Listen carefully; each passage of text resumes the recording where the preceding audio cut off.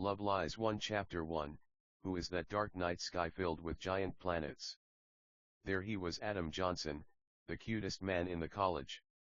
We lived in Vanison Beach in Karkala at Hopton University. This planet we live on isn't Earth, but instead a place where most people are actually pretty nice. It might not be perfect, but on Earth we hear of murders, rapes, arsons, theft. You could think of this like heaven if you want. But it's also kind of a purgatory. It's kinda like Angel Beats. There are lots of NPCs, you could think of it like Dark Mirror if you want. I won't judge. My name's Lacey Treewater, I'm a freshman here at the college. There are rumors Adam's a vampire who's lived forever. I wouldn't mind if he sucked my blood. I loved him, but he's a very mysterious man. He's dark mixed with Filipino, tiny, and so cute. Lots of girls like him a lot, which makes me kinda jealous, but I mostly keep it to myself. That's why he doesn't date. He says so many women love him it feels selfish on his end to be monogamous with someone. I don't know if I completely understand, but I respect that in a way. Of course, you don't want to go hurting the feelings of someone you love, but at the same time, you don't want to deprive yourself of joy and true love. There weren't superpowers here like in How to Make Something from Nothing. If Adam was a vampire, he knew how to hide it. The sky was often a night sky, but filled with giant planets. Everything looked like anime. Adam was the first man I ever loved. If I'm honest, he's the only man I ever loved. He was an amazing human being and I adored him. Like ice snowstorms angels, ice snowstorms angels, ice snowstorms angels, ice snowstorms angels, ice snowstorms angels, ice snowstorms angels, ice angels, ice snowstorms angels, ice snowstorms angels, ice snowstorms angels, ice. Adam thought to himself. He thought of Lace, he thought of Rin, he thought of Mikami, he thought of Himeji, he thought of Rachel, he thought of Nicole, he thought of Ashley. He thought of all his friends, Jack, John, Joe. He liked to sit next to the large glass window on the upper floor of the school. It was a college, but he still felt like he was in high school. He always wanted this: joy, love, kindness, niceness, manners, love. He wanted love, and as much as everyone loved love, the men weren't really romantic, some, but all his close friends weren't. The guys who were NPCs. They were nice. But he felt like virginity might just be the nicer route after all. Hey Adam. Rin said. You look so cute today. How's your family? Rin said. Adam was created by God, he was made an adult, he had no childhood. He also had NPC parents, he didn't live with them, but he felt attached to them. They're okay, Rin. Thanks for asking. How are your classes going? You're a smart woman, you know. You'll be really successful one of these days. Just you wait, you'll have to pay for all my stuff. Adam said in jest. He also had high grades. Some of the NPCs had bad grades, but that was obvious. He liked to flirt. The NPCs did, but none of the real human beings did. They were people. They felt feelings. They tasted juice like you or I. Adam supposed the blood didn't flow to their man and lady parts like him. He wondered if they'd be happier to just be beings who. Obviously, baby. They kissed. I told you so many times I'd be your sugar mama. Ian. Sorry about your NPC parents, mine are the same way. Anyone who was interested in romance had Love Lies 2 NPC parents, but the virgins were made by God and raised by him. You wanna do it again today? Rin said seductively. She was horny, she was in love with him. We suppose in a way Adam was dating many, no one, friends with benefits, situationship, open. He kissed her long and hard. I would, but I'm starting to feel bad. You're not jealous, are you, Rin? You know I'm known for getting around. Of course he was. He was the only real man, everyone else was fake. Really nice though. Rin cried and kissed him. I don't care, Adam. I'm gonna smoke weed and take some Xanax. If you wanna join, just call me. We're just friends. What am I supposed to get with an NPC or something? I do ya know, but it feels nice, but it doesn't mean much ya know. She kissed him. Her eyes were red from tears and marijuana. He kissed her neck, they kissed some more than she left the classroom. Nicole came to Adam and they kissed. Is Ren giving you a hard time? She's such a bitch sometimes. To scold you. You are dumb though, we mean, you have all the pretty women throwing themselves at you and you're not going to act on it. Nikki said. Well, polygamy just isn't the culture you know. I'm sure I'm already so shunned by the hypocrites at church, although I'm pretty sure most beings don't care, the ones who aren't so nice aren't even real anyway. Adam was clearly depressed and anxious. Nicole kissed him. Listen. She whispered, they weren't talking very loud already, why don't I give you a blowy in the bathroom? Adam kissed her and cried. I still feel bad.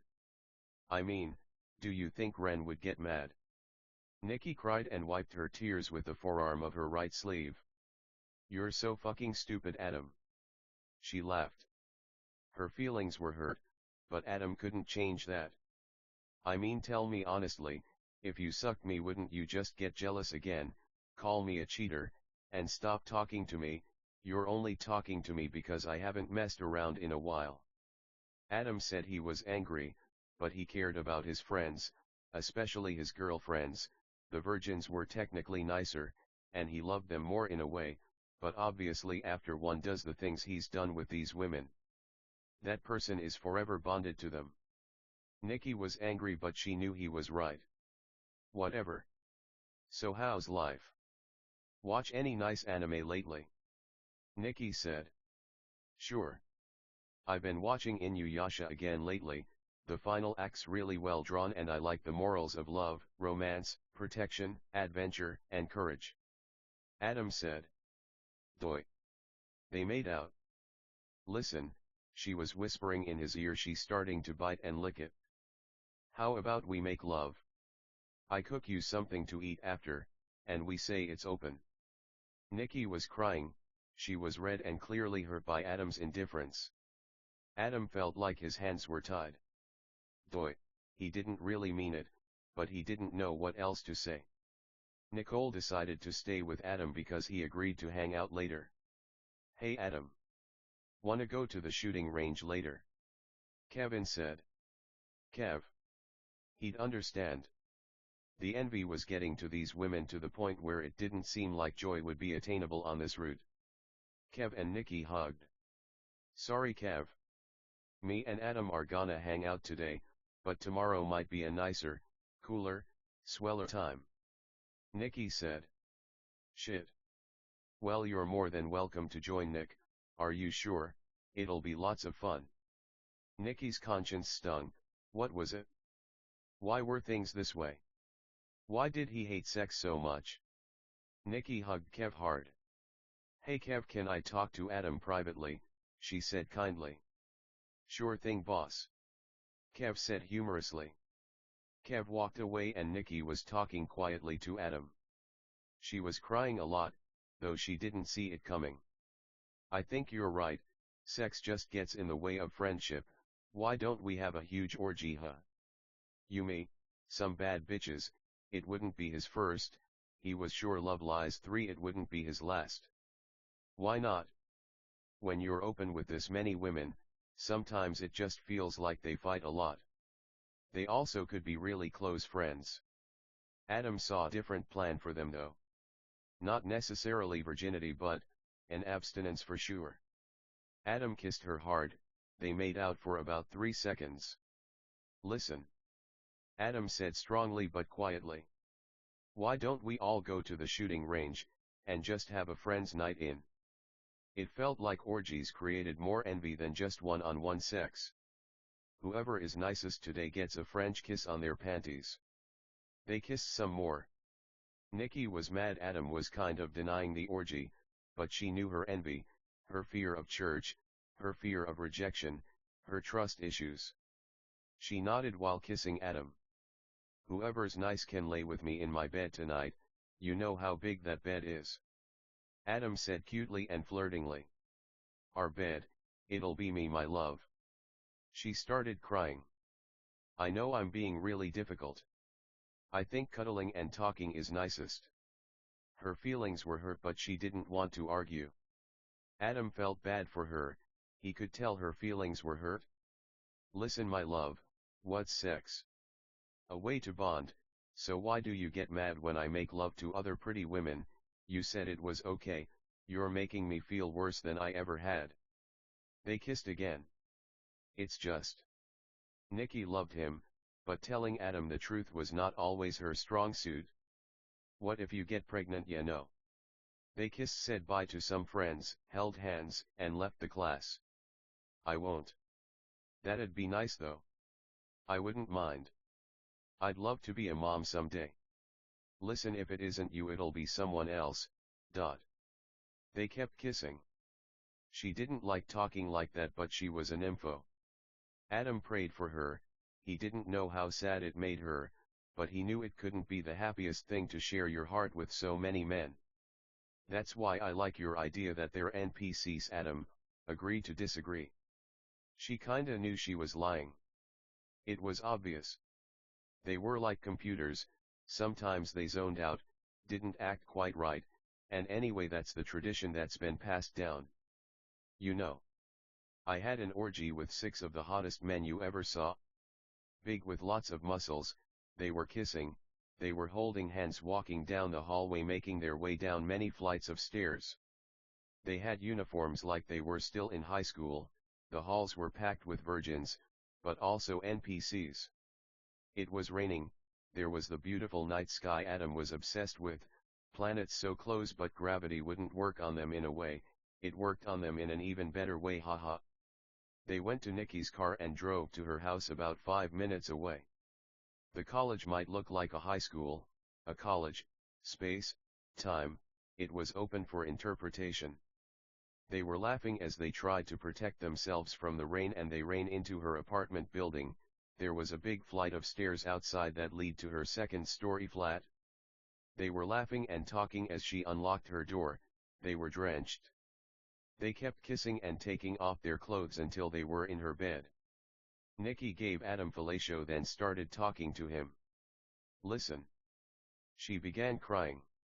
When she had sex with other men she felt like she was cheating. They felt high. Adam didn't do drugs or anything but all his girlfriends did, he felt like it was mean of a man who had to protect women and children. Listen my love, come here kiss me my love. They made out very passionately and lovingly. Let's just cuddle now and watch a Twitch steamer play Paper Mario, the 1000-Year Door. You're good, I love you, just I don't want you to think we only hang out for sex. They kissed some more. Nikki smiled and held him and they did just that and they talked and they enjoyed their time. Adam's phone rang and Nicole answered it. Hi Kev.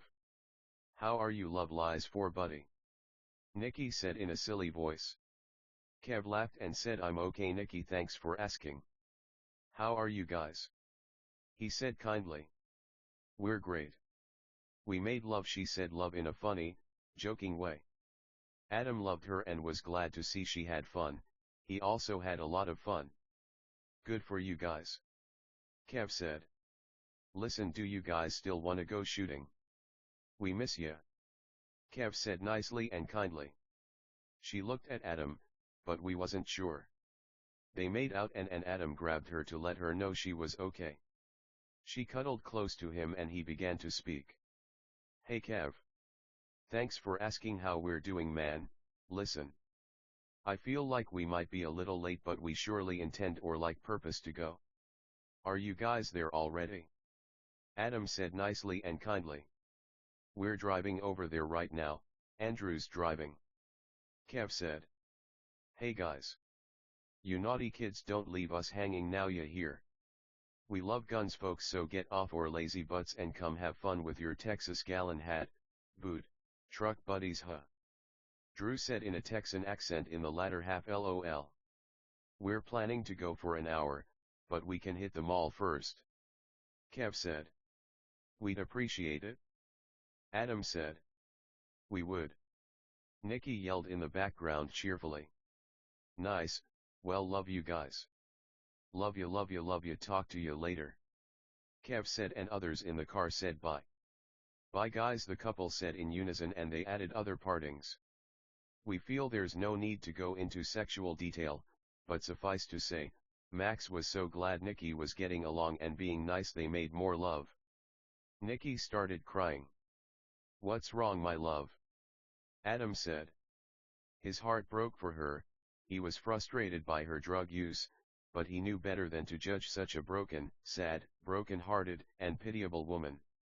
I cheated, you know. She kept crying and clung to her boyfriend.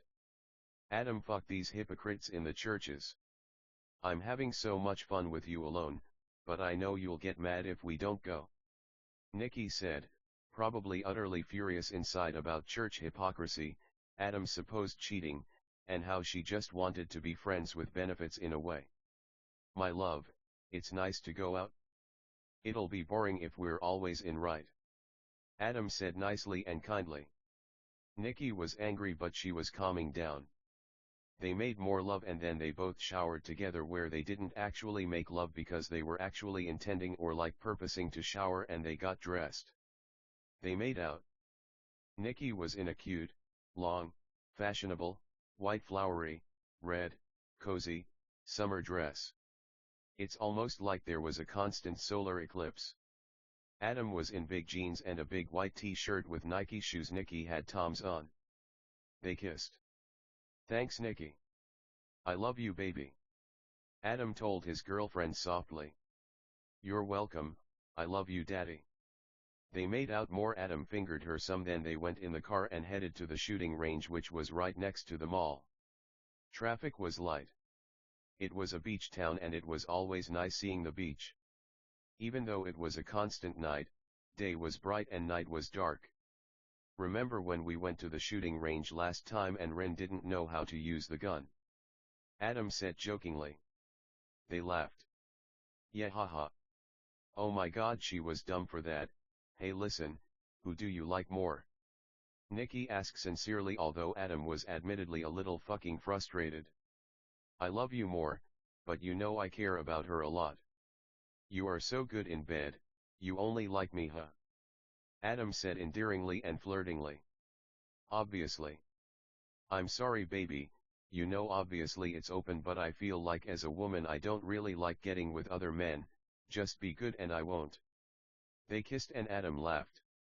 He didn't know if she knew, but he cared about her a lot. It just seemed like it was different for men. Fucking church got us all fucked up. You shouldn't, you know. I care about you. Adam said, and they kissed. They kissed some more and Nicole said agree to disagree. But you know you're my favorite. I just love lies. 5 wish things were different, you know. Nikki said nicely. She appreciated him a lot. It's just it wasn't even that she felt he was cheating, she just didn't personally think it was immoral, and he cared about her so he wouldn't add to what was said. Adam began to get out the car, but at that moment Nikki got a phone call and had to change plans. He knew she didn't really believe that the human beings were NPCs, so she would often hang out with them. Adam wasn't so sure, so they kissed, and while Nikki apologized she left. Adam went into the mall. It was a lovely mall, 2 stories, with a big indoor fountain in the middle. It had a glass ceiling, and it was also always Christmas here, well, half the time. When Nikki left, it in fact became Christmas, as Adam wasn't that big of a fan of summer. The gang met up with Adam and they started to talk and joke. It was just virgins. They shopped, laughed, joked around, ate, although Adam was the one who usually ate, haha, goofed off, played around and then went to the shooting range. Adam liked the shooting range because he liked shooting video games like Call of Duty and Fortnite. Damien had such better aim than anyone else, it almost wasn't fair. There was of course Adam, Kev, and Drew, but there was also, like we said, Damien, Josh, or like Joshua, Macy, Lex, and Michelle. They had a seriously fun time. To Adam, in a way, there was nothing nicer than being with his friends. They all agreed that everyone was an NPC. The NPCs had no clue though, although honestly they might have known. Adam was thinking of Lacey. What's wrong, man? Lacey being a jerk again or what? She doesn't know a stud when she sees one. It feels like she's Alice in Wonderland. We live in such a bizarre, almost miraculous space, but it's like they can't even see. Games at my house over that hoe any day, said Josh, stern but caring. He had a point. Adam knew he didn't mean it. Josh was just hurt. It didn't seem like Lacey cared at all. Macy said, take my advice, Adam, Lacus a loser, we all love her, but who would want to hang out with these fucking computers over nice people like us? Suspicious if you ask me, she said caringly but honestly. Kev said, guys, we all know we're half joking, look Adam, we'll all talk to her if you want. Kev said like a leader, he really was one. Adam nodded in agreement and began to call Lacey, and to his surprise she actually answered. Yeah, she said, clearly annoyed and mostly not interested in the conversation already. Hey. Adam started, but Lacey cut him off. Hi guys. Lace said, and everyone began talking to her. Eventually Lacey came to pick Adam up and they went back to her flat. Why the fuck are you calling me little boy? Lacey said coldly. I don't know. I know it was dumb, but I missed you is all. Look, if you think I should go, I'll go. Adam said. Lacey began crying and yelling at him. You fucking think I like yelling at you, Adam? Look. I want to have sex. If we're not having sex, you can leave and don't come back. Adam called her for sex, but at this point he felt like it was more in pity and love than anything. Sweetheart, please stop yelling. Adam said patiently and nicely. Lacey held him and cried and confessed her sins and mentioned if they didn't have sex she felt it'd be fine either way. They started making out and Adam started fondling her bare breasts. He kissed and smelled her armpits a lot and Lace started giving him a handjob. Snow ice ice snowstorms angels ice ice snowstorms angels ice ice snowstorms angels ice ice snowstorms angels ice ice ice. Adam said, he liked to talk when he made love. He didn't know how common that was, but he surely never saw it in porn. Fuck that dumb bitch fucking my fucking boyfriend. Lace said, she love lies 6 meant Nikki. Adam laid his girlfriend down and began smelling, kissing, sucking, and licking her feet. They were pedicured, beautiful, cute, pretty, the only woman he wanted. She wouldn't get offended. Sometimes she said things she didn't mean. She liked Nikki a lot, but her best friend was Ash. Can I call Ash daddy? Lace asked.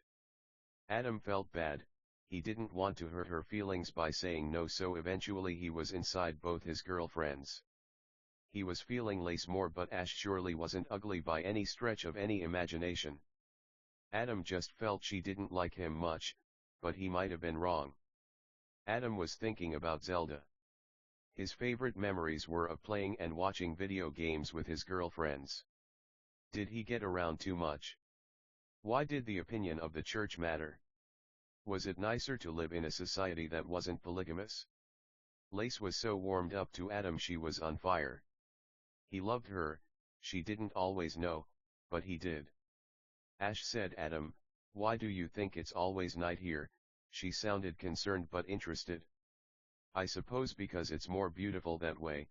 When I see that night sky filled with giant planets I think, anime's awesome, imagination's awesome, love's awesome.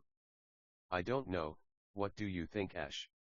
Adam was kissing his girlfriends. Well, I like it, but sometimes I just wanna pass away, you know, it's too gloomy. Not enough sunlight.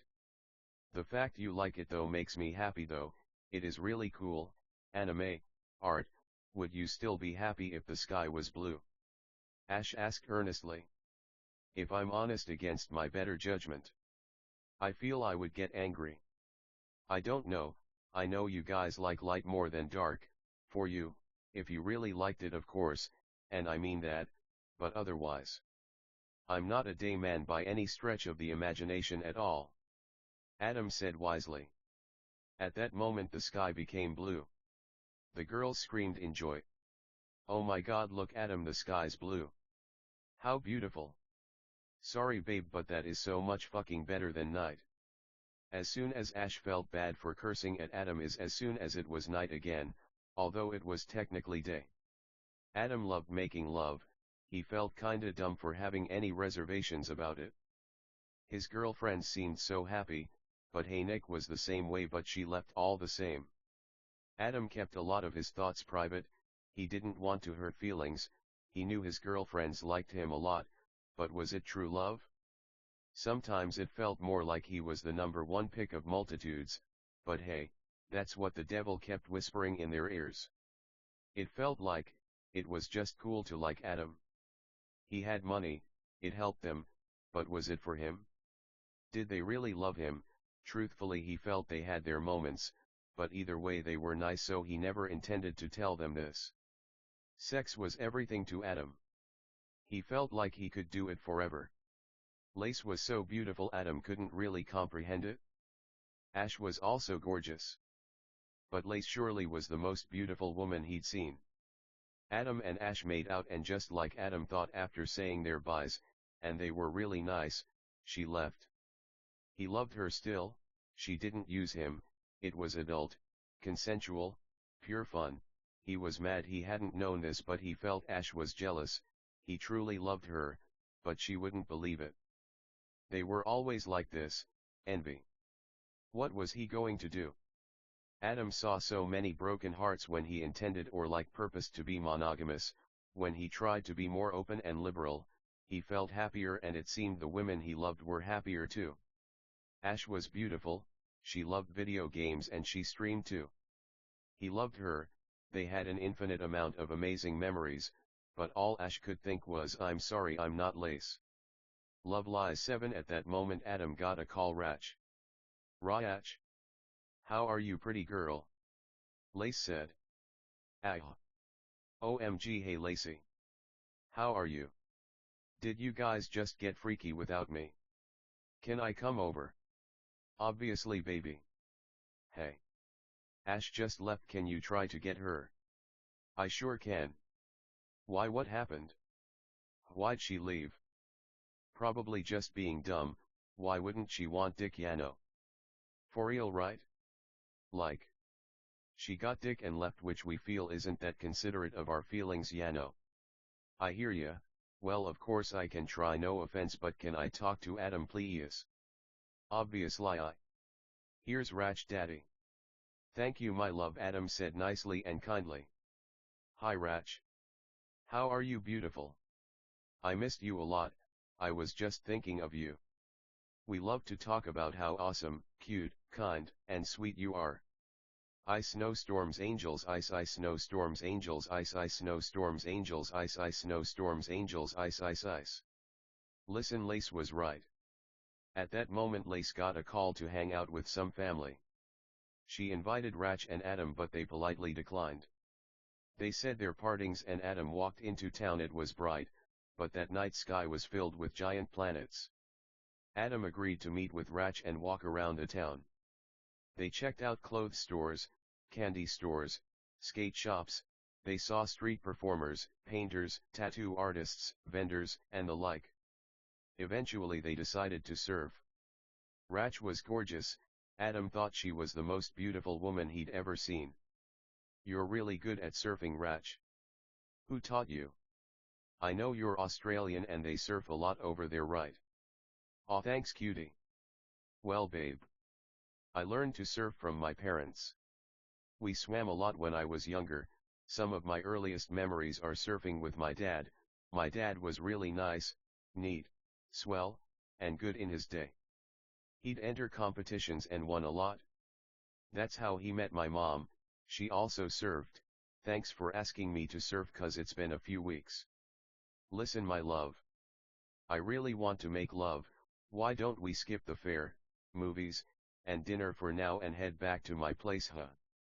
I promise I could make you a better meal than any restaurant you can find. Sex is like rides in a way, and then we can watch Netflix of Twitch, cutie. Adam didn't exactly want to say no, he was really attracted to Rach, he thought it sounded fine, he just wanted to make sure she knew he liked her. They were laughing in wetsuits and very wet. Yeah. That sounds good. Alright my love, let's bring it into shore then, it's time to give you the dick massage you need my love. Adam said as he started paddling back on his stomach toward shore. I need it baby. Rach was also on her stomach paddling back. She continued, she was crying, I'm sorry I get with other men sometimes handsome, you know I love you, it's the drugs ya know. Anyway drugs are a hell of a drug.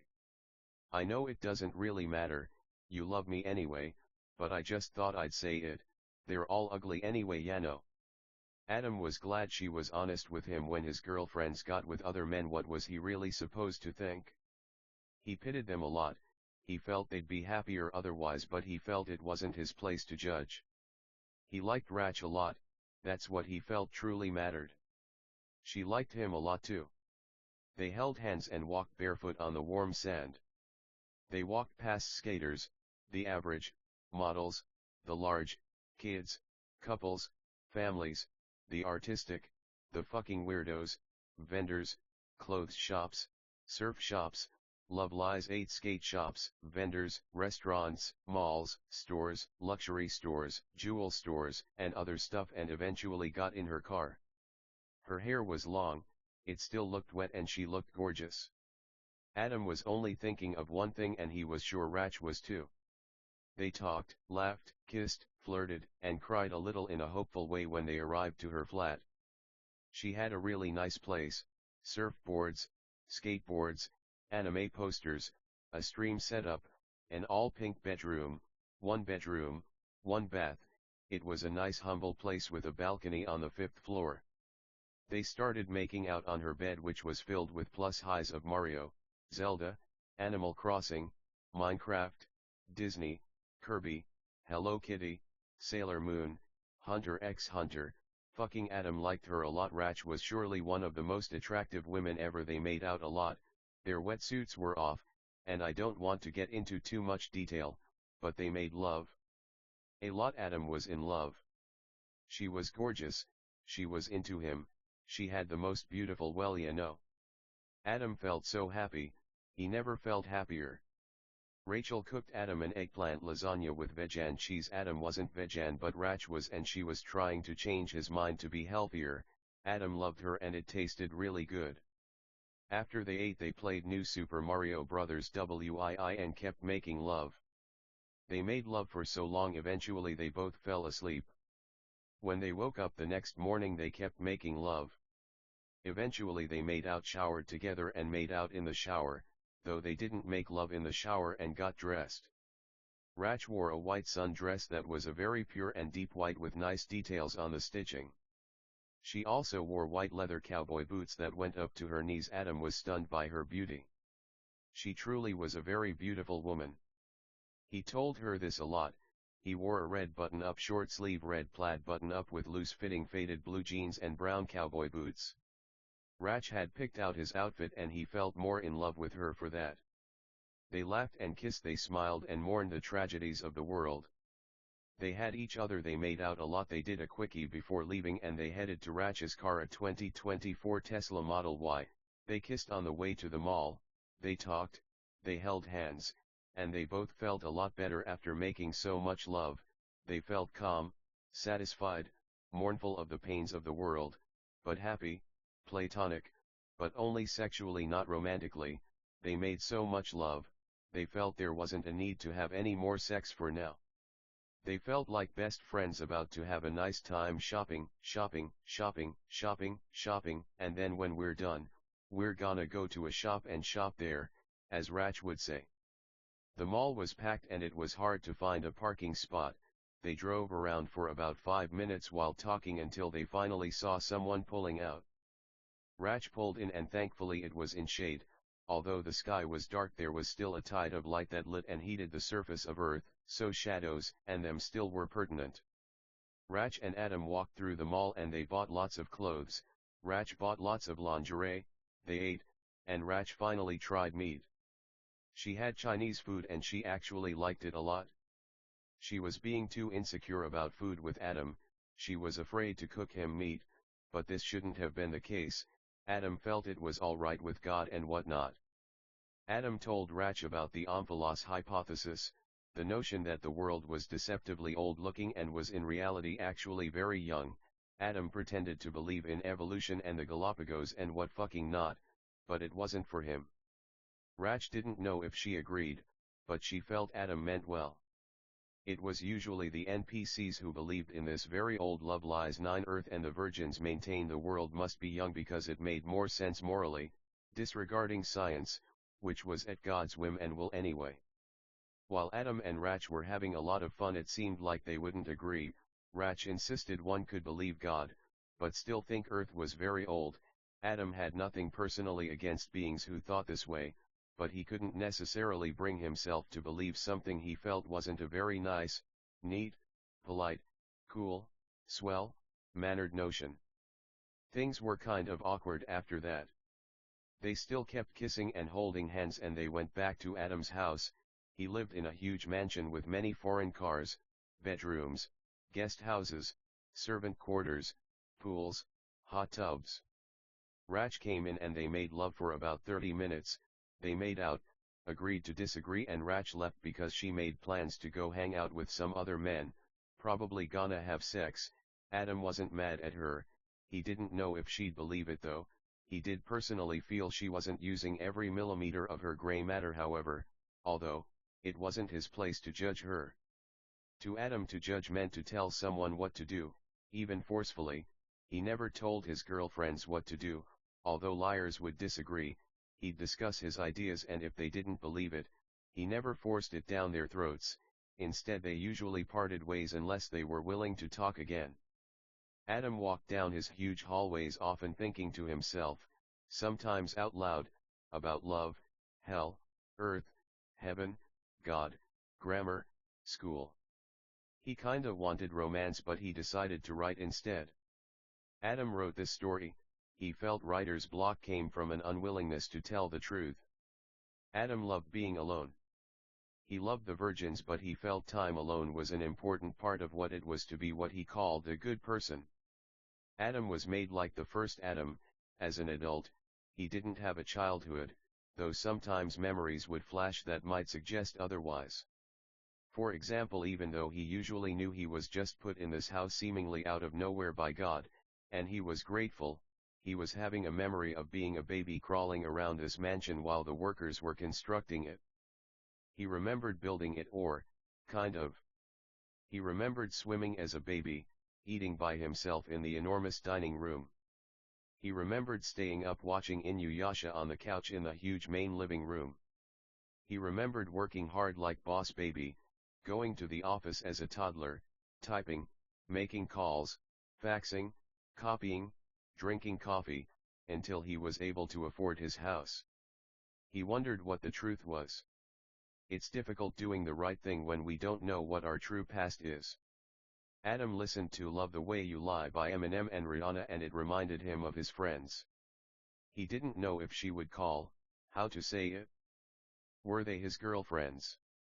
Sometimes, and it'd be rude to not say it in those moments. But wasn't it equally rude to call them girlfriends when he didn't feel it was true? The song touched him, how hard it is to do the right thing when everyone's always flattering, glazing, lying, tempting, this and that. Adam prayed for them, he didn't feel they were enemies like how the Bible says love your enemies, he felt they were friends. It's just, was it just for sex they liked him? There were other men, wasn't it because they liked him? Sinners always saying they weren't good, they'd never be good, it got to them.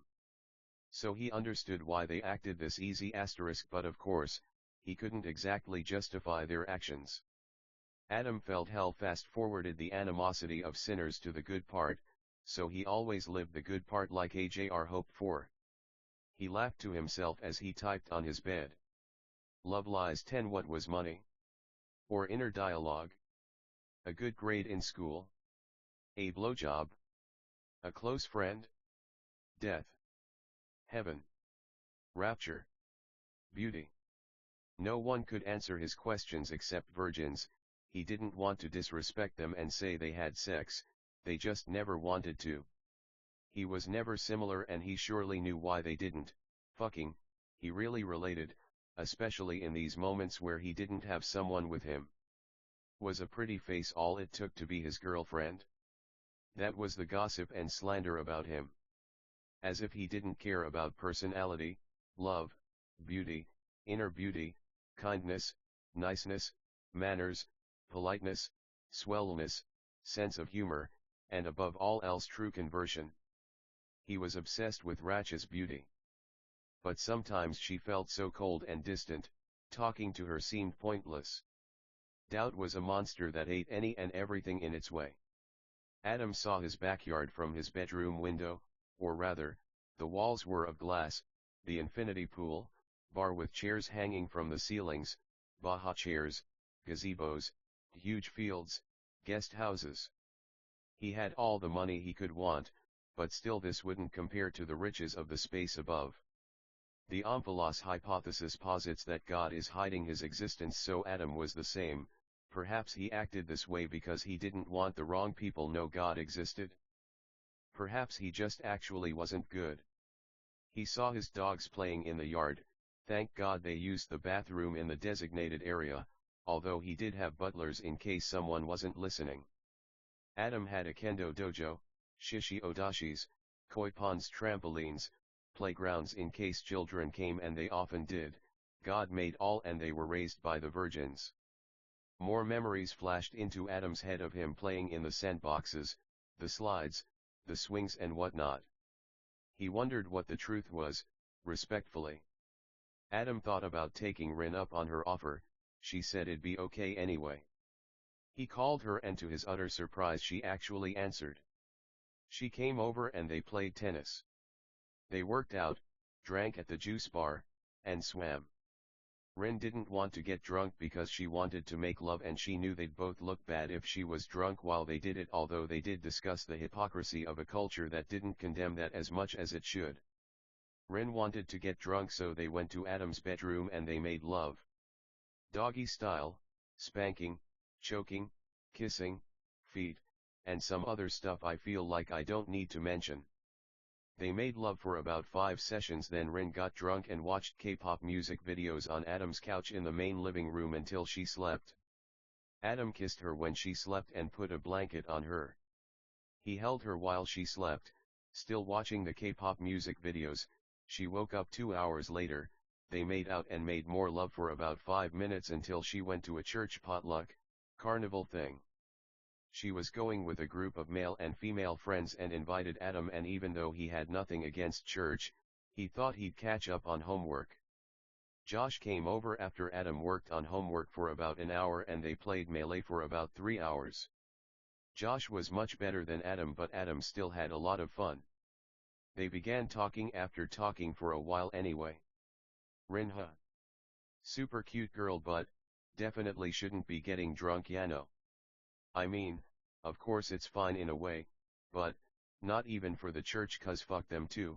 It's clearly fogging and clouding her judgment, right? I know she complains about doing assignments last minute, crying and stressing. I pray for her honestly. Hey, why don't you play your PS5 a lot? Josh said nicely and kindly. Love Lies 11, I agree, you know. I know we talk so we don't seem awkward, but after this we might be quiet 'cause it's really hard to focus. Agreed. I love her a lot, I know she loves me. I still text them all every now and then, even if we're not calling, they said in unison. Fuck em. Josh said, sorry Adam, but if I may. By all means, I feel bad for em even though they fucking make me speak out against them sometimes, but fuck everyone, dude. Fucking, they say, to you they say, just look for love in fiction because you'll never reach a woman of your standards, but fuck em, man. Fuck them, he laughed. He continued, I know you don't really care, and honestly I don't either. I guess there's nothing really wrong with drinking, in fact. I know there's not, they said in unison. You have standards of romance where it feels like you don't even care if the woman actually loves you, though sometimes she actually does fall in love.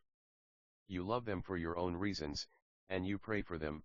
They're nice, they're kind, but what does everyone keep saying, right? Adam laughed in agreement. No, you're right, they say, like, don't even pursue them 'cause they're not good, they'll never be good, but it's really like, what, An insult, right? They said in unison. Josh continued, I say keep trying to help dude. Fuck what everyone else keeps fucking saying, they like you a lot, they shouldn't commit adultery and I'm fucking sorry you fucking idiot but that's how I see it, they're cheating. I fucking hate how close-minded we look for saying that but we're screwed either way ya know. Anyway like you said. It's hard to focus they said humorously in unison. Adam wanted to thank Josh so they talked a bit more, but with no rude, mean, impolite animosity or awkward aforethought they were quiet to focus. Eventually they swam some and played tennis and basketball until Josh went home. Chapter 2, Why is there never any jalapenos when I go swimming too? Adam was alone in his big house. Thinking about grammar, why the wicked were so unreliable, the omphalos hypothesis, God hides his existence from the unworthy, he felt the same he supposed, drugs. Why not? He had a lot of rap songs, he had a lot songs in general, his style of writing changed a lot recently. He was glad though he felt it was the natural evolution of things. Women loved his rap songs, but if he thought about it hard they liked all his songs so he felt it was weird they didn't admit it more often. He kinda of lamented the fact him and Josh didn't talk more but he wanted to focus, that's just how it was. Love Lies 12 He liked being black. He didn't rap because he was black, it was just because he felt like the women liked it. They liked country so he wrote country, they liked pop so he wrote pop. Now that he thought about it, he felt his whole lifetime revolved around romance and love, so that's where he'd head. Sex wasn't everything though, to Adam it was more about romance. He was glad there were no superpowers in this story, it was more shoujo, more romance, more love, though he loved the How To series, Max Rainbow Call, and all them. It's fiction and he tried not to get too caught up in things that weren't real. The omphalos hypothesis states God hides himself from the wicked by telling them Earth's older than it is. We feel we should be the same, blend in, conform to the world, but deep down who knows?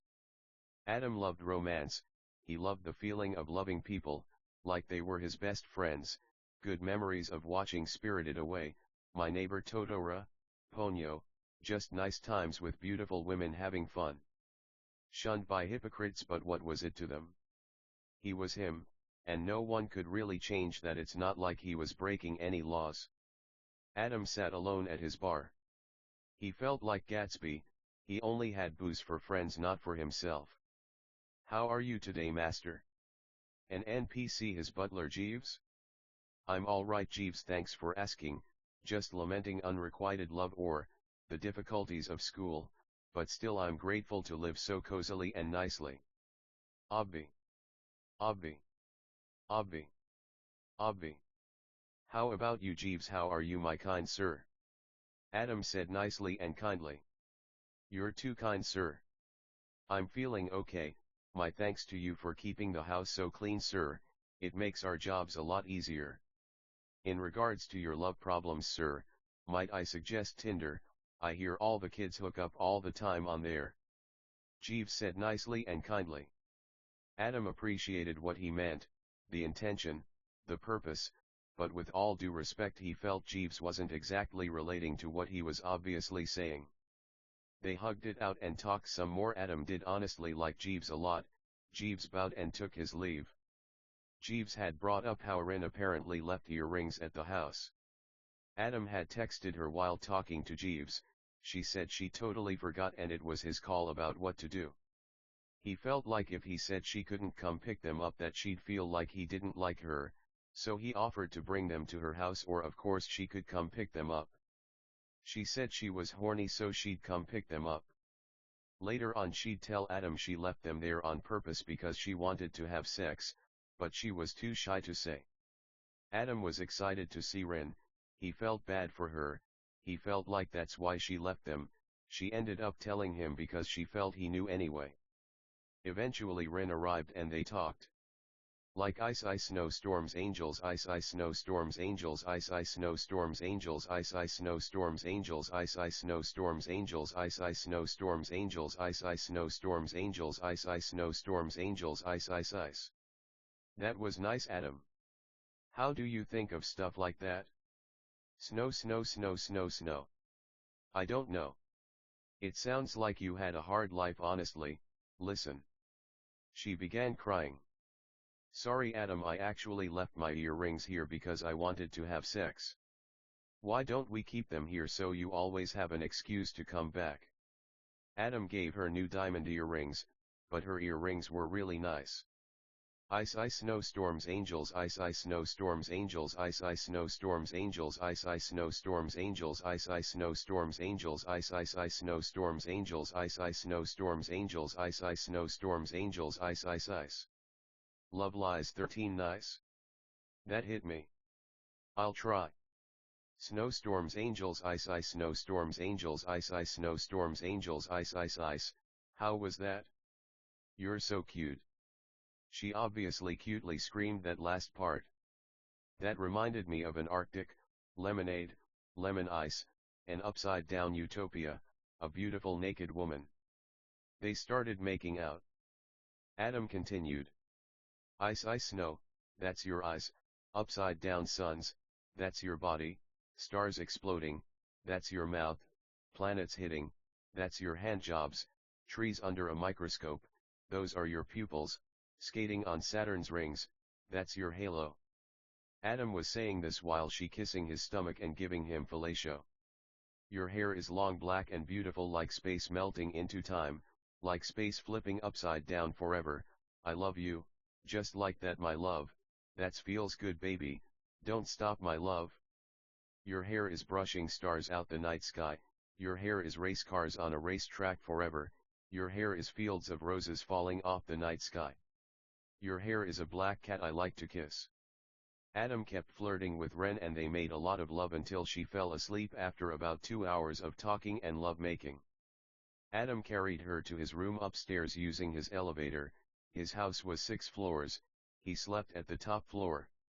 He put his wife in his big king-sized bed under a blanket, kissed her and went outside to the pool to look at the sunset. Time didn't matter, it was yesterday when she was over and he missed her, so God answered his prayer and brought her. He didn't know how much Ren believed in God, but he knew she believed in him. Adam sat with his pant legs rolled up above his knees and his legs in the water while looking at the sunset. His infinity pool looked really nice, he felt like they looked better than usual pools, he loved the idea of a pool that went forever. The Omphalos hypothesis states that God hides himself from a world unworthy. He allows science to nearly convincingly state the world's older than it is to dissuade the false believers from entering his presence. Adam was the same and Ren was too. The water kept going over the edge, it wouldn't stop. Like this pool, we're the same way, we never end, and because we don't end, we drink ourselves forever, we don't stop, because we can't stop, so we keep going, hidden, private, but we know, when wealth dies, like water, it won't dry up, it'll keep going, because it looks best. Indeed, water will always be here, so we can join it, or we can keep going forever in the wrong way, we'll flow, not because we have to, because we want to. Even if we had to, we might get used to it, water's always wet. Yeah, no. There's no shortage of water, even though it seems like it's disappearing, it keeps going, because it knows how to be beautiful, so when we go forever, we are an animated infinity pool. Ren woke up after about 30 minutes of sleep and it was dark. She was naked, the staff were asked to not be in the main house when Adam felt he was going to be making love. She knew Adam liked the sunset, but she still missed him, not angry, but honest. Sometimes Ren felt like she was in limbo. Drinking, partying, smoking, men, church, family, friends, whether dumb motherfuckers called her a laughingstock for not wanting to go to hell. Sometimes she felt she was in hell, but not because of Adam. Adam was, sometimes she felt, the only good thing in her life. She felt disgusted by the men, she felt like a loser because of drugs, she felt like a laughingstock because of drinking, she felt tired because of church, she felt annoyed by family, she felt fake love from friends. She was often accused of loving Adam because he was rich, but she was well off enough, she didn't need his money, although admittedly she liked money, who Love Lies 14 didn't. She scrolled on her phone, beautiful, skinny, a model basically. She missed Adam, she didn't cry, she didn't miss him that much she thought I mean, he's only downstairs right. From Rem's perspective to save use of quotes, I say I'm in love with Adam and dumb motherfuckers expect me to always cry for him, be overdramatic, say I'm helpless without him, say I can't live without him, no I love him, he's the world to me, they might be right in a way, but only coincidentally, and honestly no they're not. He's a real nice man. I love him. He's my favorite. But we're just friends for the most part, I fall in love here and there, he's my favorite but it's not like that, is it? Anyway I wanna go find him. Rem went naked down to the ground floor, the servant quarters weren't near here, but the guest houses. When Adam saw her naked he was blown away by how beautiful she looked, the most beautiful woman in the world. She was everything to him, beautiful, so beautiful he didn't want to try to comprehend it, he felt it'd be disrespectful to try to know something so unknowable. She raised her arm to wave and screamed hey. Whatcha doin' daddy? Let me suck that dick daddy. She started crying which surprised her. Where were you daddy? I fucking hate you, I love you, sorry I'm fucking dumb. I just missed you so much. She was hugging him sitting next to him legs in the pool. It was dark now so the backyard lights were on. There were tons of lights, the infinity pools was on the edge of a high-rise kind of cliff. She sucked his dick then and there he zipped his pants down and eventually he came in her mouth and she swallowed it then they made out. Ren was thinking of moving in with Adam because she really loved him.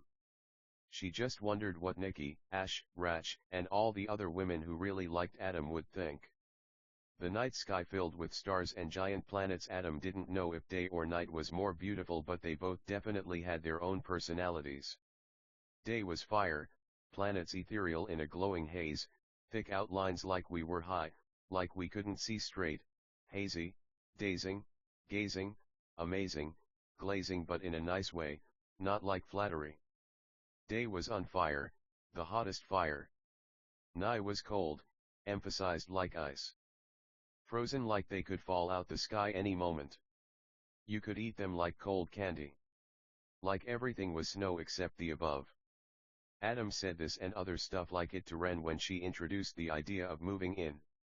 Adam couldn't see why not, she was beautiful, nice, and a great friend. They made out while Adam carried her inside and they made love for 3 hours until they both slept. Adam missed superpowers, he knew there was a time and space for everything but, he missed how to make something and how to make one thing, which at the time of typing this was only up to the chapter where they fought the black dragons with the upside-down waterfalls.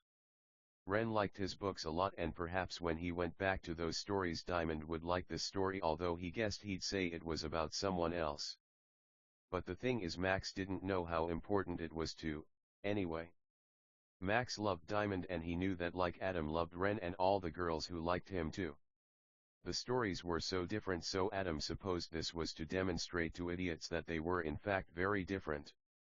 Adam loved smelling, kissing and sucking Rem's feet. No one could stop them from making love. Rem agreed not to have any men over who weren't approved by Adam, his friends, and they began to move her in. Rem had her own bedroom, although she assumed she'd only be in it to do work, hoping to spend as much time with Adam as possible. Adam loved her feet perfect, beautiful, she enjoyed being worshipped. Adam couldn't stop making love until he felt like he was drained of all his frustration and anger and he grateful to Rem for that. Love Lies 15 Rem went out with friends so Adam was alone again. Josh came over again and this time they played Smash 5, that way they wouldn't feel guilty for talking while playing. They also played Mario Party, Mario Kart, Madden 08 shout-out Scott was, and eventually did play Melee but they didn't talk at all while they played. Adam kept thinking of Rem's feet. What a beautiful woman. He could cry. What beautiful feet, perfect feet, perfect feet, perfect feet, perfect feet, he loved her a lot. Her feet were truly a gift from God. The omphalos hypothesis states that God hides himself by saying Earth's older than it is. This way fakes can't approach him. Adam was going to keep thinking about Rem's feet, but he didn't feel there was time to write about it, but one could rest assured it was true. She really is so beautiful, Yano. Most beautiful feet you saw on a woman. I bet. Sorry Adam, not for me, though I get where you're coming from. Have you ever considered chastity? They laughed. They knew that probably wasn't gonna happen. Josh continued, Don't ya just hate when sinners constantly compare themselves to you? I mean, a sinner would gladly get with your woman knowing she was yours. And that's what the men say, right? They know she likes you, she says she doesn't. I mean, they can do what they want, right? But they should probably encourage her to pursue you more, but they don't, Yano. All this fucking rape basically, right? She gets drunk and I know these men take advantage of her, but no one does anything about it. Police are useless too. Then they go and blame her. It's not really her fault. Look, I'm not dumb. I'm fucking like the smartest man I know besides OL God, but I know her feet are beautiful, and the men, Yano. They hear you talk about M and then they want her like. Evil, I think it's all evil, and these fucking idiots aren't gonna convince me otherwise. Adam was impressed with Josh's Mario Kart 64 skills. They also played COD, Fortnite, Apex, Rocket League. Adam was no stranger to gaming, but Josh made him look like an utter novice. But fucking, anyway, Josh was right. True. I love her a lot. Even now she's probably fucking like not even one but like might be two, fucking three, fucking more. I don't care though, she can do what she wants. I get it. I mean those red pill men get it, Sniako, Myron, Jerka. I mean they're surely onto something, an open relationship, but only open for the man, they said in unison. Yeah, they laughed. It's like not traditionally open either, Yano. It's not like there's one and then just some fun on the side, but I care about all them. She's a wonderful person, I'm glad she moved in. I should move in too. Be like the amp house, Yano. Josh said. Then I'd have to look out for the phantom tax, they both said humorously. I mean geez Adam, you live in a fucking castle, they laughed. I live a cozy albeit pretty small flat. Look man. I feel like she needs some more positive male influences in her life and she might get her moral life back on track. What do ya think? Don't say no, and I'll build you the craziest PC you ever saw. Adam did really want that PC, he felt like they were pretty lonely and he obviously didn't want to say no to Josh. Duh. Feed huh. Love lies 16, it's like cocaine man plus they're white, man fuck these racist motherfuckers man. Brown, dark brown, black, silver, gold, she's Asian, they said in unison. Right, and that's fine. She's so hot it just breaks my heart, they said in unison. No, I get it man, she's a beautiful woman, often it seems like she's in love with you, but she's still having sex with other men. I don't really know if I'd call it making love because I don't know. I don't know how much she really loved them, Yano. Plus I know they don't love her. God damn it. Green shells are such a tricky thing. On one hand you gotta dodge, but on the other hand there was a banana right there. There was a banana right there, poor Josh lol. Sex isn't for me, Yano, all due respect I try not to think about how beautiful her feet are, Yano. Always feel free to tell me, but take my advice, sex isn't everything, just like virginity isn't. It'd be nice if one day you guys were virgins just like us. But fuck it, I don't care, this isn't how to make something. You seem to love her feet, have you told her a lot? You might win her over more if you told her more, but I'm just condescending, I mean, take my advice, just don't be sentimental, you know. I'm not saying much you don't already know, but let her live and party, she has to make her own mistakes, but I hope she learns from them, cause you're a great man, dude. Seriously, we all love you a lot, she's a sweet girl, but she wanted to get her back blown out by 5 guys, and I'm not talking burgers, instead of play Mario.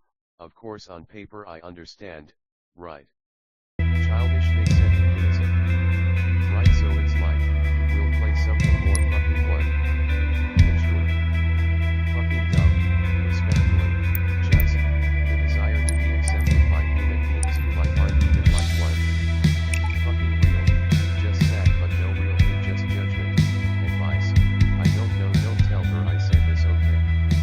They laughed and Adam agreed. She really is a stunning woman. I'm hard pressed to say she isn't all I've been thinking about lately, but I'm glad she's out. If she was here I feel she'd be trying to convince me 5 guys doesn't just need to be burgers, they said together. They laughed. It definitely does. Doubts fill her mind. A sweet beautiful woman, enchanting, like getting drunk. Her feet, her feet, her feet, her head, her hair, her beautiful skin. Adam said, take my advice, man. Fuck church. Marriage my ass. No, polygamy was pretty common in days of yonder. I know you always question if you could make a story a love story in public. Is it too offensive? Fuck them, man. Honestly, they don't know shit. We're not hurting anyone. It's not like we really go to church anyway, they said together. Adam seemed drunk in love. We wanted to make love, but more than anything we wanted to do anything to help her be happy. It was 2 p.m. and they decided to move Josh's stuff in. It'd been 3 months since we all kinda figured out nowhere, but it seemed that there was a past. It didn't all make sense, but it didn't have to, maybe that's why Josh didn't already live with Adam. On 5/17 they moved all the stuff. Clothes, tech, posters, Adam already had boxes, so packing everything up took about 2 hours, so they were done around 4 p.m. Adam wanted a woman's input on this matter, so he invited Alexis. Lex considered moving in, but because she was a woman, she felt fucking losers might treat her different, so she did what he does. Halfway to Lex said victory. they were playing Mario Party, in the main living room, huge glass walls that showed the back area. She told him to really love you, Adam. Don't for a second think it's just to see other women. I feel like any real woman was in love with you to make things work. Anyway, she said it was fine. A lot of women are into that piano. Boy, they all say. I'd say no. Just keep doing what you do. Patience, kind. Talking about her feet. Admire her arguments. But women can be insensitive about these parts because the ungodly might say this. And all said. Let her know you're not just with her for sex, but also let her know sex is really important and that she might like you less if she's doing it with other men. If she doesn't want to go out only because this already happened with Rash, insist, that way she'll have fun, and she won't feel like she's in all the time, but she'd have a point, it's not bad. But it's nice to get dressed up and you know, just keep them on the end. I would stop mid-sentence to see if there were any red paint when she walked over to her. Surprised and everyone changed somehow he ran out. Lost the lead. Lex said, the title of the chapter Adam picked before writing the chapter, he didn't know if he'd keep it, but he felt it made too much sense and was really funny.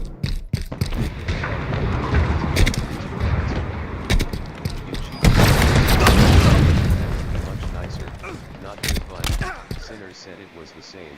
It wasn't, but even though they understood, they didn't approve. Adam felt bad to explain the joke, so he left in the air. Steve asked if he should get more jalapenos, and Max said he should.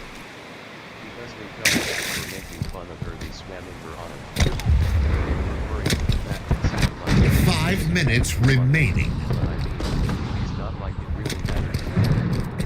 They swam, ate s'mores, and drank virgin drinks in honor of the homies.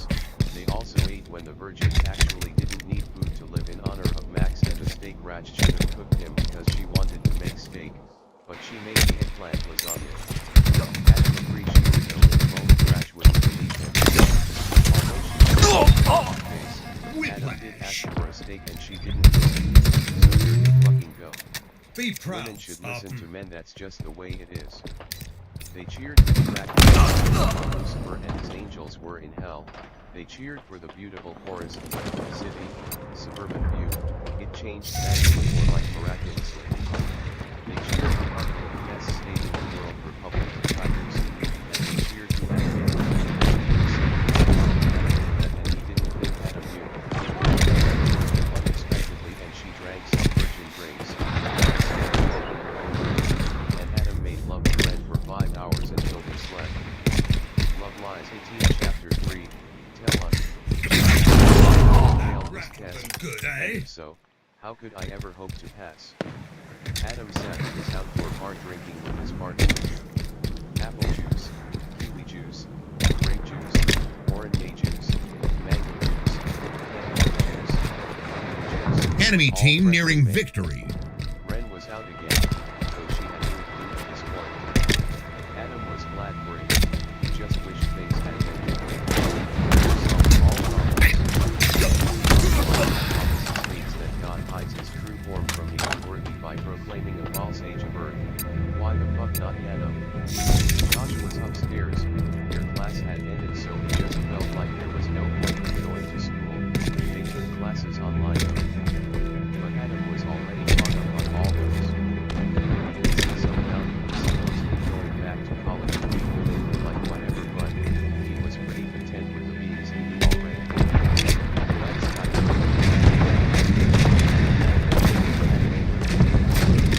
Adam was said, so why go to school, right?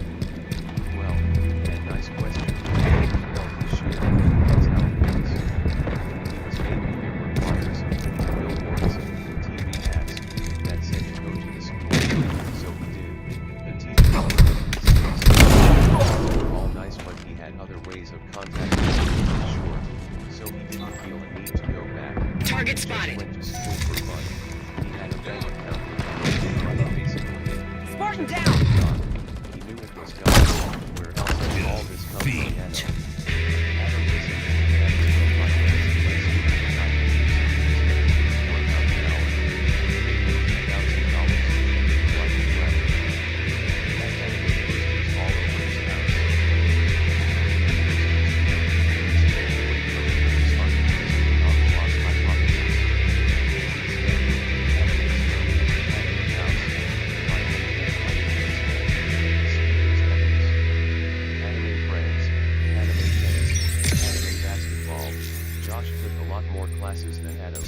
the classes were all pretty hard. Anyway, they didn't feel obligated to hang out just because they were friends or like housemates. Adam wanted to be alone. He was sure Josh wanted to be alone too. At least they let each other know that.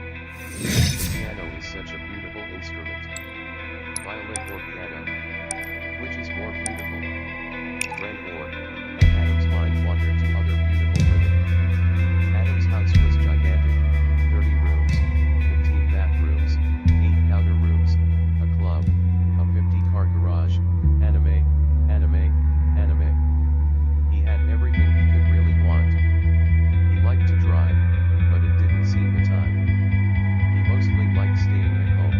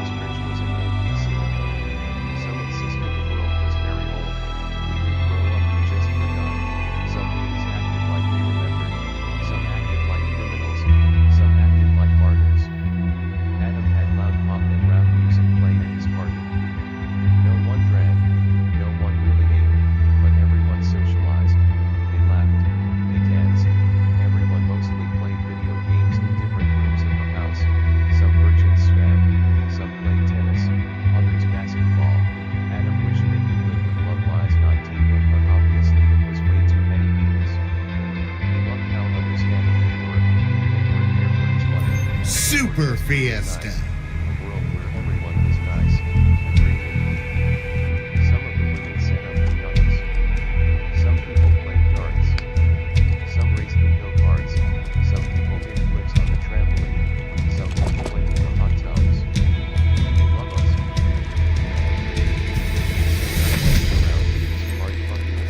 Outkill your opponents and claim victory. Coding, science, math, all the stuff you hate.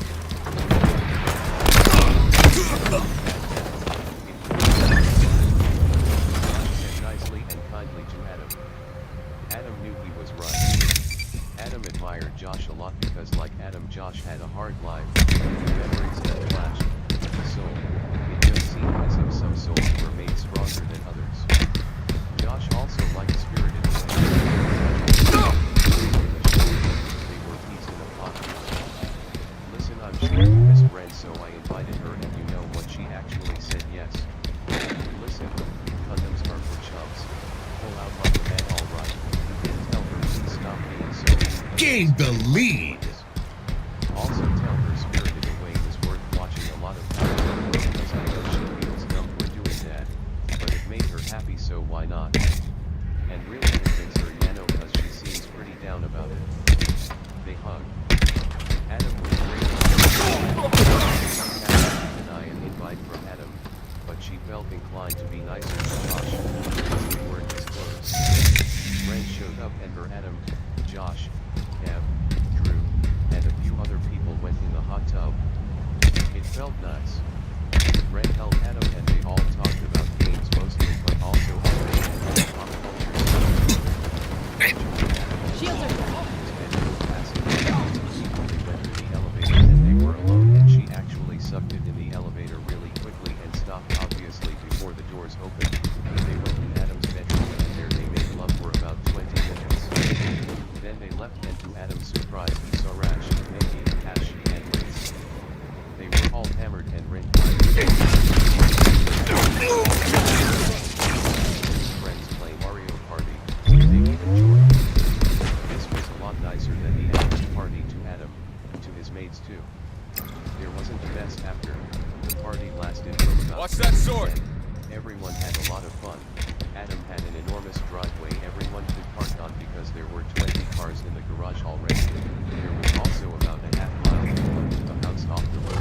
So many nice, neat, swell, polite, and wonderful beings came. Everyone left, but since Adam's stayed the night, they all slept in Rin's bed. It was a huge bed after all.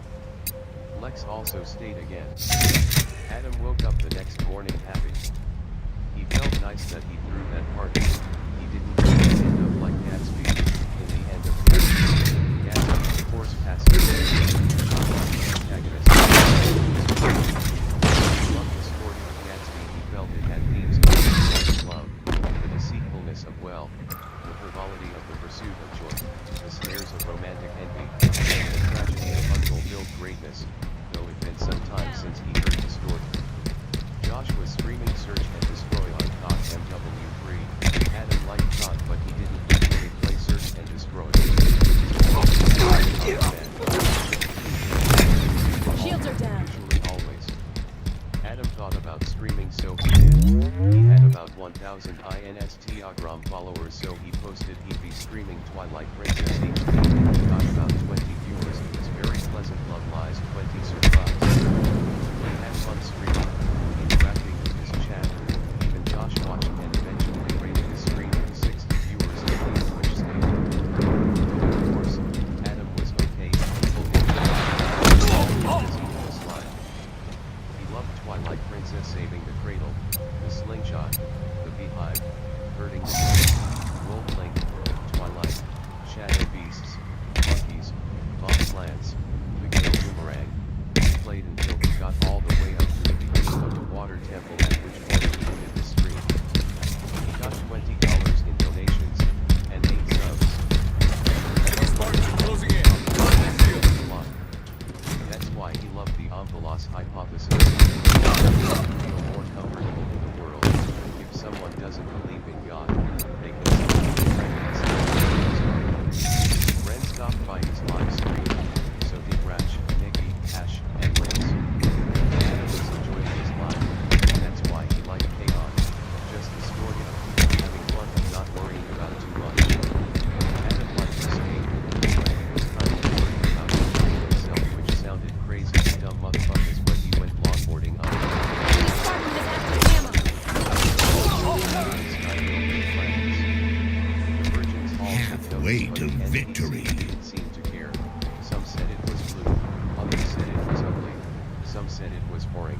but to Adam and people like him, it was an inspiring sight. Karkalov was Adam's favorite place because of its iconic beaches. Skate culture was also bred here. He also loved surf vibes, and this is where all the films were made to. Karkalov was the only state with human beings. The rest of the world was populated by talking animals. That's why the country was called the World Republic of Tigers, because tigers dominated the country. Sometimes they went on all fours, but again, some were virgins, but not all were, and they did indeed make love and have babies. Nice for them, although they were NPCs. I mean, if only the humans were NPCs, I feel that beings would obviously start saying I hate you. Though to my knowledge I'm the only human being, which I'm fine with. I suppose I'm not too surprised. Who doesn't want to be the only sexual man around a bunch of The world was divided only, in fact, the World Republic of Tigers. Everything else was just ocean. Perhaps there were but after 3 months of searching, nothing was found. Adam loved the animals, although unfortunately there was a lot of racism. Just like there were black neighborhoods and white neighborhoods, this was kind of a human-based area, which might change with time. It wasn't racist, just as it was put here. Of course some of the animals came to Karkalov and some human beings left, but this town had most of the humans. For example, if we walk down Atlanta we probably won't see one white man. If we walk down a southern town, we probably won't see a black man.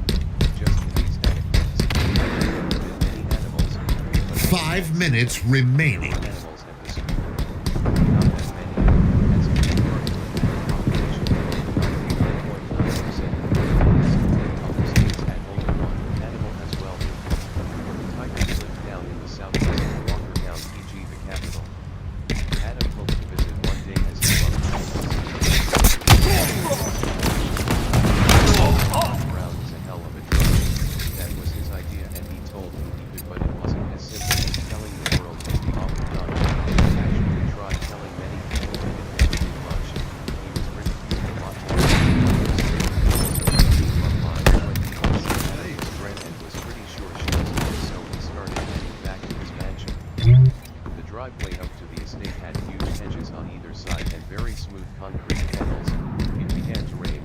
Adam sometimes felt when it rained that was God's breath. The envelope hypothesis, the notion that God hides himself by saying Earth's old Adam was the same way. This book was a way of hiding. He didn't like showing too much of himself. He enjoyed his privacy like any decent being would. Adam was Nearing victory. ram dressed in short shorts that were cotton like PJs in a way and a spirit in a way t-shirt. They kissed a lot and Adam thought the cupcakes tasted really nice, soft, plump, tasty, and sweet. Adam knew what he wanted and he was so he wanted to be kind, gentle, manly, and passionate about it. They cuddled on the couch and spooned and touched while Scott was sorry Scott. M40 West Bank.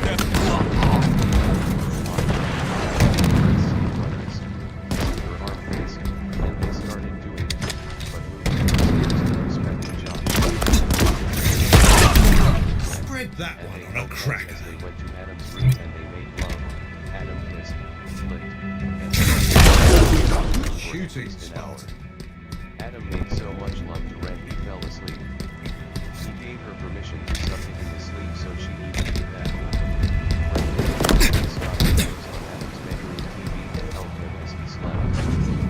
Adam was consider the title of the chapter title just how many people have failed this test, and if so, how can I help you to ask, like God's way of saying how to love a woman, let her know she's loved. Standard. If you're a real man for me. The thing about this setup is it allows a woman to be promiscuous and make mistakes without fucking thinking the world's over every time, because I can tell you a lot of these professed fucking happy relationships are fucking bullshit and most beings fucking cheats and whatever, so she says around and learn she doesn't want to do it. Victory. Get out the matrix. I get right down to my boy shout out. Ren had 3 other friends over there and all this love. Adam slept with them, and Ren stayed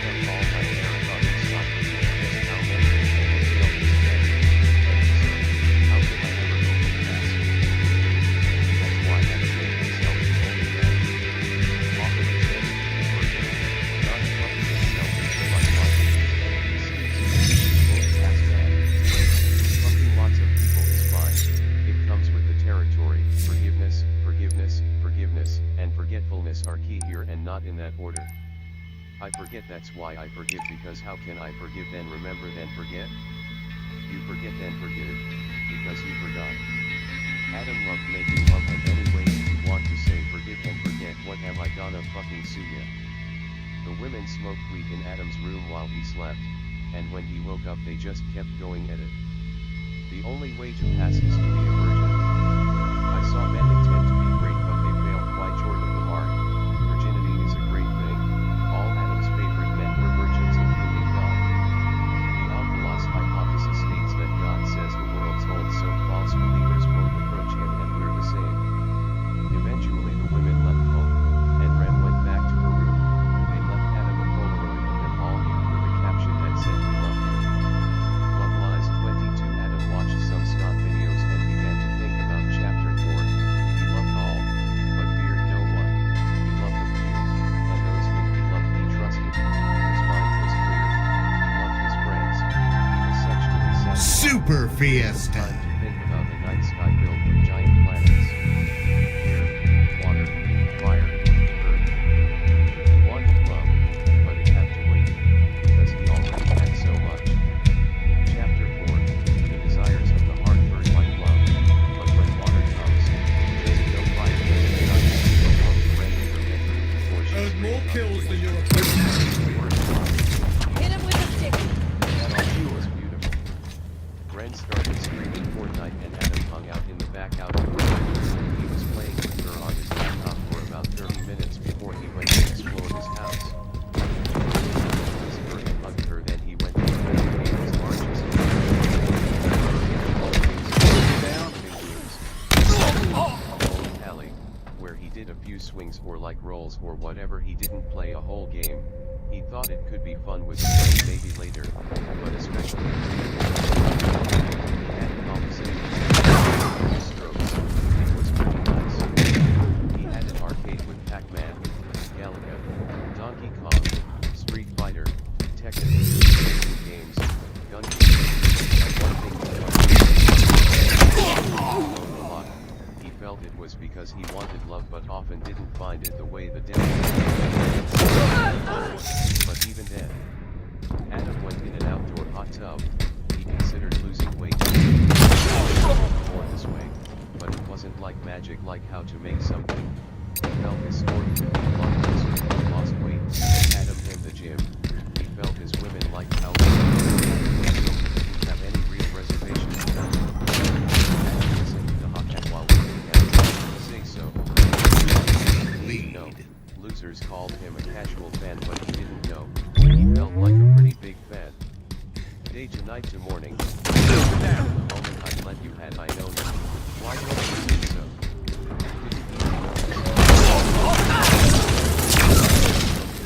Say so day to night. I'd let you had I known it. Why don't you say so? Didn't even notice. No focus. You wanted. Say so. The hot cat. The thing where you pull the things toward you and it lifts the weights. He worked on legs. He walked the treadmill.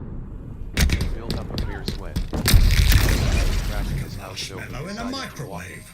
He had sweat clothes on. The night sky was still filled with giant planets. Watch out. He didn't see any reason it should be blue, honestly. But at that moment it became blue, or like you know you can picture it how you want. Walking in traffic.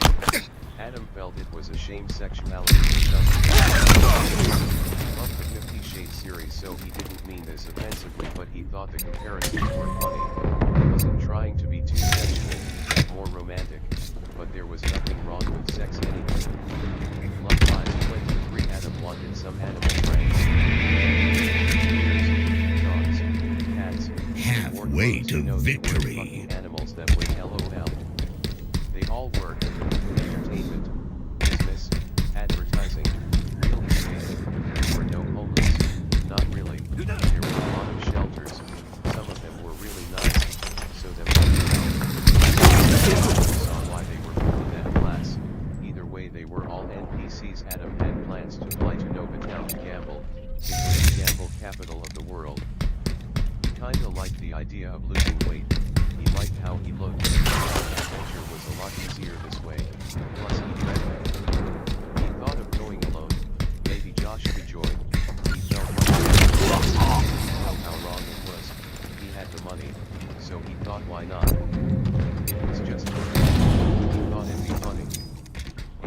some motherfuckers wouldn't think he would gamble, so this was to prove the point. It's called the envelope hypothesis. He could hide God this way, why not? Sure, the world's super old.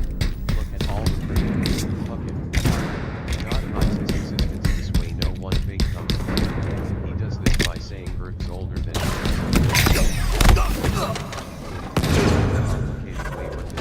was not called Earth, it was called Echo. Jeeves, can you please buy me 10 tickets to Lost Desert, please? Of course, sir. May I ask who's going, sir? Of course, Jeeves. Josh, Jimian, Macy, Lex, me of course, and then next anyone else wants to go. Adam said nicely and kindly. Of course, sir. I'll be ready to return. Nearing victory. If we can't find anyone else. Jeeves said nicely. Of course. Love you, Jeeves. God bless you. May leave. Thank you, sir. God bless you, sir. Jeeves said. Jeeves was and reliable. Adam was back in his house with glass ceiling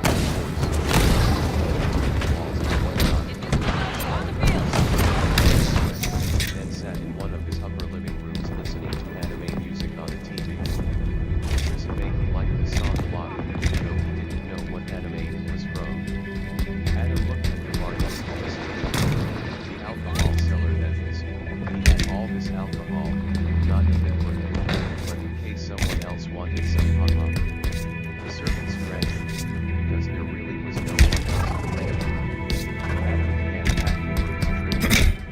He was thinking of going for 5 days, just because he had to tell his friends he felt like this was not a sprung and they should at least stay as long as possible. Packed his suit, swimming clothes, shorts, some t-shirts, shoes, socks,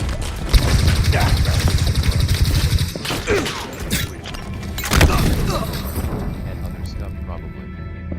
He said he threw it was already a thing. Desert town tomorrow. 5 days. Victory!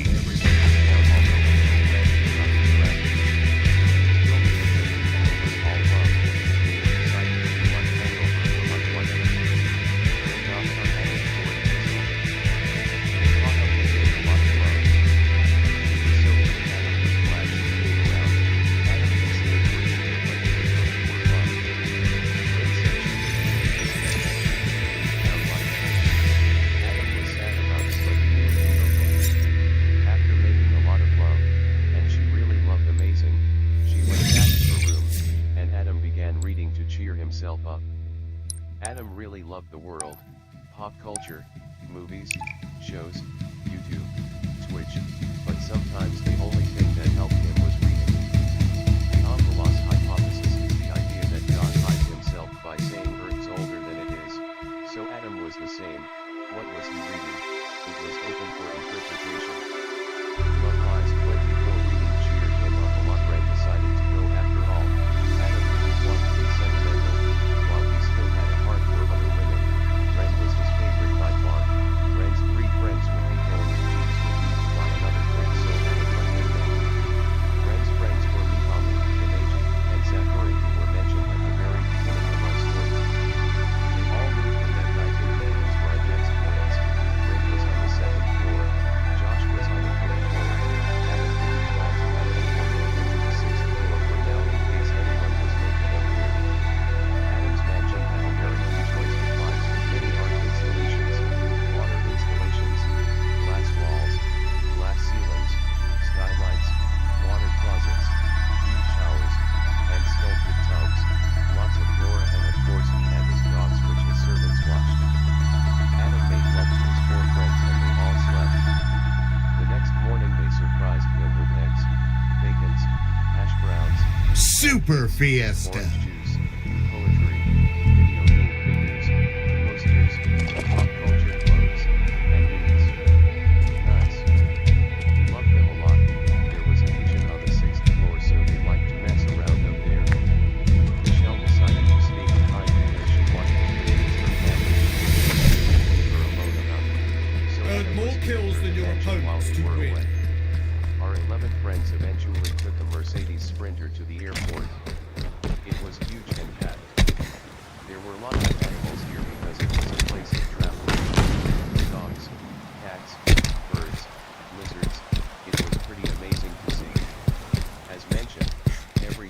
one animal so Novatown.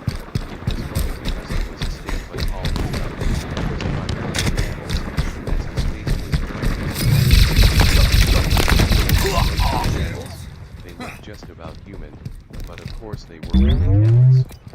There were some birds, a dog, a family of cats, and a dragon.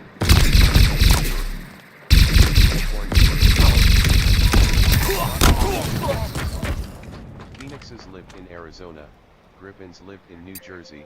Adam was fascinated by the more magical creatures.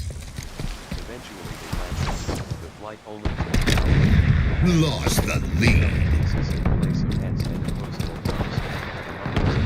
Gained the lead. The girls screamed lost answer. It really was. This place was used magnets to float in the air so there wasn't and like lost there were slot machines everywhere. Adam tried his luck in a slot machine in the airport, but no dice. They were led by a chauffeur holding a sign that said Adam Johnson. They took another Mercedes Sprinter to the most luxurious hotel in the area.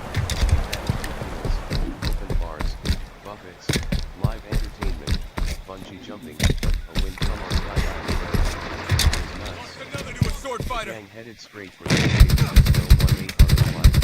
You'd be surprised there were security. Decided to ask them if they wanted to join them and they humbly accepted. Their names were Jen and Len and they wanted to try their luck at some blackjack for the weekend. It was Friday, they were planning to leave Sunday, but Adam was hoping to spend some leave with his friends on Tuesday. So where are you guys from? To Adam's complete surprise they were also from Boston Landis where very wealthy space about an hour.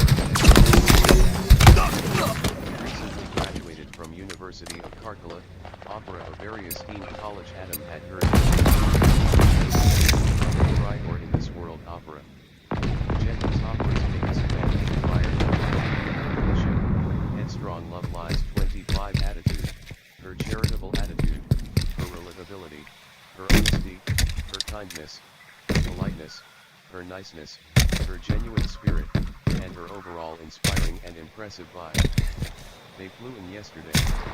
They were in elementary, which was funny because they lived in elementary based on they had a lot of fun with shapes, science. We like to have a lot of fun. We also had a lot of fun learning history and the legends of the world that existed before we all came to be. Jen said. She taught her grade. I teach at the same school luckily enough.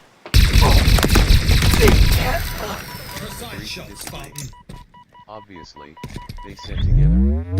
I like to work with people who feel like they're a little more mature. I like seeing them use their powerful topics like not. Their grade's awesome. I wish I taught their grade and I get jealous, but I love Jen and are also a real sense of meaning, happiness, and purpose. Len said. The women looked at each other and screamed in excitement. So, 1,000 words yesterday. I was thinking of that. And started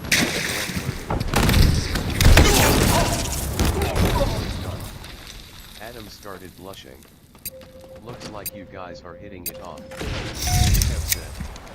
Roy I Jen said her and Len started laughing then they looked at each other and screamed in excitement again. Look, I'm no expert, but it looks like you Adam, we're gonna go to roulette tables. Why don't you guys go have fun this week? Call us to find us. Everyone was laughing and having a good time through and except for the women. They all hugged and said their lives and sat for about a minute more while they game planned and got up and started heading toward Adam's presidential suite on the top floor. Jen and Ren were beautiful earrings, rings, necklaces, nose piercings, and lip piercings. Jen had a dragon tattoo on her right arm and Len had a Zelda tattoo and a Gwen Stacy tattoo with a mask on.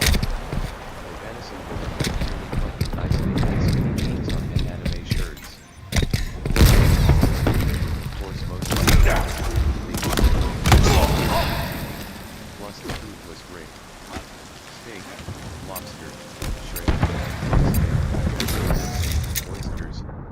and cheese, cornbread, pizza, ramen, soups, salads, pastries, fruits, and lots more. Adam held Jen and Ren's hands as they made their way to the elevator on the far back wall. Nearing There were 30 victory. floors, so Adam pressed the 30 button. Adam was making out with Jen and Jen said, "You are so cute. I want to go back to Madison."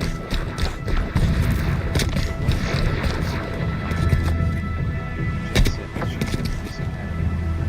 Adam said, "My favorite guy to kill. Thank you." Has to be spirited away. I love the story of being lost in a wondrous place, having to work to fix it, finding comfort in friendship, finding solace in a train ride to a faraway place in a flooded world, and a happy ending. Shields down. Your parents, miss him.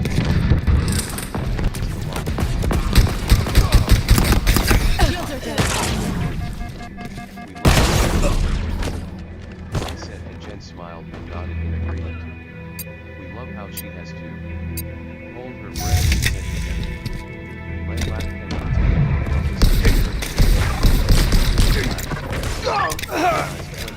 We love how she has to. Boys, they said. 5 minutes remaining. Boys, we love when they fall in the sky and the somber tone when she finally goes back home, they both said with a smile. Everyone knows beautiful, beautiful, inspiring story. Eventually they reached the top floor and landed Jen and Len's hands in Adam's room where he unlocked the door with a card key. The suite was huge and reminded him of the sweeping Golden Hotel. It really looked the exact same in a way that actually was pretty much the same, but the bed was a lot bigger. Adam made love to all these beautiful women and so many wanted to eventually, however, Victory!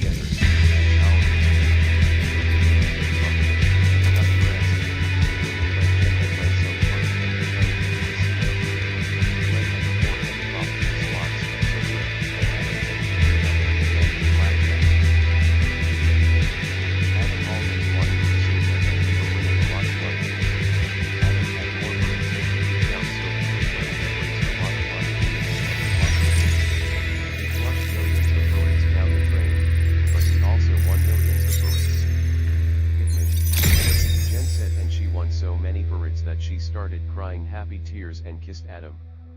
Jen suggested they play Texas Hold'em, and so they did. Jen guided Adam through all this because he wasn't very familiar with gambling. Jen explained her rules to Adam and it was really complicated, but he got the gist. He was falling in love with her. She was nice, lovely, relatable, kind, reliable, and fun. Adam loved watching how into the games she got, how loud she was, how she cheered when things were going well, and he comforted her when the birds burned up. They were up millions and they started kissing. They were holding hands walking around, interacting with the other birds occasionally. She'd blow on his dice when he rolled. She'd also blow in his ramen because Nano, who wouldn't want a hot woman to cool down their instant ramen while gambling in Lost Desert, in Novatown, in the United Republic of Tigers. She took a bite and they kept playing Texas Hold'em. Adam had never seen a woman have such a nice time in his whole lifetime. She shook what her mama gave her, ordered the clothes, negotiated, sang, danced, but it felt like she was in love with him. The good news is you won millions of words, the bad news is, you lost millions. Millions. Of a pointless evening. Right then. And then Adam laughed. Hair pointed, gesticulated, gestured, and humorously moved while saying this. Fiesta. What did we like? Totally like. Not totally like. Jen had a straight face. Don't mock me, Kevin. You're mean. But Adam covered her mouth and pinched her. Sorry, Jen, it's just you keep asking us to get drunk, and I was starting to get bored. Earn more kills than your opponents to She win. felt bad for trying to insult them when they weren't trying to hurt her. You're gonna have to spank me later, Daddy, she whispered in his left ear, and Adam blushed and kissed her. Adam Well done! Jen ate a rack of ribs while they were at the roulette wheel. Adam made so much money that he'd throw racks of money around for people to gather. The staff thought it was amusing. Adam was in his tuxedo and Jen was in a dress. Macy and Lex were also in tuxedos. 7 Hi Jen. I'm so happy for you. Adam's no nice to me. Macy told Jen nice people. Yeah, he's so cute. I just want to eat him up. Thanks for not Adam. I get jealous. I just feel like I can trust him. You can. Boy, they said together. I get so jealous. Jen actually started crying and hugging Mace. They smiled at each other and Mace said it's not for me, though I understand it obviously needs to be a woman, right? You're in love. Take my advice. You'll be happier to love the other women at a distance. They're friends, but they're probably more here for money than Yana. Jen nodded because she understood what Mace meant. Sometimes I feel like they're more relatable because they love my woman. They're close. I think you're more relatable. Sometimes I feel like you love him even more than me, which we both know is impossible. They said together and laughed. Of course you love him more, Jen. Down. Drunk so we could make love. Boy, they both said together. Look, there's nothing wrong with getting drunk. They're under us. Both said together. Thanks, Mace. You know you kinda remind me of Lace, but just like smarter and nicer. Fuck that dumb bitch. They told me about her and she seems really nice, but to constantly ignore Adam. Folly. Although of course I pray for her. And I prayed for you too, they said together. Everyone talked after this, including the women from earlier, and they Down there. eating, bungee jumping, skydiving, making Taking love, cover. breakfast, dinners, video games, laughter, heartfelt moments between lovers for tears, hugs, kisses, songs, dances, attracting, sound watching, sightseeing, and millions of rich won and lost, packing up, showers, teeth brushing, Jen coming, Len going back to elevator, and giving her stuff to Len. Pool parties, drinking, good house, anime, music videos, video games, more parties, Jen's idea. Jen lived in Adam's room, but mostly stayed in her own room because they argue sometimes. Even if they argue, Jen saw Adam's point of view. It made sense to her. Even if she lived with him. Adam and Josh sleep on the couch in front of a CRT. Tango's closing in. Shoutouts to M2K who played in his sleep. Jen helped Adam make amends with some of the women the desires of the heart to let go. But when water comes, just no fire doesn't die no matter what. It's not only appearance that matters. No way you have it when she was banging to you know without shame. And we know Close. Off their shields. was surely reflective of mattered to Adam. He loved them. The desires of the heart burn like love, but when water comes, just no fire doesn't die. So Adam made love to Jen, and ran, and like real men we protect women and children. Beautiful women, feet, armpits. He made so much love all his sexual frustration went away and he slept. They won't know what hit Love them. lies 28 alive. They won a race. And don't be a sore Next loser. time. I look awesome and your darkness is blocking my shine. Adam woke up and his bed smelled like perfume. He looked at his dog sleep under a roof with beanbag chairs, fire pits, and Good, TVs. eh? He made his way downstairs. They always cheered him up. Lovely pups, dogs and his. They're close. Played with them. He studied to write. At this point Adam's classes were like all kinds of stories, romance, action, slice of Marshmallow in a life, microwave. fucking. Him and Josh played in Ren. Josh was the most was really good and Adam enjoyed learning more about the game from him. Adam played Falco and Josh played Fox is the best character in the game. Hand grenades acquired. On more modern TVs. They play for hours, talking occasionally but usually pretty close. Josh and Adam eventually race karts on Adam's go-kart track and Adam usually won. Josh was no one of their conversations when they stopped taking the game seriously for a bit.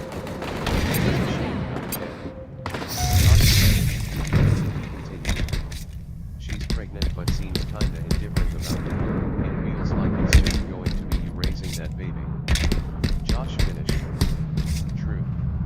For us they said. I feel she'll do okay as a mom.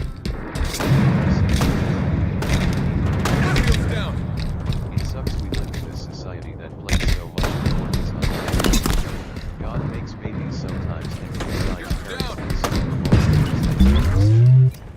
The end of the conversation, right? But they said and they laughed when we have our kids. If we had someone when really the child is God's. Not ours, they said. I agree, man. Goes closing in. Fucked up. You'll be really busy as a parent. 5 minutes remaining. The way things look, the same way the baby like your kid might be a baby for a bit, but then have to be an adult. Who knows, but either way you'll both. I'm just worried. In my sights. Like the mother figure will be more made for I might guess she'll be 25 or so, or he if he's an NPC. Hey, cheer up. I'm sure you guys will be fine. Don't even think about abortion or anything. Uncle Josh will always be here. Just thank God Love Live 29 what's up, guys? Listen, Adam, as soon as this child is born I want you to give them to me because I don't want to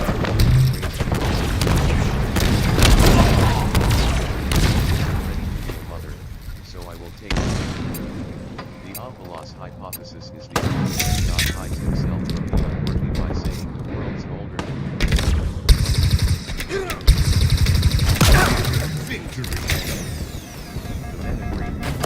Shields down.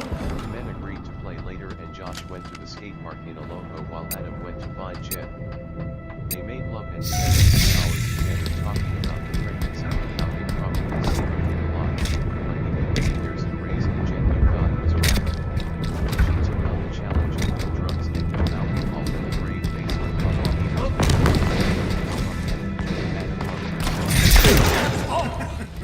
After making fun of them, they showered together but didn't go to the shower. I suppose they could if your reasoning it's because of Torah. It was. They held hands and took the stairs down to the gym. They did jumping jacks, push-ups, the treadmill, squats, leg press, lunges, bench press, and some pull exercises. Dedicating certain parts of the body muscle growth. Adam looked like he was dying and Jen was very sympathetic about it. He kissed a lot and went into one of the nearby rooms to make love. It was furnished, but of course no one lived in it. Jen loved making love, Adam's kind of girl. No, Jen was so sexual and he was pretty turned on and happy about this revelation. They made love for a little. Victory. It was really sexual.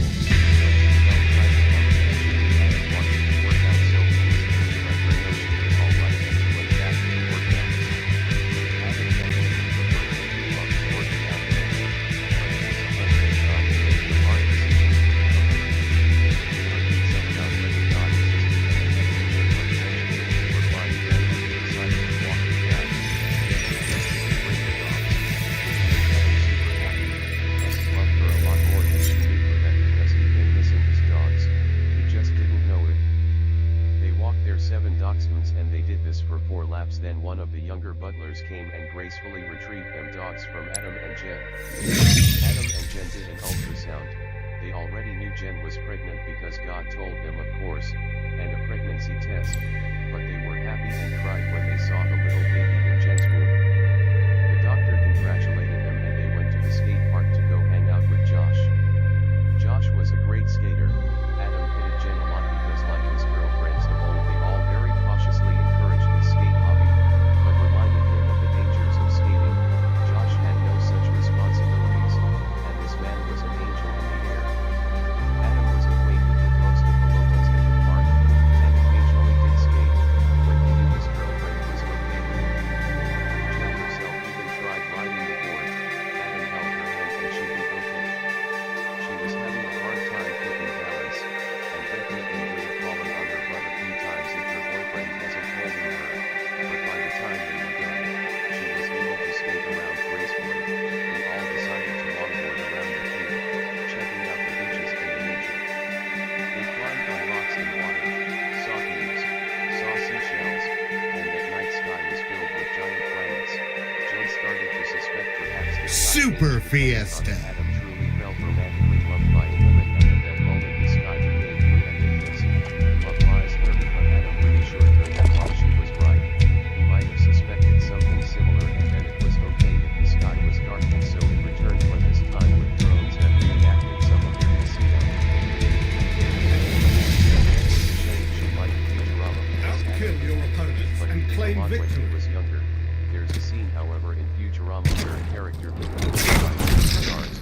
This didn't seem the worst for Adam close, but he was mindful to lovingly remind his wife. He didn't exactly like referencing the show, and she suspected stars were He was right, it was fun. Lost the lead. They're nice. If they're not, they're not. Adam disliked multitudes of shows like that. Just distasteful stuff. Love all but fuck them at the same time. He did a gentle himself for this tangent, but really it was Satan's fault. Prophecy states that God hides himself from false believers by saying, it's super not, as Jen would say, and we were the same. The shows were fine, but they didn't want to buy in. They weren't the biggest fans. They took pictures, and Jen started live streaming the day to reflex the Twitch app. Epic. I called it Twitch earlier, and we can. But Adam liked that more. Jen Adam thought of going to Snow Boardwalk, but he was reluctant about the date. But now that Jen was there, he was a lot happier. Josh was happy to see him cheer up, so they went and did some runs. Adam won Jen some stuffed animals, hot dogs, nachos, pizza, steak, fries with cheese, onions, jalapenos, and drank Slurpees. Jen missed Brand. It'd been a week since Desert Town, during which time Jen and Brand hung out a nice amount and became closer, obviously. She didn't know how much she was by some. Josh consoled her. They all went on the beach at sunset, at which point the sky didn't go in between, so Yano, use imagination, my human beings. Any fucking, did it. They laid on beach and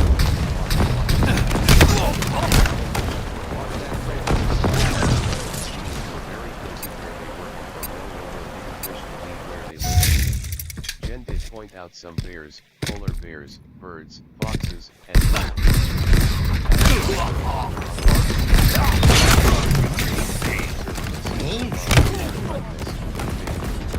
her niceness, her neatness.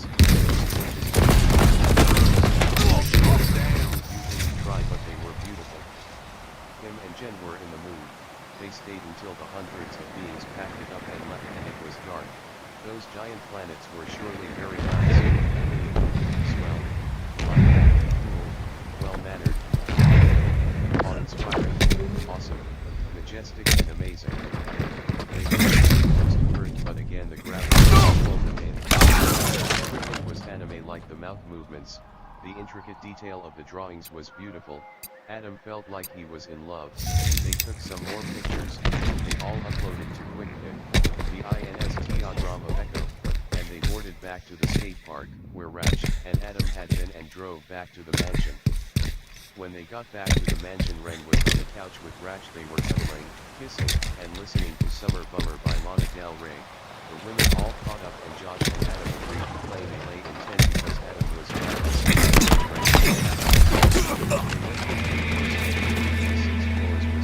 Enemy halfway to victory. Adam kept kissing all their feet, smelling them, sucking them, armpits, and there was a lot of oral stuff, anal stuff, there was some spanking, some choking, and stuff that Adam left scolded him on a few times, but he actually loved lies. 31 trusted her a lot. And Monday came in and well she joined. Eventually they all felt a lot better. They showered but in separate showers because the showers on the lower levels weren't as good as Adam's been because he didn't want anyone to get jealous of Josh. And Adam and Josh play Melee. Adam knew Jen took it hard that he usually talk during Melee, but he reassured her it was fun and they watched Adam and Josh play for a few hours. They did talk a lot, but in respect for the game, they were also talking a lot of the time. They talked a lot more than the men. The women cuddled while scrolling on their phones and they listened to music. Adam did make it a point to talk a lot though, just because he knew it cheered the women up, so him and Josh were pretty happy. Here's one of the conversations we heard. So Josh, have you ever liked a woman and just didn't want to act? Monday asked. I know some women are really like you. Is that Josh said? Like all of us.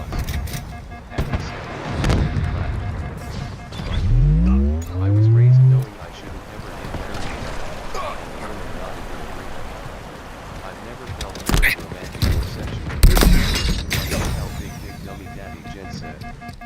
Damn Jen fucking just killed me. Josh said, Adam laughed and he grabbed Jen's hand and they smiled. Everyone motioned approvingly and wished them well when they went back to the room. Adam made love to her, spanked and choked her because he felt bad for her. Also, actually really sorry.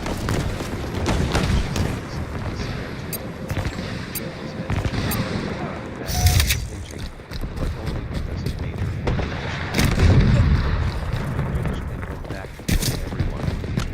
Listen Jen, you're clearly God's favorite.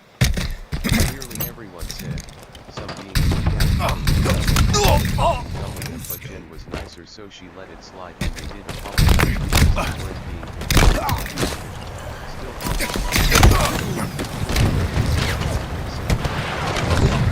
Enemy team nearing victory. We all know the everyone said. Adam appreciated them. Their tones might have seemed a little aggressive, but protect women and children. Fucking Bible says right like one. Give cheerfully didn't really apply here. Sarcasm, which they learned from so Adam would say they were really serious. Girls are into it, but mostly got along. Eventually they all played Smash Bible. 5 minutes remaining.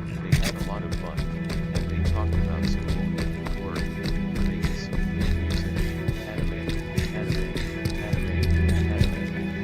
My favorite anime has to be Jujutsu Kaisen, but I know I've never seen it, so you can't say how say creation, isn't that right big dummy daddy? What lies there?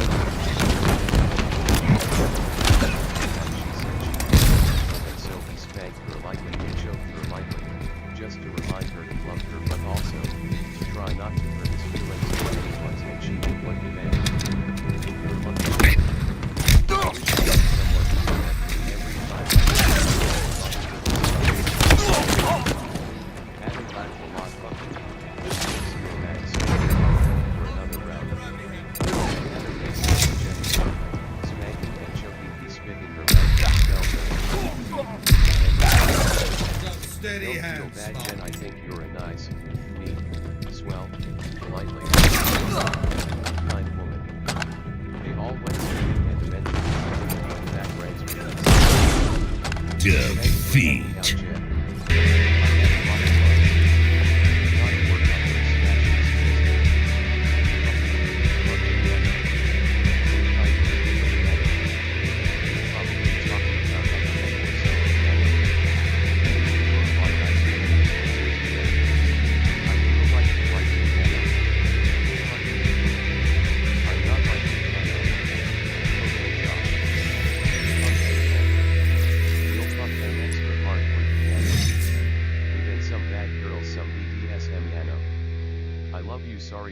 we're gonna go do it now, that way they feel bad about not being nicer.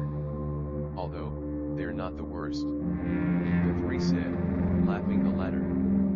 Fucking thanks. Fucking. Oh, you're right. Boy, they all said. They talked some more and said their buys, and Adam fucked them and did get some paddles, handcuffs, whips, and whatnot, which did teach them to be nicer. They were cuddly after. Then Jen and Adam would go to his room where they made more love. They listened to Dahakat, and Adam told her why we should only have positive thoughts. When we have negative thoughts, we embody those thoughts until we start distorting the truth, and not seeing ourselves for who we really are: beautiful, amazing, wonderful, and incredible human beings.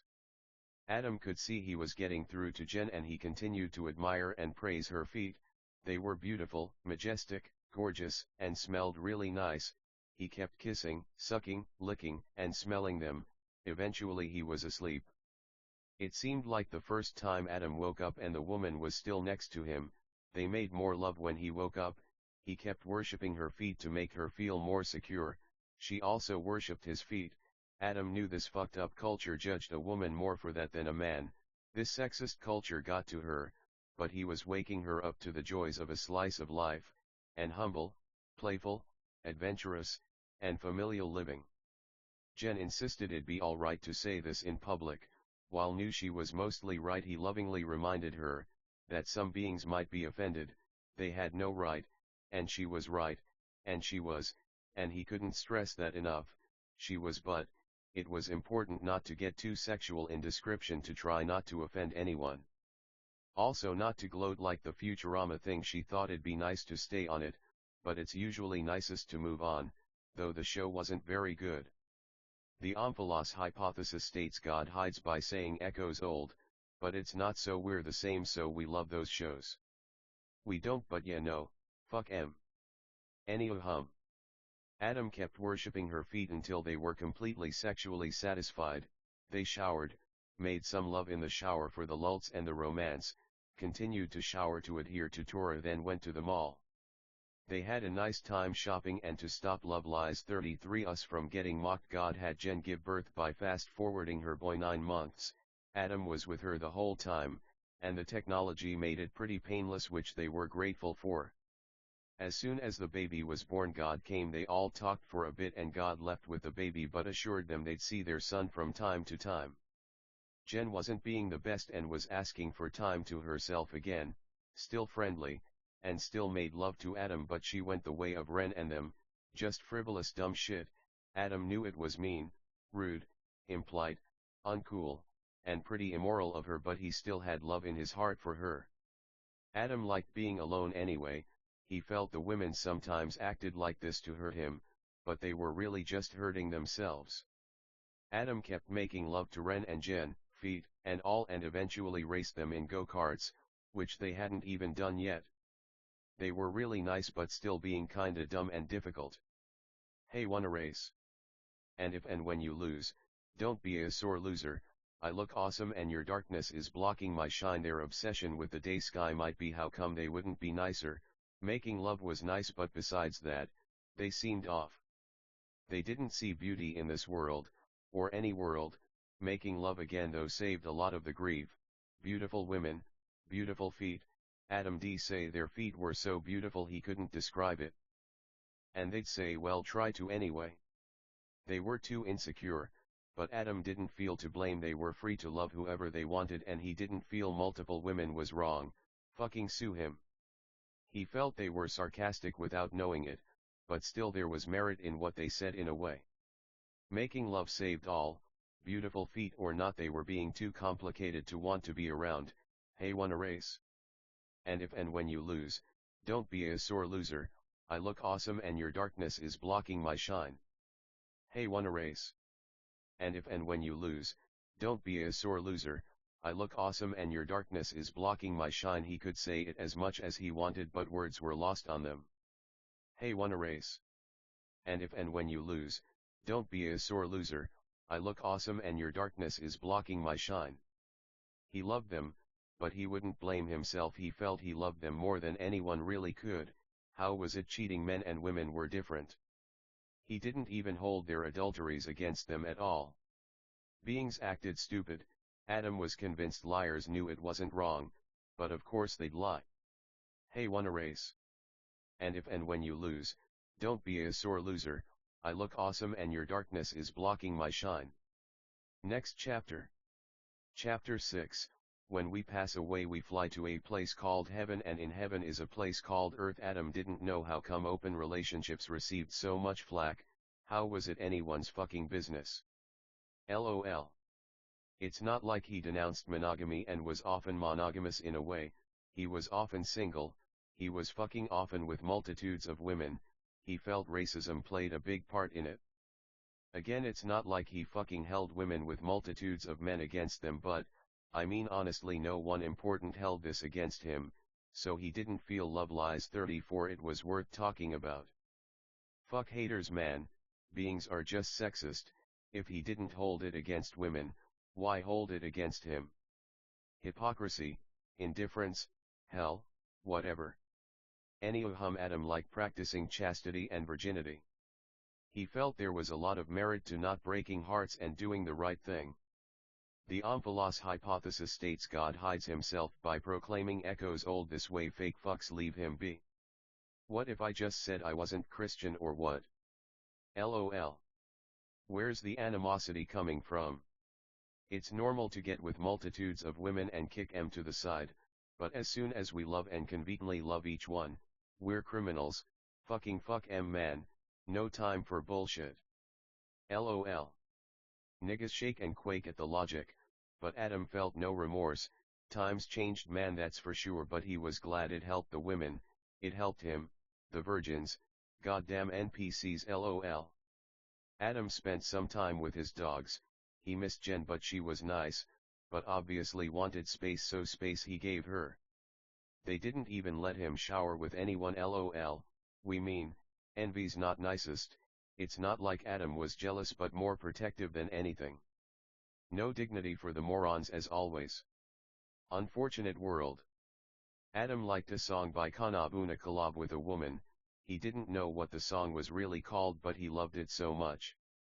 He only knew just about fucking 2 songs LOL. Adam was reluctant to live this way anyway. 2 women vs 8 to hypocrites was a difference, but for his own sake he couldn't help but pity the women because it shouldn't matter. The omphalos hypothesis states God lies about echoes age to hide it himself. Adam was the same way, drugs, guns, blah blah, but this, he felt this wasn't mean, rude, impolite, uncool. Church was never really for him anyway, too many inconsistencies. Multitudes went to church for community, that's fine, he saw merit in it, but there was too much hypocrisy. He wasn't above going, but he didn't see the whole point. He had community, he knew beings who he felt actually knew God, not just about him. He loved the first opening of Demon Slayer.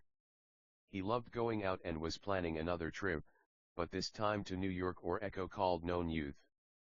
Anyway, Adam knew if he was monogamous or whatever the fuck motherfuckers call it, beings would mock him for breaking so many hearts, being lonely himself, and for caring too much about what sinners think. Maybe they were right. Maybe they weren't NPCs, maybe Echo was billions of years old or whatever the fuck beings say, maybe every fucking one ever was going to heaven. How they thought he'd think but he wouldn't. He knew when someone liked him, he knew when someone loved him more than anything, and he knew they were honest when they said it didn't matter, just sexism. Though he's accused of it, trash. He felt like going to Known Youth by himself because he liked being alone. He knew everyone was really busy with their own things, so he didn't see too much harm in the idea. He missed the baby he had with Jen, he missed his girlfriends, he always prayed for them, he always loved them, so how was he mean, rude, impolite, whatever, no dignity for the lost? Joshua, Kevin, Andrew, he didn't know if Damien wanted or needed to go.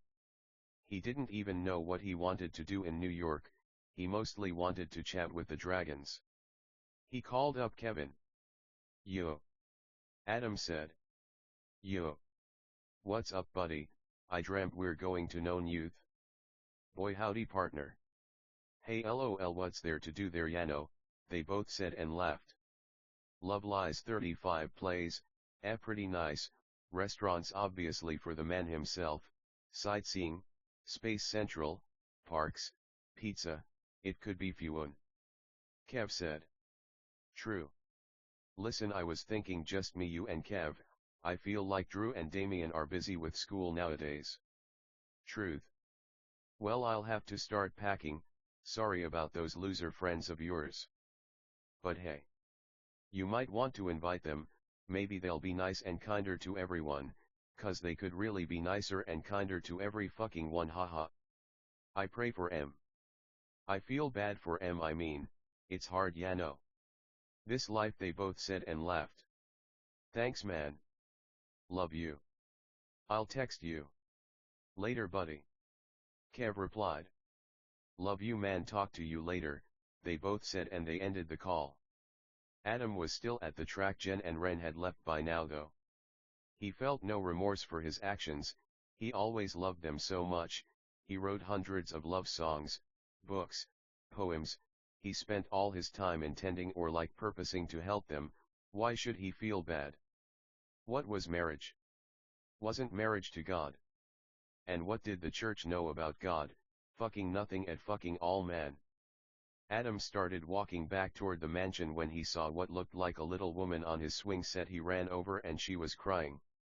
She looked like a ghost, and she was unfortunately weeping, so Adam asked her what was wrong. It seemed like she didn't know language but instead communicated via telepathic images. She only assumed what he was saying. She pointed and there Adam saw a demon who seemed like he kept harassing the poor little woman, probably only 8 or 9 years old. Who are you? Adam demanded. I am a demon called Manchu.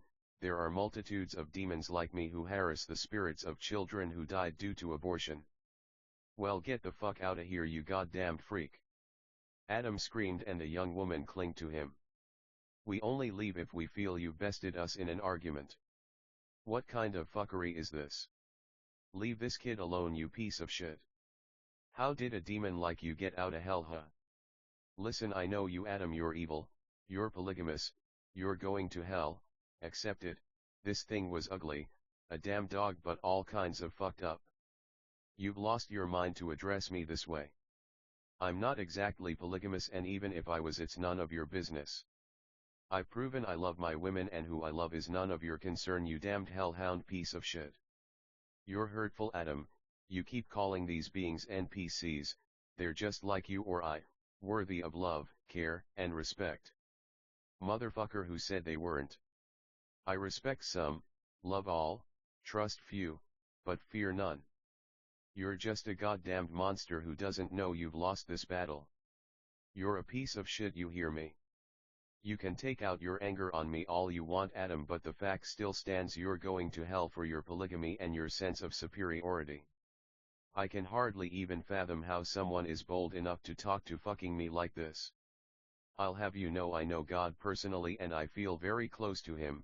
He himself told me to do this, though for me respectfully, I feel I would have acted similarly anyway.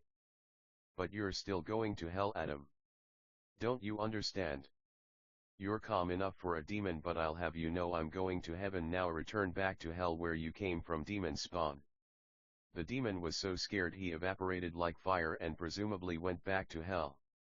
Love Lies 36. The little woman showed Adam images of gratitude and went to heaven. Adam was furious but mostly okay because he helped the little woman. He made more love to Jen and Ren and told them about known youth, and to his surprise they actually agreed to go. He'd invite Mace for a woman to accompany them, and he felt traveling with a smaller group would be useful, especially if any more apparitions showed up. His friends could handle it. The women really wanted to go, but there was a job fair when Adam wanted to go and they wanted go. Adam loved them, even though he felt this was questionable, and assured them they were okay and went to go pack. He didn't tell them about the apparition, he didn't know how they'd take it, but he planned to eventually. He did however let his friends know in the group chat. Over the course of a few hours they all had seen only one of these evil spirits that haunted these poor children. Adam packed cold clothes. It was always cold in Youth City. He packed coats, pants, video games, his laptop. Adam was on the couch in the main living room. He was listening to Moment for Life by Nicki Minaj. He felt contented and prayed for those lost souls in purgatory. It was a lot like Bleach, and Adam loved Bleach. He felt lonely, but that's just how it was. Him and Josh decided to play Melee in Josh's room. Every room had its own bathroom, and was fully furnished. Fucking. Josh was seriously good at this game. They began talking about the apparitions. Yeah man, when I got your text I went looking for one of the ghosts. Sure enough I found one yelling at a little man, yelling at him to fucking drown himself in the pool. Josh said. Adam wanted to vomit. These things were no joke, they were really evil, and truly disgusting. I basically just did what we all keep doing, telling those things they're wrong, to fuck off, and to leave the kids alone. Good, these things are fucking freaky. I'd imagine only virgins can see them, only about 10% of the population were virgins, perhaps the NPCs could see them but Adam doubted it. Adam focused on Falco, reverse up tilt, wave dash, up tilt, rising back air, dare, dare, dare, dare, shine, wave shine. Josh thought up tilt, reverse up tilt, up air, multi-shine, wave shine, shine spike, reverse up tilt, reverse up tilt, reverse up tilt, reverse up tilt, reverse up tilt, reverse up tilt, up air, wave shines, multi-shines. They were having a nice time. A part of Adam just wanted to stay inside all the time, but he was depressed about the unrequited love. He loved Kaon. But he wasn't some cute little woman on guitar, he was a grown man constantly accused of heinous bullshit. He loved Kaon a lot, but one fault with the show he found, though he can't stress how much he loved the show, was a lack of conflict. He wanted the story like that one, and it was, but he didn't want beings blaming God. He felt conflict, planned conflict like the ghosts, unlike unplanned conflict like the unrequited love, made the story nicer, neater, and more curious.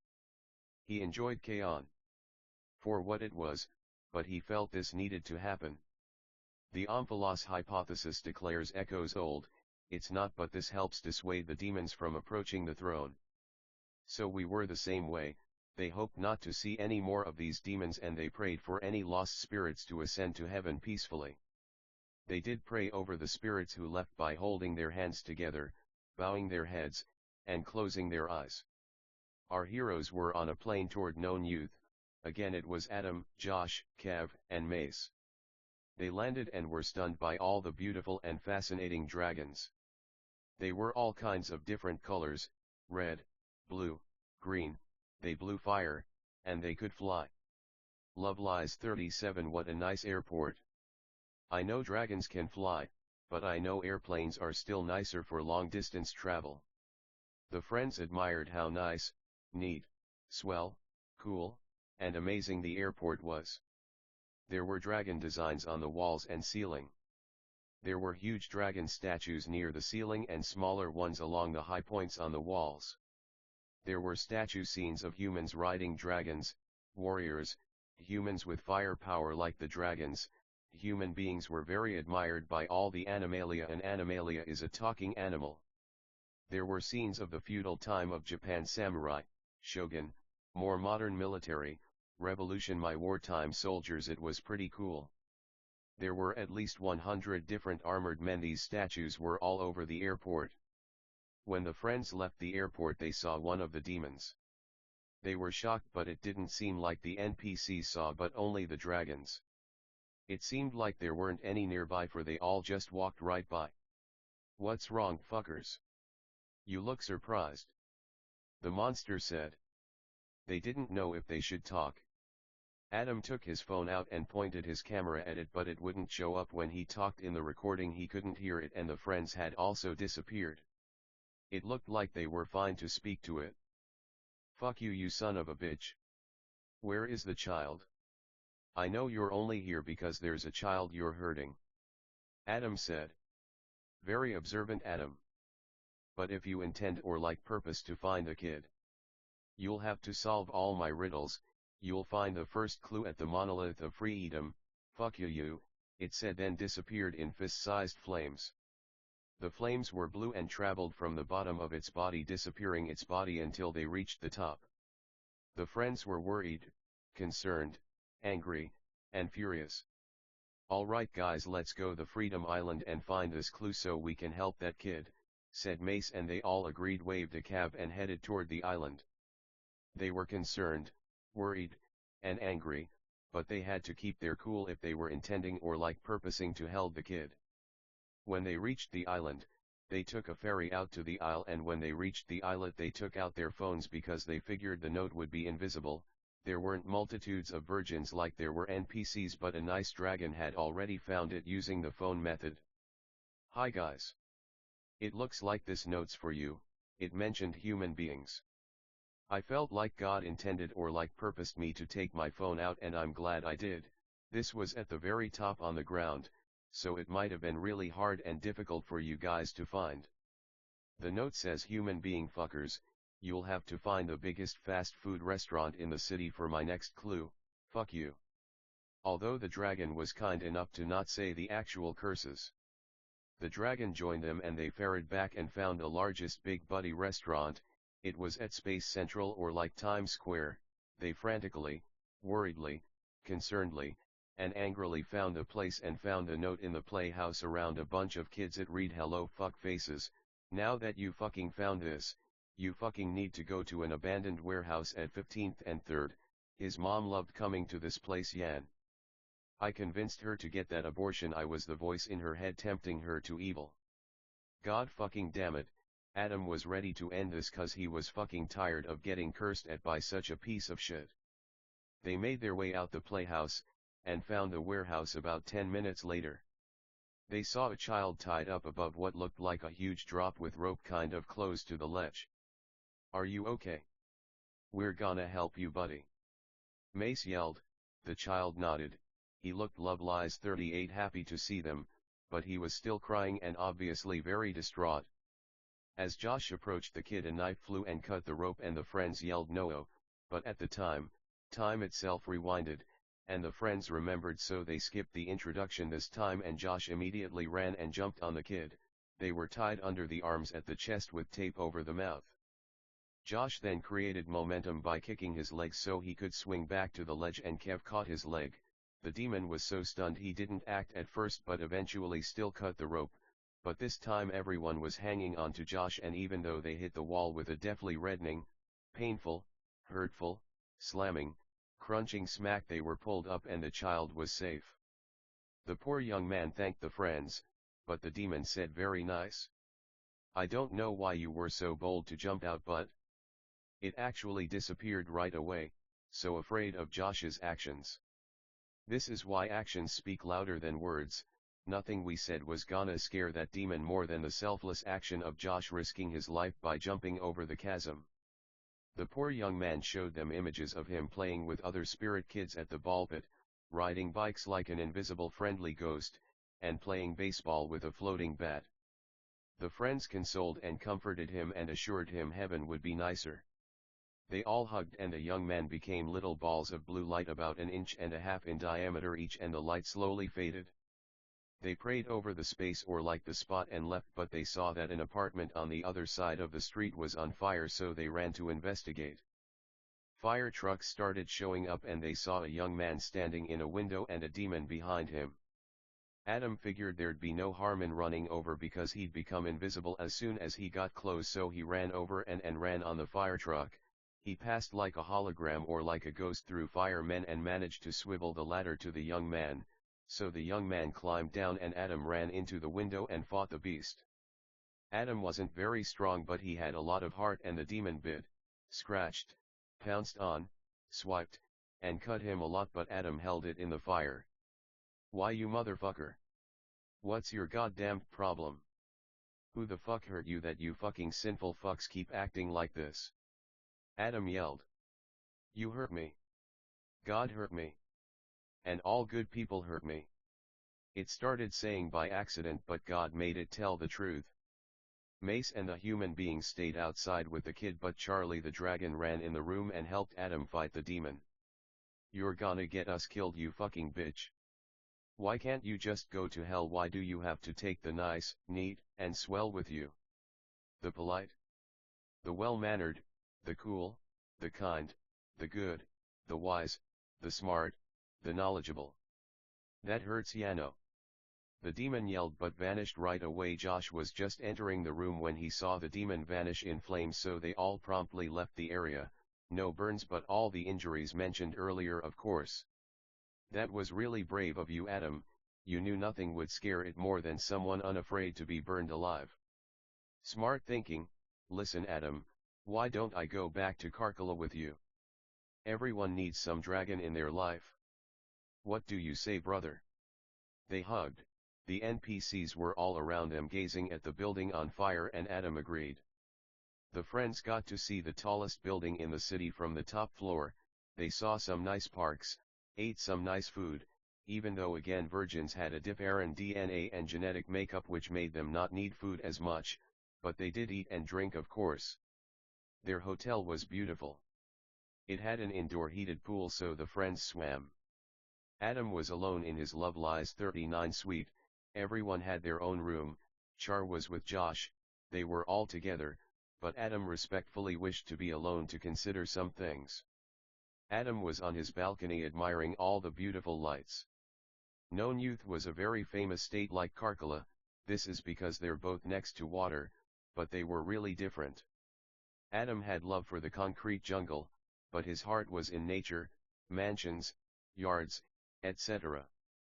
Known Youth was more penthouses, culture, restaurants, theater, and that kind of stuff. Adam wasn't stressed, but sometimes he was. It seems contradictory because he was stressed. He loved his friends, but even though he wasn't stressed in a way, he was romantically because things could be nicer, but that was no one's fault except those who wouldn't love. He still loved Ren and Jennifer, but he was realizing love was a patience game. He had all he could want: money, land, clothes, women, friends, servants, but even so he was depressed. He'd had a hard life, the memories of pain would flash. He prayed for his friends, he still loved them. He felt dumb when he didn't know why he was sad. It was always his longing for romance, which when his girlfriends felt romantic, they'd know even before him. He mostly missed Ash. Would she move in with him? The Omphalos hypothesis stated God cleverly makes Earth seem old so false Christians won't know him. Adam agreed. If he was poor, would he be loved? The thing is, sometimes not maliciously beings believed the world was old. It took a lot of faith to know Echo was young, but it wasn't impossible. Adam did some push-ups and sit-ups in his commitment to getting more fit. Adam didn't talk to his family much, though he loved them. He prayed for all his family, the lost kids, the friends, the girlfriends. He prayed for money, time alone, time with those he was close to. Adam was insecure about his weight, but that didn't mean being skinnier couldn't be a nice, neat, swell, and polite thing. Adam joined his friends and they played Melee, Mario Party, Fortnite, Mario Kart, Rivals, Project M, Brawl, Smash 64, Smash 5, and lots of other video games. Adam loved the city, but he was a homebody. They saw some plays the next day, hit the mall and explored some restaurants, parks, and cool locations. The next day they ate at a restaurant, went to the mall again, and then decided to go home. Charlie didn't bring much, he just planned to buy all new stuff. When we pass away we fly to a place called heaven, and in heaven is a place called earth. Echo was like earth, but it was better. There were more friends, more money, more women, more land, more everything good. I know it might seem weird to a lot of fans to have him leave so soon. Adam loved Known Youth, but he loved Karkala more. He was Karkala until the day he passed away. And when he passed away he'd go to heaven, and in heaven this world would be real. When we pass away we fly to a place called heaven, and in heaven is a place called earth. Chapter 7, Whether or not you can see those who need help. will depend on how much you yourself think you need help. Love Lies 40. Adam was in bed with Ren, Jen was busy, and he knew they were fine, but she had her own stuff going on. It was all love and he still prayed for her. Ren loved Adam a lot, but it was clear that this was basically a physical relationship. She kept the fact that she was with other men to herself. They were friends, but she felt, well, she was fine. Adam prayed for her. Adam listened to All Girls Are the Same by Juice WRLD and really related to the song. It's pretty true. He had his friends, who he prayed for, but besides them it was fuck hoes. Adam was intending or like purposing to listen to the Kid Laroi more because he liked his songs a lot, like a mix of rap and pop. Adam loved pop, he prided himself a lot on being a popular, relatable, cool pop culture savvy being. Fucking, anime was an important part of our culture. Sometimes it seemed some of these fucking losers would bust a blood vessel if he dissed their waifus. Adam took moments like these to appreciate platonic love. Adam threw a party, he liked What's Poppin' Fuck Who Mean, the remix to the first song, Addison Rae by Laroi, and stuff like that. Some beings danced with lampshades on their heads, some beings danced in really silly ways. The men had a lot of fun like the women. Ren didn't come out, she was just in her room, Jen was also in her room. The discourse wasn't nicest about them, but they were being fucking lame anyway. Fuck them, Adam. Loser gold digger fucks. I pray for M, but ya know it's called Tough Love Diva by Laroi and Lil Tecca started playing. What do they get from being so insecure? They clearly know what they're doing, but they fucking think they're clever. I pray for M, but they obviously are being really sinful. It's sad because when they're nice, I honestly think they're really pleasant and fun, but I don't know, it's not like I'm hurt, but that's more because hell exists, cause if it didn't I think I'd be fucking way madder, but honestly, I don't know. I'm just sad, I kinda like them a lot, ya know. Fuck M.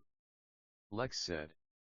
That lil bitch a diva, fucking leave her. My Life is a movie directed by Tarantino. Shawty is a dancer, I'm not talking Billie Jean, ho whoa, fuck, we know, I swear, I hate these hoes. We know Shawty is a eater, we know why she wanna see us, we know that she wanna be us, whoa, fuck, we know, I swear, I hate these hoes, everyone sang. It was just on repeat. Adam hated that about other parties, like the fuck. It's a nice song, ho. Fuck M. I think it's for the best. Maybe deep down they know drinking isn't right, so that's why they don't come, but more likely it's not that mean or like rude or like impolite. She could really come out her shell like Ghost in the Shell, like everyone yelled.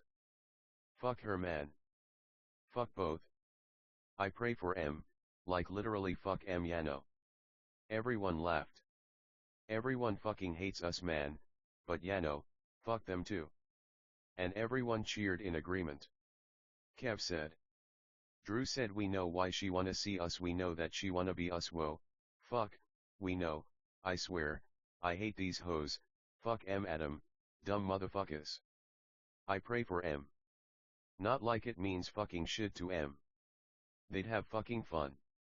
Drew said. Everyone was dancing, singing, swimming, and having a nice time, and Jen, Ren, Ash, Lace, and Rach came. They got drunk and they all had a nice time. Obviously Adam didn't do anything cause they were drunk, but he was happy to see them. They finally asked what the friends actually said when they weren't there, and they were nice about it. They really were seriously nice and kind beings. It was a shame they weren't always at their nicest, but the friends could see they were getting nicer all the time. Adam's girlfriends said that lil bitch a diva, fucking leave her. My Life is a movie directed by Tarantino. Shawty is a dancer, I'm not talking Billie Jean, ho whoa, fuck, we know, I swear, I love Lies 41. Hate these hoes. We know Shawty is a eater, we know why she wanna see us, we know that she wanna be us, whoa, fuck, we know, I swear, I hate these hoes. And obviously they sang the whole song. Adam loved Laroi, he seemed like a really nice man.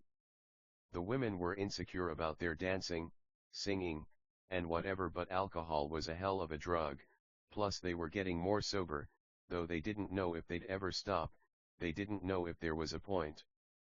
Beings, The friends, the fucking family thought Adam's reactions to songs and pop culture was funny, like the line hit so hard, he had to move his head in a fucking way that was like, damn, that was a hard fucking line. His girlfriends laughed cause they loved that a lot about him. Adam and Jen went on a trampoline and they started jumping, bouncing, hopping, flying, soaring, and fucking they started making out and they had a lot of fun. Eventually all the women joined and he made out with all them. The friends put on a beat and beings started freestyling. Eventually Adam went and he said, I fuck a bitch like Willy Wonka, that bitch want a kid like Tonka, I kick niggas like Sokka, I shove these fucking nerds in lockers, all these niggas stalkers, that nigga took a Xan cause of the walker, all these niggas mockers, mention my books in my songs like vice versa, we're spending furids like fucking Visa, my bitch goth like Misa, all my bitches eaters, niggas got problems like they cold bring the heaters. And everyone was really impressed. Charlie took the mic and said these niggas unoriginal like no worthers, I send a bitch nigga to the coroner, I don't fuck niggas amazed like a sorcerer, these lines fuck a nigga day up like a torturer. Adam said he'd fuck ratch with an aborigine niggas offended can't stand no fucking heat, bitch I'm a dragon you're a racist like Hitler running, I'm the littest nigga of the function, weird bitches wanna suck it, niggas hypocrites like church blood, Adam said that church bitch keep coming back.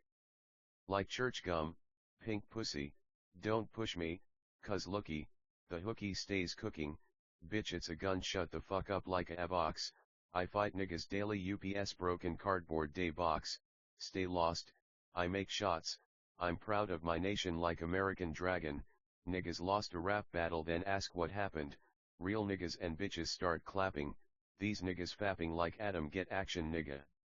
Dark brown, Adam wanted to leave Char's race ambiguous for niggas mad over a rapping dragon. He didn't even fucking think of that until after and he sure as fuck wasn't deleting it, it's not like he fucking cared. He was fucking green man the fuck. Half of Donald's fans left the chat. Grow the fuck up losers. Stace tried her hand at a freestyle I got a fat ass no ad-libs I'm a bad bitch I'm classic bitches trippin' about God knows what my husband said I got a big butt and I'm fucked up to the ops to fuck the n-word niggas trip to these morons skip to their loot they miss all the cues my boyfriend cute I aim the gun then I shoot I rob the bank for the loot, please necklace your neck with a noose, I suck his balls like I hoop, I look like Summer Rae had a twin, all I fucking do is win, all these morons. Sin.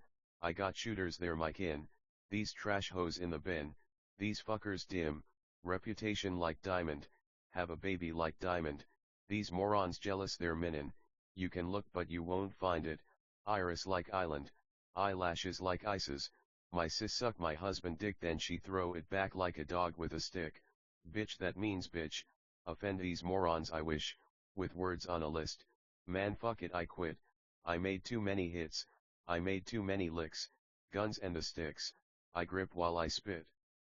Kiss the tip, I'm too bad of a bitch, to rap to fruity fuckers out the clique fire.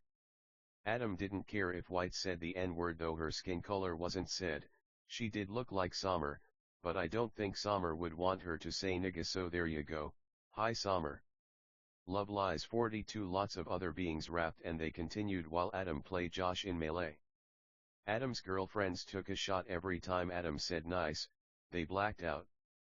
Adam partied a lot over the next few years, he didn't see why not. It felt like he had infinite money, even money would be added to his bank accounts out of nowhere, the NPCs didn't seem to know though.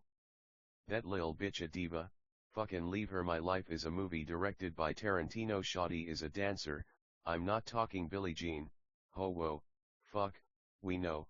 I swear, I hate these hoes we know Shawty is a eater we know why she wanna see us we know that she wanna be us whoa, fuck, we know, I swear, I hate these hoes Adam made a new girlfriend in this time called Victoria, she loved to dance and she often danced for Adam. Adam was okay with his private life, but sometimes he wondered what it'd be like to be famous. The states became more integrated in this time so there were a lot more animalia around which was nice. Again multitudes of animalia used telekinesis for opposable thumbs so Char would join the friends in Melee. Kev moved into the house in this time, but Drew and Damien still lived by themselves. Drew and Dam had office jobs. Adam decided to throw a melee tournament at his house. In real life, melee tournaments had a limit that Adam didn't wanna write, so it was like 700 beings, virgins and NPCs. Adam knew from the get-go he wasn't winning this, but he did really well for what it was worth. The tournament was in a huge stadium Adam built over the years. It'd been 15 years, so he was 41. Adam had babies with his girlfriends in this time. They were raised by virgins, but they saw their kids often and they were all doing very well. Adam decorated the venue with anime stuff just 'cause he liked it. There were kids, teens, adults, and even some elders. 5 elders made it to day 2, which was bewildering. The tourney was really fun. Lots of friendlies. Adam streamed it, his girlfriends cheered him on. Of course, Adam had the huge auditorium for the first 2 days and a much fancier stage hall for top 8. Here are some things we heard the first day: the clicking of controllers, pop-offs, angry but acceptant losers, kissing, laughter, silence, indistinct chatter, controller signing. Yeah, the best players in the world were here. The prize was 100,000 and that was only for first place. Adam had become one of the best players in the world by this time, and Josh was actually the best player in the world. Adam got 129th, which was pretty nice. Kev consoled him for his polite, neat, swell, cool, and goof efforts, and his girlfriends assured him he'd get better. The venue was clean, nice, there were lots of beings. Adam was proud of himself. There were lots of hotels nearby and that's where most of the smashers were staying, but Adam knew a lot of them personally and a lot of them stayed at his house. The top 5 players only had one human being. Number 2 was a bear called Dave, number 3 was a pup called Steve, only 8 years old and already this good, number 4 was a woman cat called MIT but her real name was Becky, and number 5 was a monkey called Bob. Adam tweeted a lot to Z during this time and he had 30,000 followers. Like NF said, he was kind of famous but not really. The focus during Melee was intense, the game was nice, nothing else mattered. It was stressful, but there might not be much more rewarding. Adam loved his friends a lot, he loved his girlfriends a lot, but life wasn't perfect like the TV's kids. What was monogamy? If he couldn't be monogamous with them, and he wouldn't pick anyone else because they were who he liked most, because they were nicer surely. Adam loved Diva a lot, Powerhouse Combo Tekka and Leroy like that. Adam made a lot of friends and everyone basically knew who he was because of his involvement in the Love Lies 43 community. He only tweeted but he liked to commentate sometimes. There were Evangelion, Ghost in the Shell, Code Geass, Death Note, FMA, Inuyasha, Bleach, Naruto, Demon Slayer, Mushishi, Thurholic, and other anime stuff everywhere. Posters, banners, paintings, statues, and whatnot, these were always in here. Adam loved to see everyone have fun, it was really nice and he was really enjoying life. Life came with difficulties, anxiety was the meanest but he still pushed through it. What was there to be anxious about? Life was alright, he was okay. The Omphalos hypothesis states God says echoes old to trick meanies. He agreed and intended or like purpose to act like that. Adam and his friends played in the back middle of the venue with Diva on repeat. That's one thing Adam didn't like about NPCs. They might complain, honestly they would, about the repetition, but it's a nice song, so why bitch, ya know? MIT was 20. She was very competent and tore through her bracket the first 2 days. The other 4 were similar. Josh didn't lose a single game. They felt untouchable, beings were anxious to play them, everyone thought they had what it took, but the reality was harsh, 4 stocks like nothing. The top 5 were like tanks, easy, fast, like it was nothing, effortless, like they weren't even trying. They were like giants. They only saw stars, they walked not ran to finals, it was nothing, they only saw each other, they only practiced for each other, their only threats were each other. They only wanted first, they were warriors, they were everything to these players. The planets couldn't fit them, they floated in space, they flew, they were gods. No one was a challenge. Of course they still tried their best, but they wiped the floor with everyone except perhaps the top 40, but they never really lost, and Josh really never lost. It was more even in their younger years, while they still played all the time. Josh never really lost to Adam. Josh was the only virgin of the top 5, there were a lot less virgins than Adam might have thought, but he knew there were multitudes, infinites up above. The omphalos hypothesis hides God in a professedly old world. We were like that, the same. There were rivalries, friends, teams, which Adam and his friends weren't that interested in, but enough beings like them to keep them.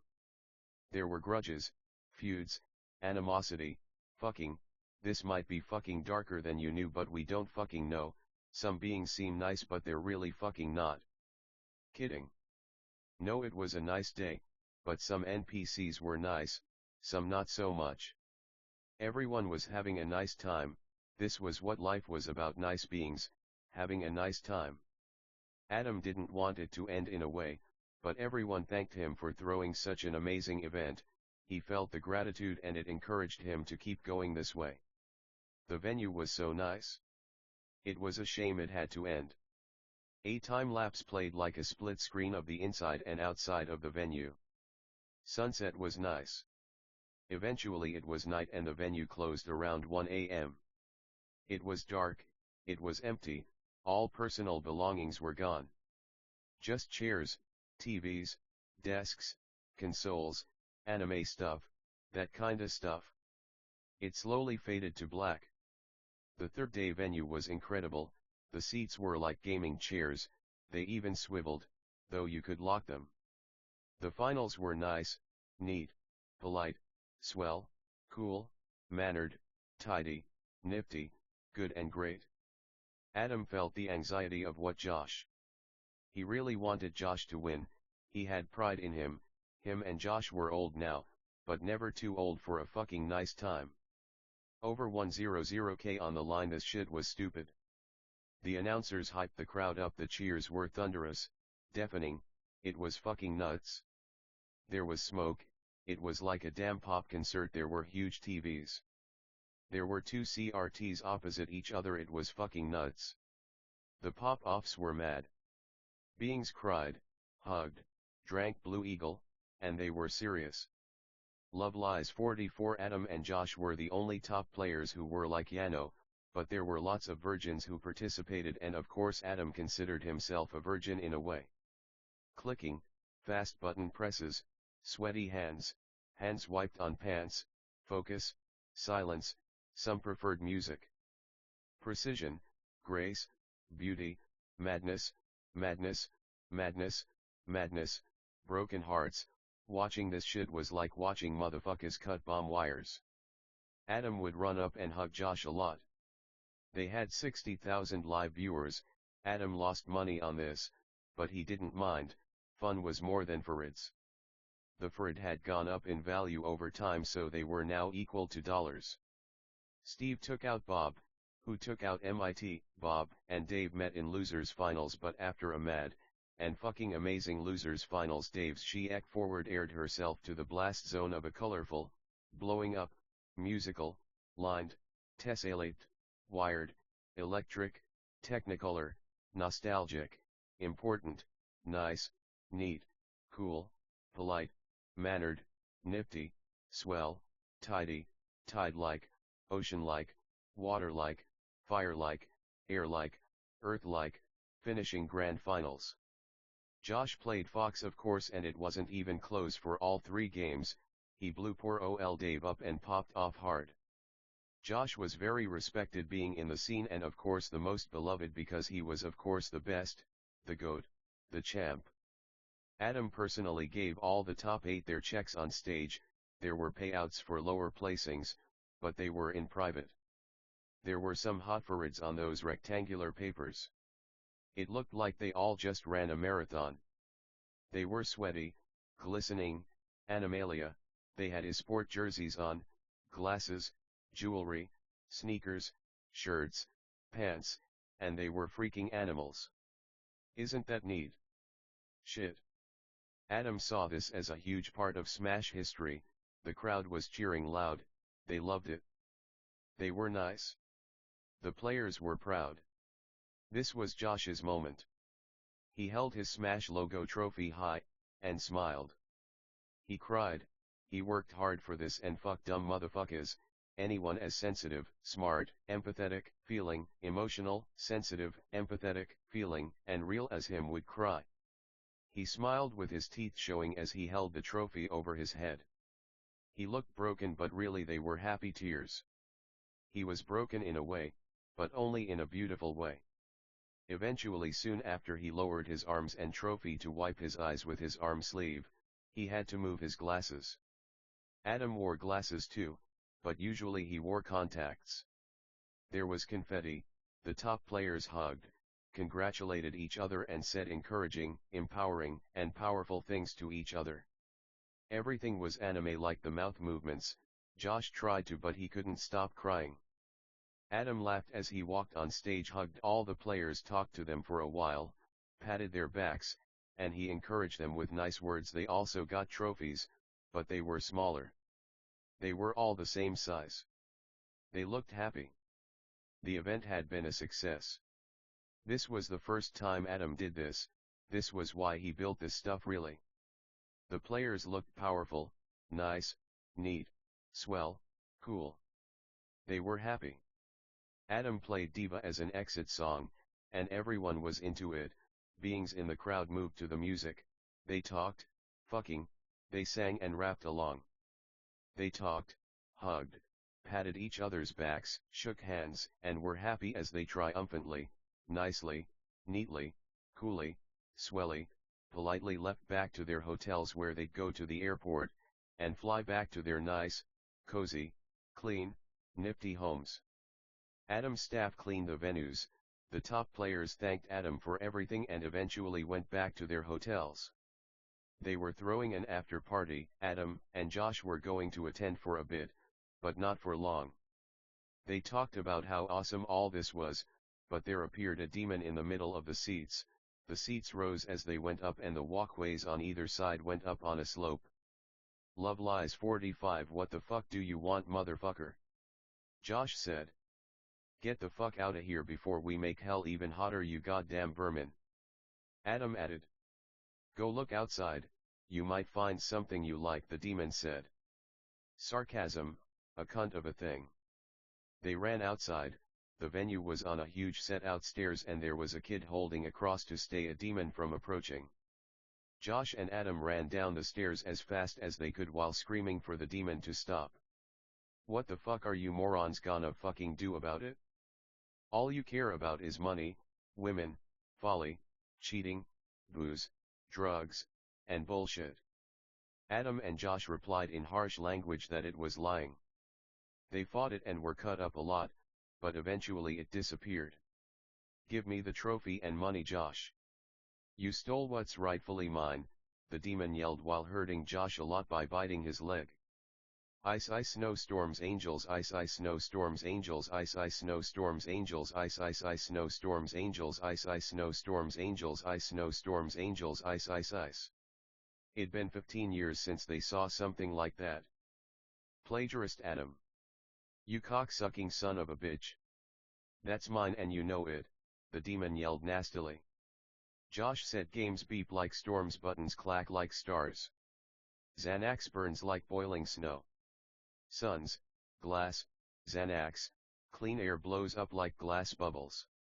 Repent you hellbound thing, though I know you're already in hell, while we're happy forever, you're damned forever and you know it.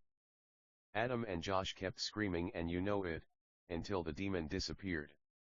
They also fed images into its head. The kid thanked them, he said, he saw the whole tourney, and it was the most fun he'd ever had. They all hugged, and the kid while still hugging Josh became balls of blue light and faded away.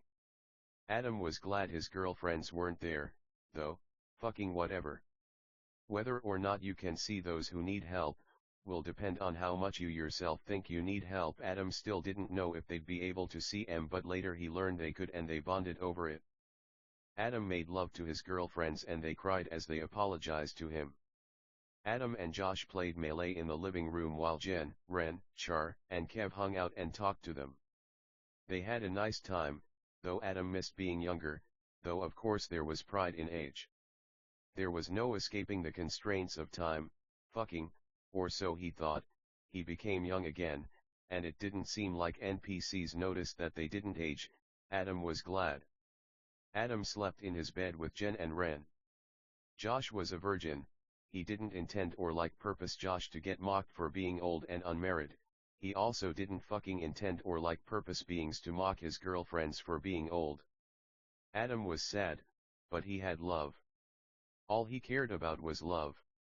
Whether or not you can see those who need help, will depend on how much you yourself think you need help. Adam could say sorry and mean it, though he never really fucking, whatever. How much more should one say sorry if they did sin then? Whether or not you can see those who need help, will depend on how much you yourself think you need help. Empathy. Adam would always pray for his girlfriends, they just seemed like they'd never believe it. Adam fucked many women, multitudes, it's what he liked. But he only loved a few, he loved all in a way, but fucking let's be real, he loved them, forever, and he knew one day they would too. Eternal joy, thank God. The omphalos hypothesis states God hides by professing an old age for echo. We were like the same, fucking, drugs, alcohol, we've come a long way, right? College. Adam even now still prayed for Nikki. Love Lies 46. Friendship was forever, but the only way to know you're forgiven is to love everyone, not just your boyfriend. Believe everything you need to, you're asked to. Quiet. Peace. On Echo. The wicked wouldn't leave hell. Fucking, joy couldn't be stolen but given. Adam intended, or like purpose, to host a skate tourney, but he didn't know. But he had hope, truly. I swear to God he had hope. April Fools. And they believe it? Morons, that is. Then they're convinced. And I only need to hear it one time, I'm convinced too. Friendship was forever, but so was evil, thank God. Eternal joy, like making love to a beautiful woman with a ponytail, a broken heart, shooting a load, kissing, shooting so many fucking loads with a pretty ponytail woman until we sleep. A white dream. Heaven. Forever. Fade to white. All white. Fade to black. All black. Chapter 8, just how much money do you have anyway? And if so, why not just go to heaven already? Adam built a serious stadium over the next 20 years for skating, football, concerts, whatnot. He also met a new woman he loved called Justine. Adam loved Justine a lot and they spent a lot of time together. She didn't live in the house, but they were very fond of each other and very much in romantic love. Adam had Too Sweet by Hozier on repeat and thought it must be one of the nicest songs he'd ever heard. Adam had also met a woman called Amara who he figured must have been the most beautiful woman he'd ever seen. She was Arabic, gorgeous, the most beautiful feet, a real angel. I take my whiskey neat, my coffee black and my bed at 3. You're too sweet for me, you're too sweet for me. Adam felt like all his women were too sweet for him. He loved a bad bitch, but they felt too nice, too polite, not honest enough, flattering, fake in a way. Still stunning though, obviously. Adam hosted a skate tournament. By this time he posted his books and songs. He didn't perform the songs himself. He'd always been reluctant of a spotlight. Instead he paid artists to perform them. That way his albums were varied, but he still got credit. He'd become the most famous person alive. He liked being famous, but of course, he'd always been reluctant of the spotlight because of his desire for privacy. The skate tourney went well. He wasn't used to organizing these kind of events. It was a one-day 100,000 for it affair. The nicest skaters from across the nation were there. There were stairs, a hubba, handrails, quarter pipes, gaps. It was nice. The stadium was like a football stadium and the fans loved it. TRE flips off ledges, switch kick flips off ledges, crook grinds, big spins down the stairs, big flips over the stairs, it was a 10-stair set. There were some amazing tricks done, it was such a nice day. Adam sold food, drinks, merch, shirts, boards, trucks, wheels, bearings, hardware, grip tape, and other stuff. The pro skaters were nice enough to do meet and greets and do autographs before the event. Adam wished he could do that, it looked mad. These skaters were nice, neat, swell, cool, nifty, gnarly, rad, mad, and mad geniuses. Adam was excited. The venue was beautiful, clean, the sky was Love Lies 47 black with stars and giant planets, the stadium was packed, that was Adam's star power more than anything, though he was sure it'd be packed anyway. 8 skaters competed, there were exhibitions all day which their own prize pools, but this was the main event. The layout of everything changed all day, due to the technological advancements of the removable and interchangeable parts. The top skaters were 4 humans, 1 rhino, 1 elephant, and 1 panda. It was an amazing day. The cheers were loud. There were big TVs above that hung from the glass ceiling for close-up shots. The boards were nice, clean, wood, grip tape, nostalgia. Some of Adam's favorite memories were skating, kick-flipping stairs, gaps, ollies off stairs and gaps, ballerinas, pop shove-it body varials. 50-50 grinds, he loved it, he wasn't the best, but he loved it with all he had and always had dreams of being a pro skater. He was poor, he couldn't afford shoes to skate, eventually he saw this as a blessing in disguise because his girlfriends were concerned for his safety. He knew fucking losers might not know what he meant, but he knew they were right, it was a really dangerous sport, the most dangerous he'd venture, but still, the best to him, football, basketball, tennis, hockey, soccer, all these sports were nice, neat, swell, polite, nifty, cool, mannered, and fun. But, some of Adam's favorite memories were skating. He hoped in heaven where it was safer, he could continue his journey to being the nicest pro skater he could be. People clapped along to Too Sweet. The commentators were doing a nice job explaining everything that was happening. Adam had performers sing in the stadium all day in between events. There had been a kids section, a women's section, flat ground, freestyle Rodney Mullen kinda stuff, manual competitions, it was nice. Everything was anime. The skaters were sweating even though the air was quite cool, it was a night for the books.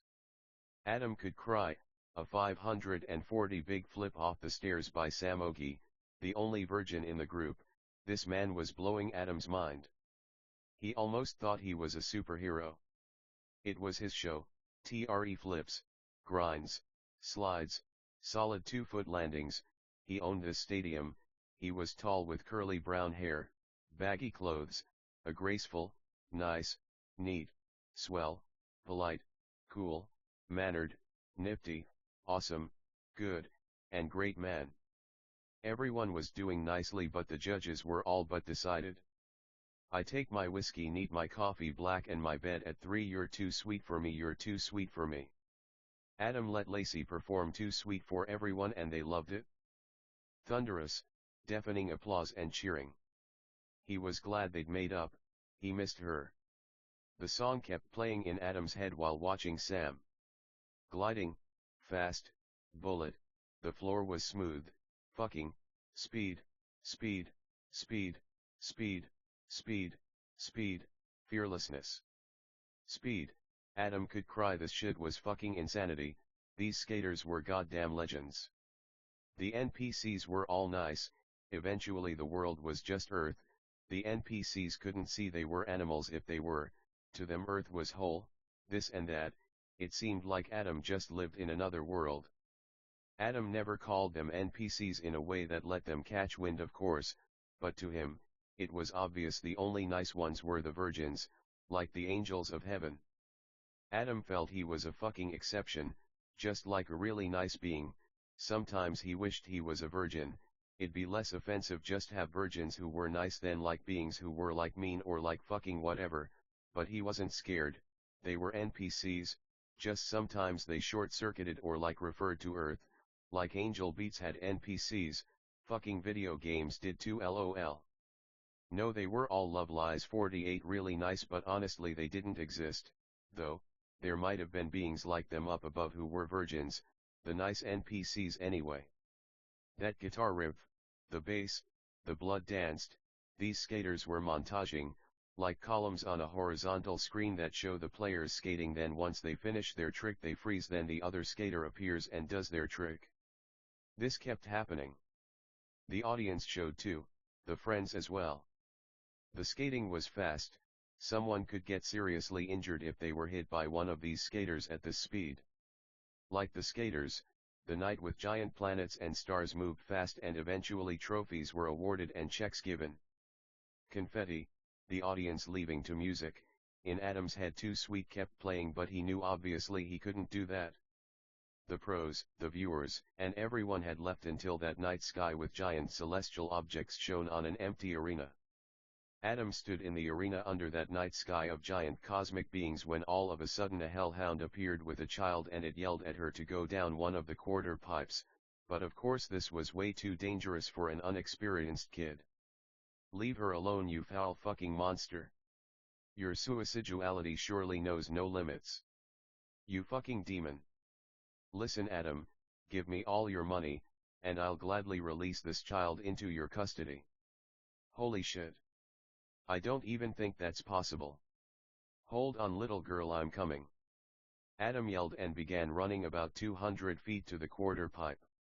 The hellhound ran off the thing.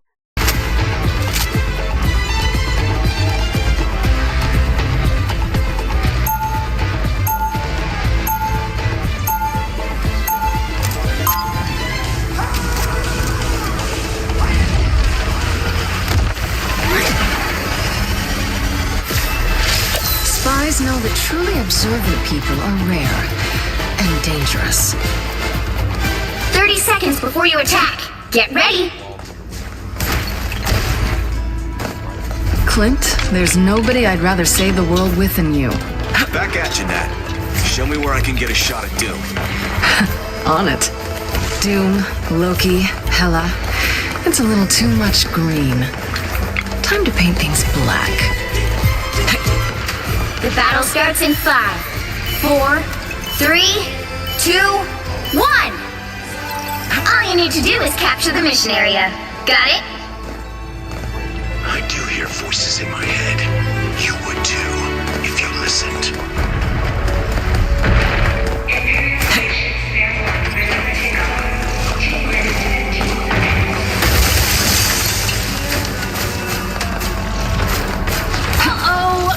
They don't look friendly.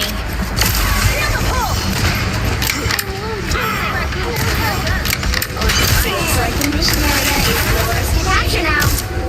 Extra lethal feeling. The mission area is yours. Nice shooting, Clint. For the good guys.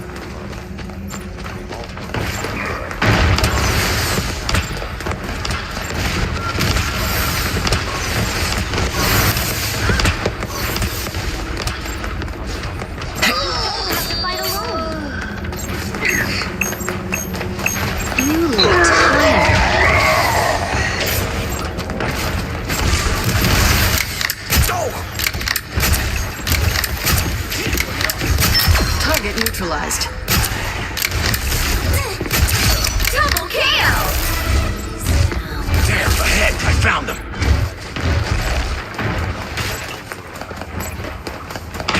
Human Torch in the house, yo. You've captured more than half of the mission area. Keep going.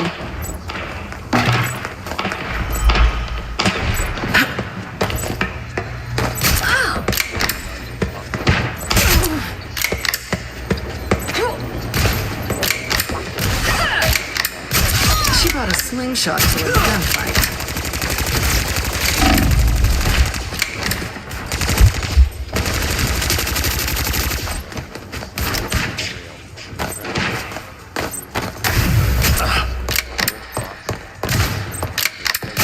The area's almost challenge. The main house. Sam decided to move in because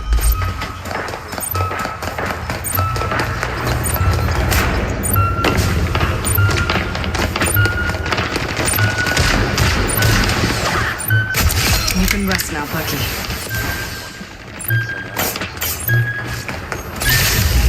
You'll have to keep fighting until we have a winner. I'll be disappointed if they're a no-show.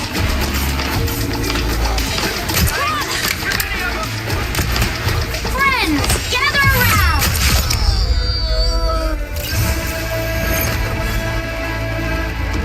Sam more like a mom. They were making love. He admired her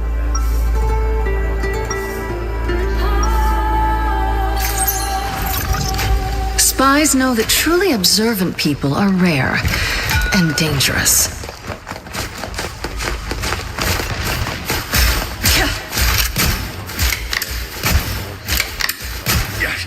30 seconds before you attack. Get ready. Hold on. You came back from the future to fight with us? More like the future came back and brought me with it. Okay, whatever that means. But you are gonna fight with us, right? As long as I can.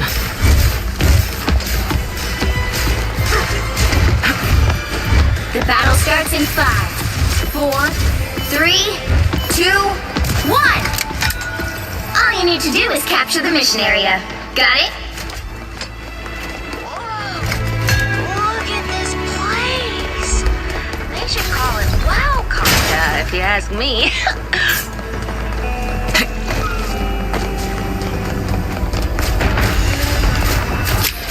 We just spotted bad guys. There they are. Behold the god of thunder!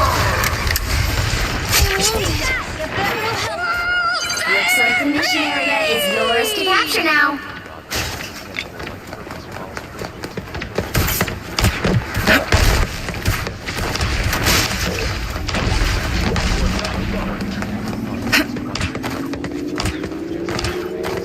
To capture the mission area!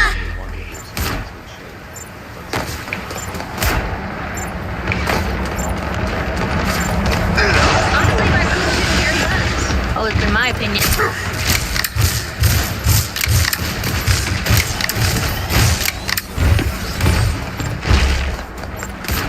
My friends are here! Castle here. I feel bad. This was Khonshu's will.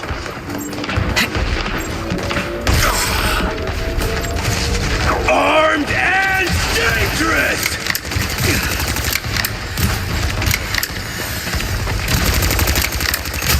Mantis strikes. Target Shake it neutralized. up. Here comes some serious damage. Control seized. Objective achieved. Good work.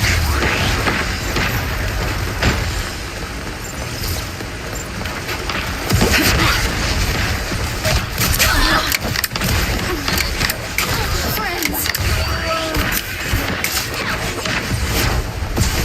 On your tail! Look out! Don't step on lava!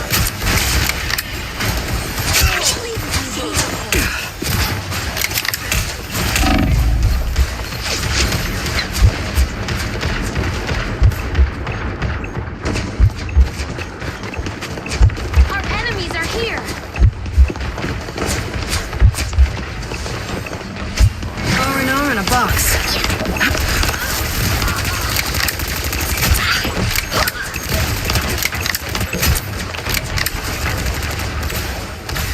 You've captured more than half of the mission area. Keep going.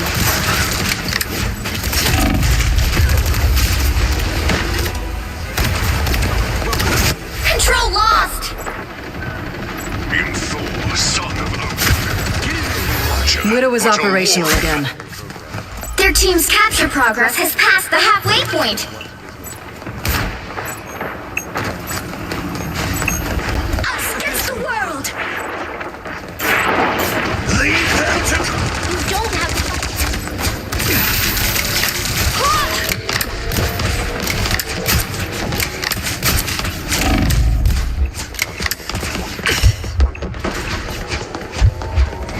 spring in my step. Control seized!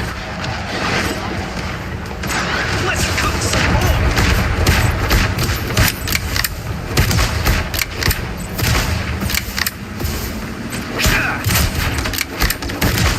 It pleases me to be helpful. Right, let's Control lost! Friends, gather around! Seized! Enemy down. on the move again. The area's almost yours!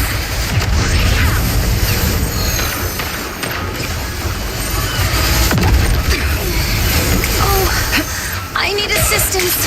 Whoa,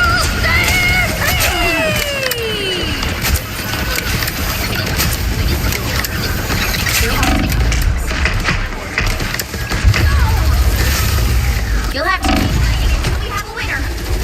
Control lost! They've almost got it!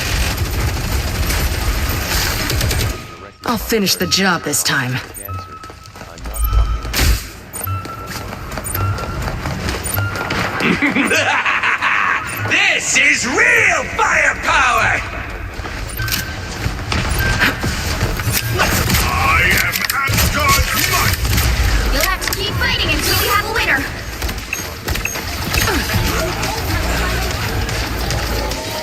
Control seized!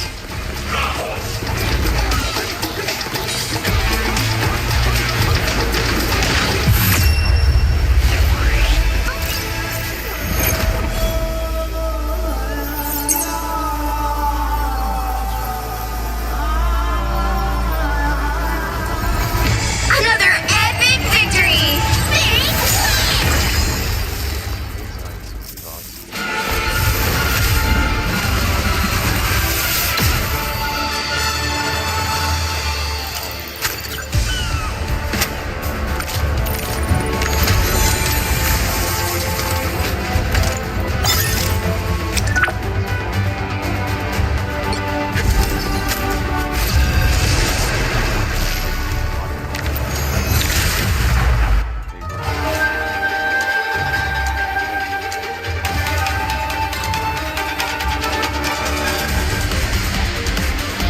You'll need a top-notch team to win this one.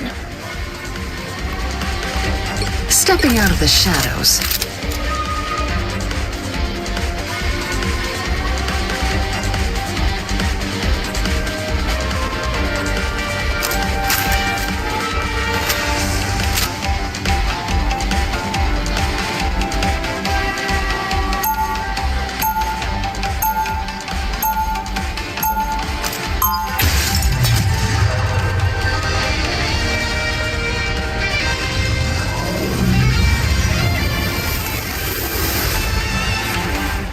You don't have to run away from your past. Just look it in the eye and say, 30 seconds I'm before you finished attack. now. Get ready. Peter Quill. Call me Star-Lord when we're, out. I'm trying to build my brand.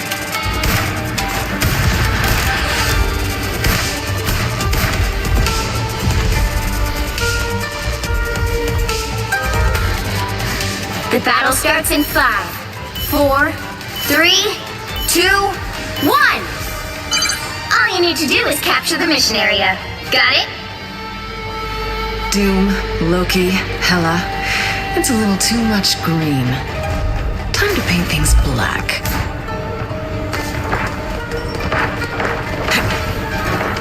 On your toes, here they come. It's firepower. You needed some help, didn't you? Not everything's black and white, Frank. Target's down. Feel better. Fight better. Here comes some serious damage.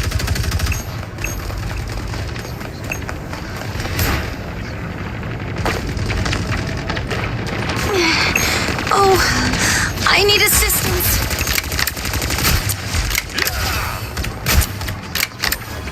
Frank, remember, old soldiers never die.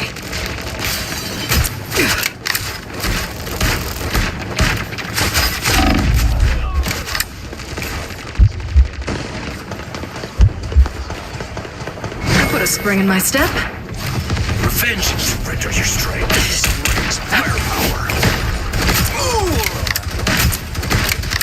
Bogey's incoming. Enemy down. That topped me. We are undefeatable! Leave them to Khonshu! Punisher's turret! Nobody controls Moon Knight. You got a tail. For you. That put a spring in my step. I'm not ready to move on. Not yet. What?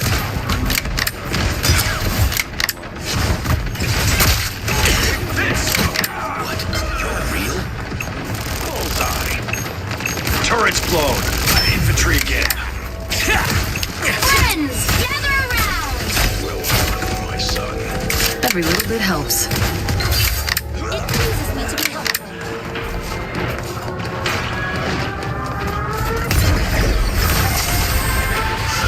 Hostiles up front. Help get that vehicle to its destination.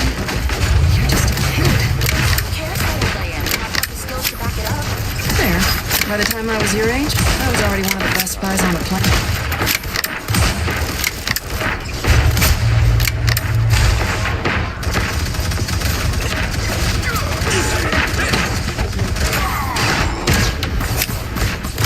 Target neutralized.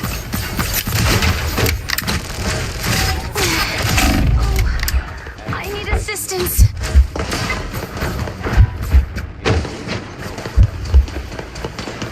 Friends. A life alone. R&R in a box. Focus on the battle. I've got that extra lethal feeling. I'm bright like a star.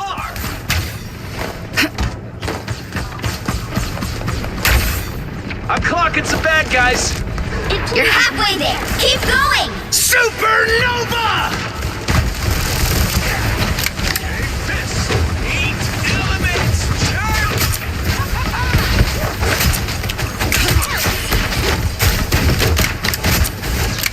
Watch your back.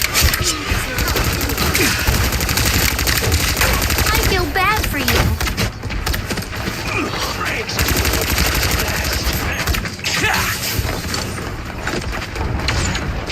Never thought I'd have to take Cap down. R&R in a box. Almost there. Don't turn back now.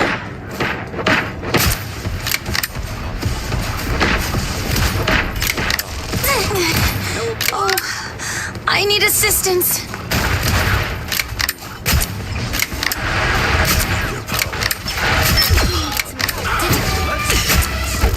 Leave them to Khonshu!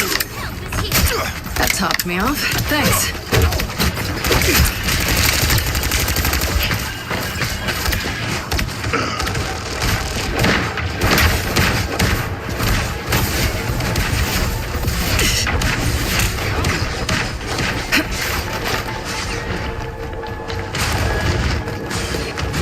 That put a spring in my step. The vehicle reached a checkpoint. Keep up the momentum.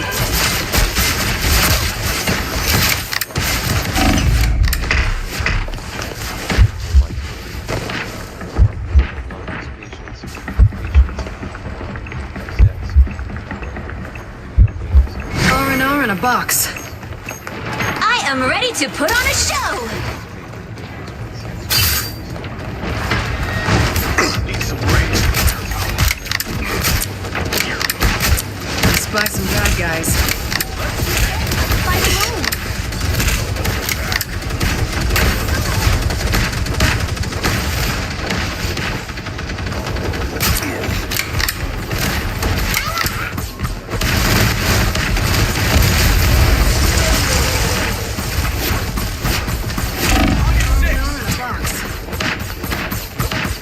Justice, pure and simple. The rich just keep getting richer. Chin up. That topped me off. Thanks.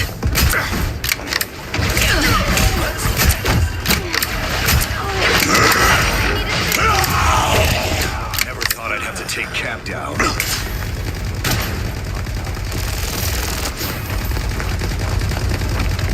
Answer yet. Help, didn't you? Shake it up!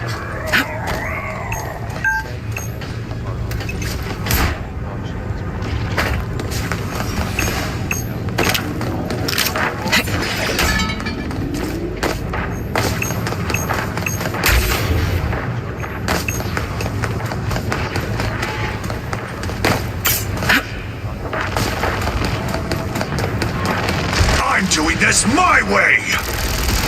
Lights out for scum.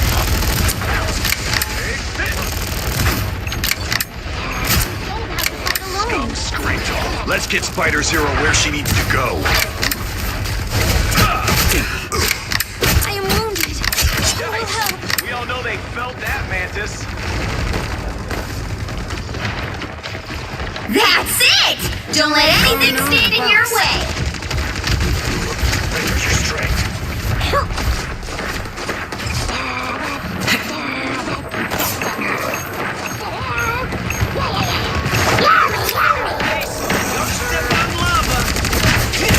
Leave them to the show. Say goodnight.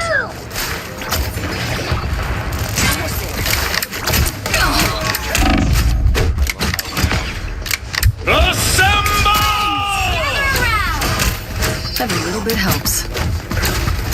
Spider Zero, you will reach Budokan. That is my promise.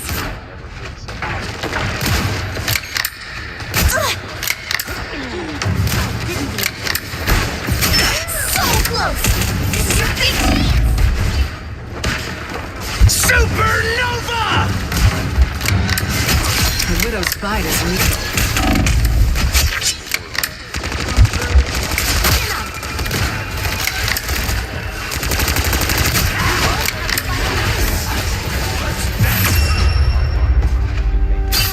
Another epic victory!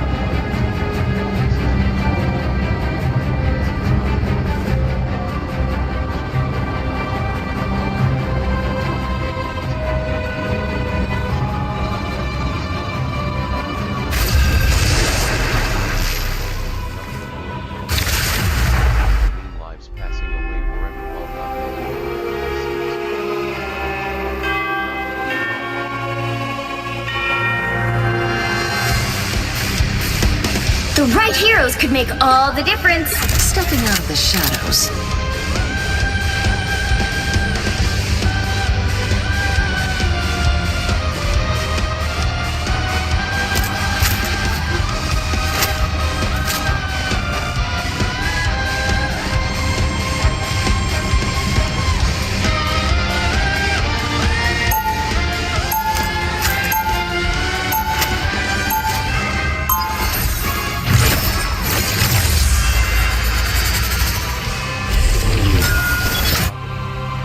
Knowing is literally half the battle.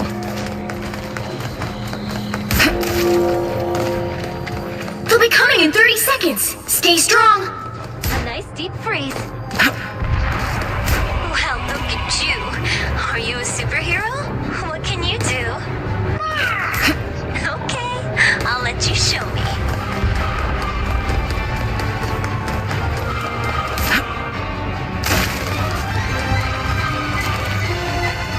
The battle starts in 5, 4, 3, 2, 1! You have to stop them from securing the mission area.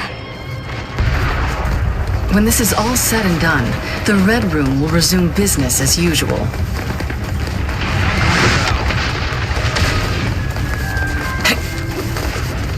Watch out, they're headed our way! I'm hurt. Step lightly. That topped me off. Thanks. I like the cold. That's what matters, Spectre. See it?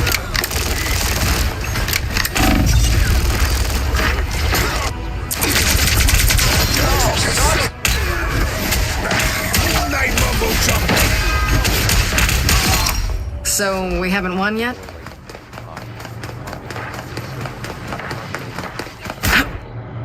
A nice deep freeze.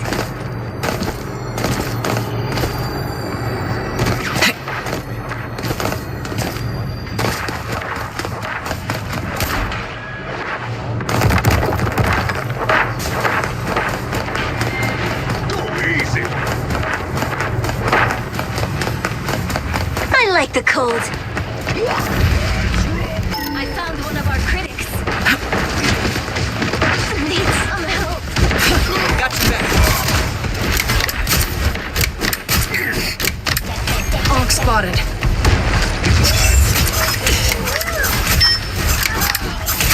Target neutralized.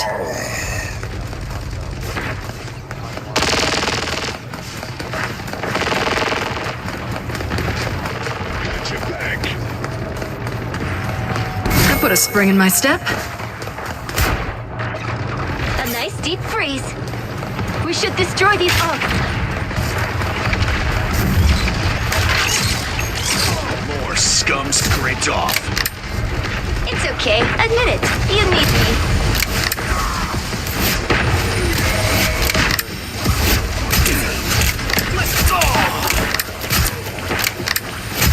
Wish you were on the right side, Bruce. See them? Right there. Supernova! No more Onk.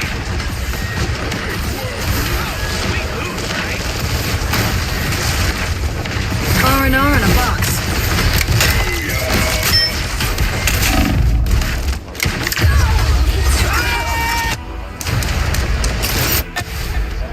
You get a web, you get a web! Always be her friend. And he saw his orders and Widow is operational again. prayed for his girlfriends.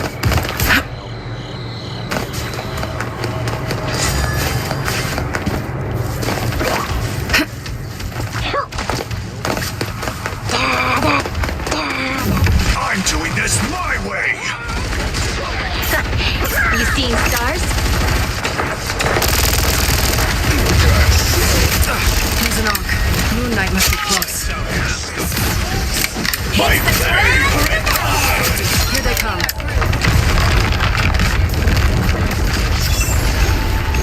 The moon haunts you. Got your back. I suck. Hey, someone lose it up. With you. I don't have to be stage. Looking for a new challenge. It's climbing time!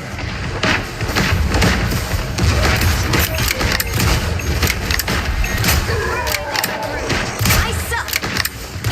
Target neutralized. Only 60 seconds left.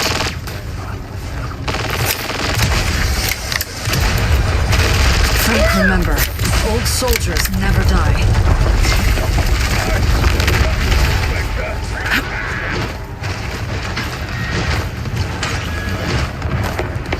There they are. I'm Here's an out. Onk. Moon Knight must be close. A nice deep freeze. Be strong together. Down to 30 seconds. A little bit helps. The Widow's bite is weak. Taking him up now!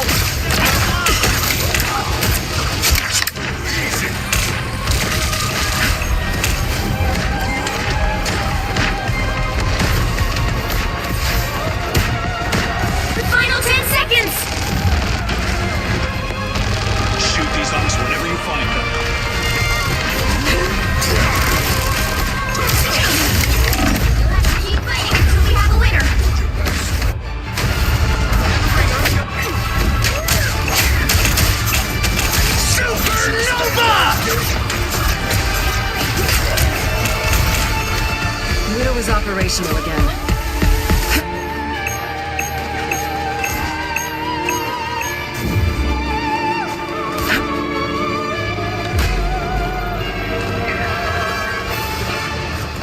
Need some help. Another epic victory!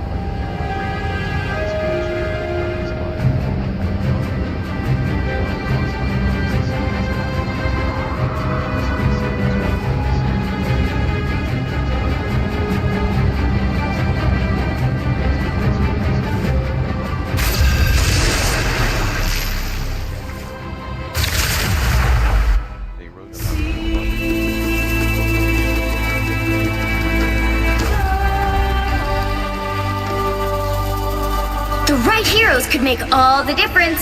Stepping out of the shadows.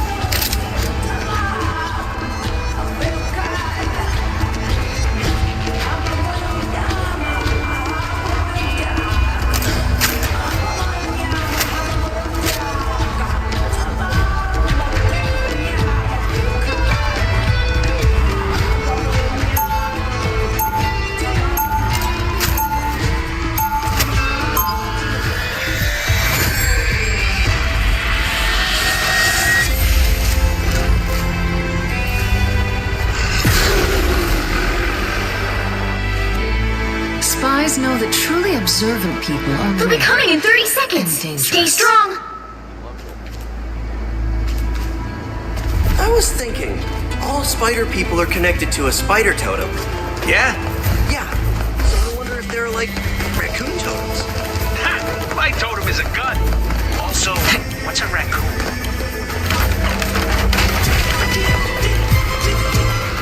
The battle starts in 5, 4, 3, 2, 1!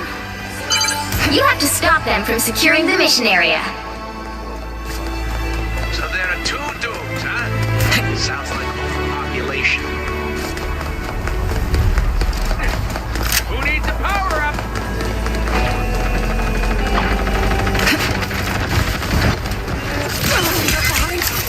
Arkansas. Where do you think you're going? Whoops, I think I broke ancient history again.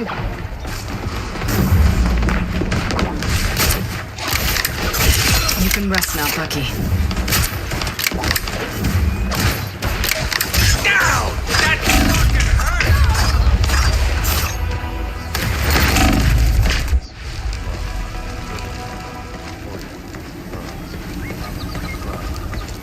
No, not after everything I've been Just through gonna in the let Red us Room. stay?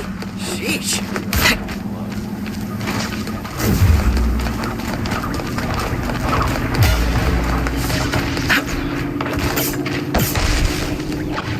I'm hunkering down.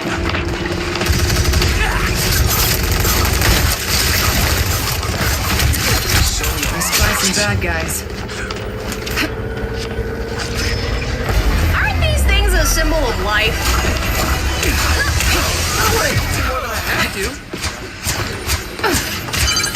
You need to stop that vehicle in its tracks.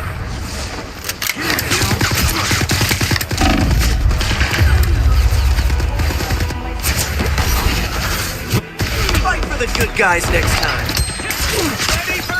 Better stop that vehicle! It was operational again.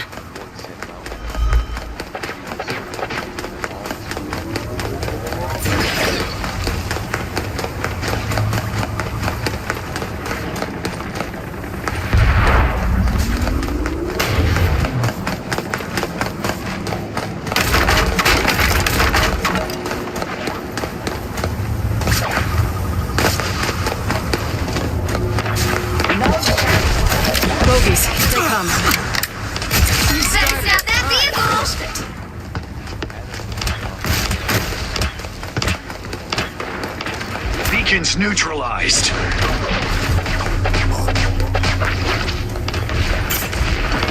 They've made it halfway! Stop them! I put a spring in my step. Those dark touch cannot be allowed to spread further. Better stop that vehicle! Back where I belong.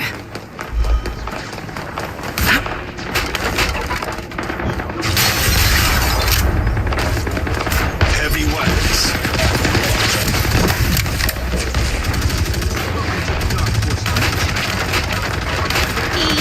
My friends are here! So long, Charlie. They hit a checkpoint. Now might be a good time to stop them. On your toes. Render your strength. Yeah!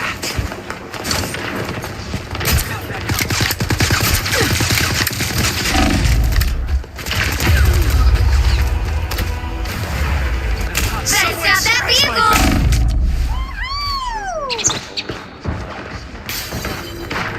I'll finish the job this time.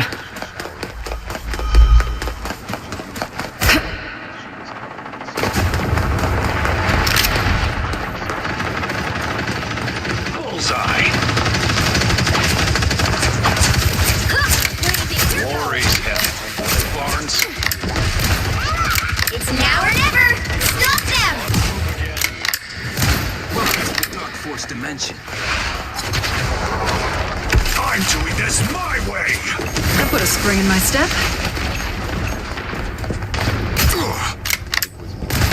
I'm bright like a star! Sure, those are bad guys.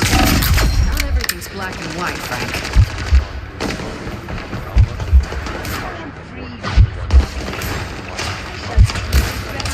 R&R in a box.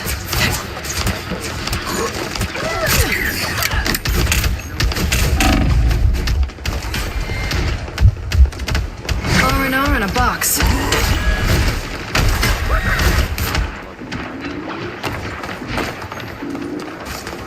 Us against the world!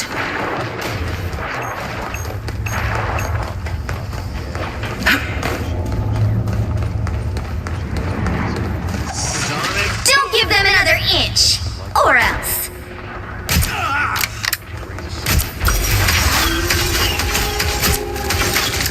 Better stop that vehicle! R&R in a box. Well, you can't expect to win them all.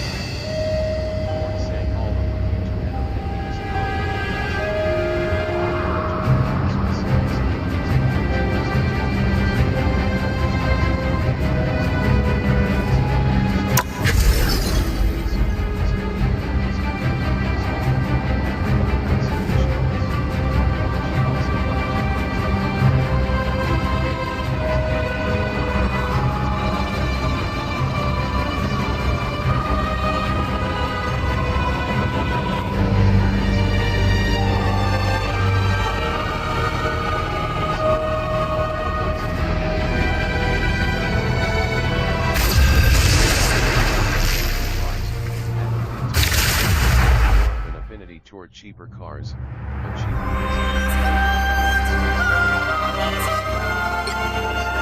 Pick your hero. Or villain. I'm not judging. Stepping out of the shadows.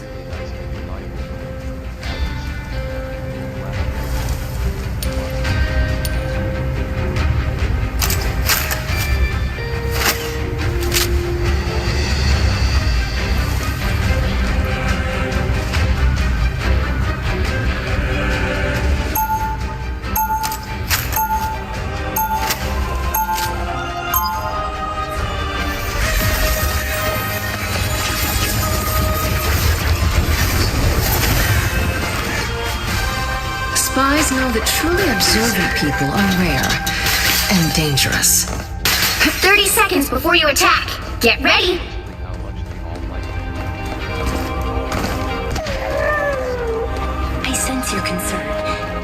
already proven your worth. If this battle is to be won, it will be because you are on our side.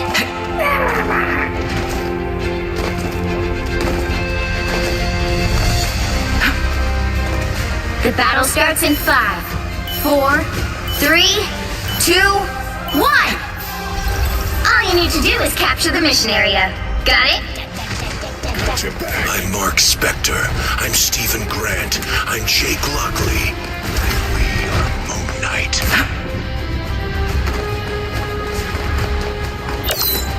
Hawkeye's back. It's been a while. Hostile ahead.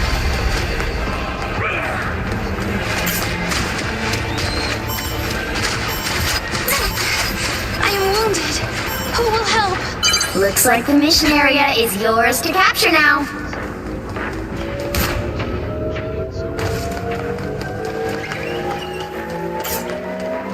The mission area is yours. Perimeter secure. We did it.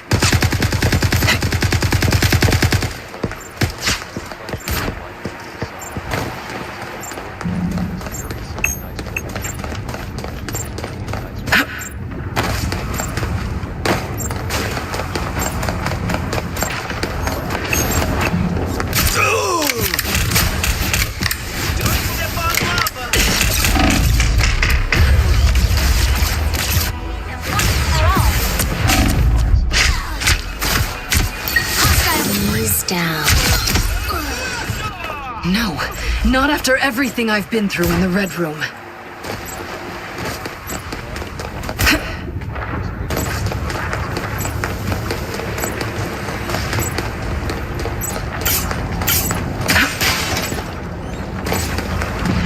You've captured more than half of the mission area.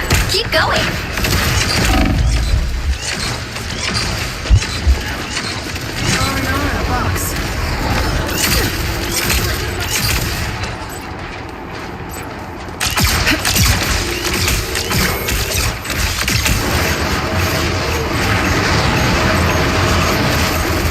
Spring in my step.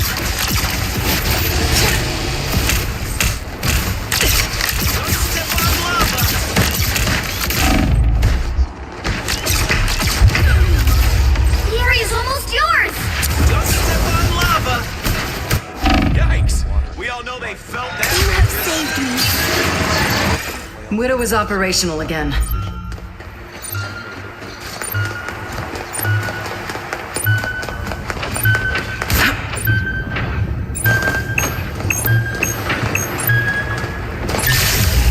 You'll have to keep fighting until we have a winner. Chaos! Control lost. We need a bigger team.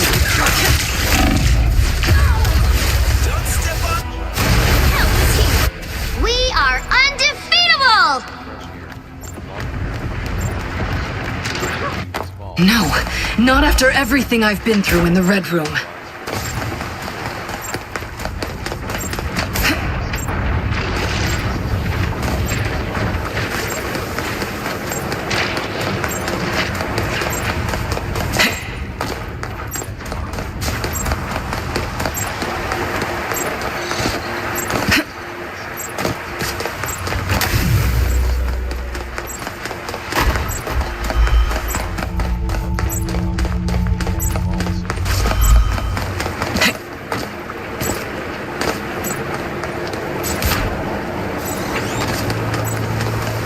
Their team's capture progress has passed the halfway point.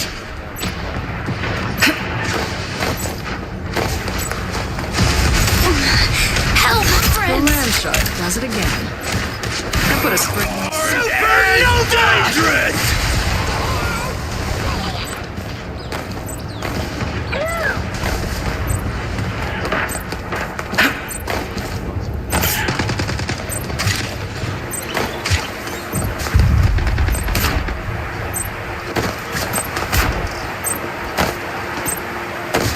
They've almost got it!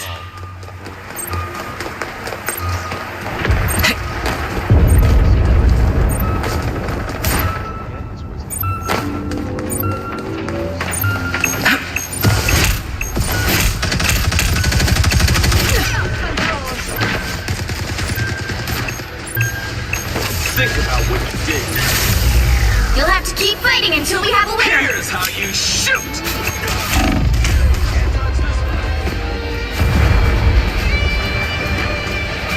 Control C's! We are undefeatable!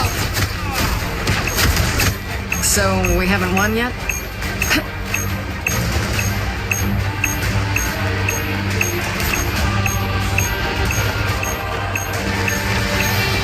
Down.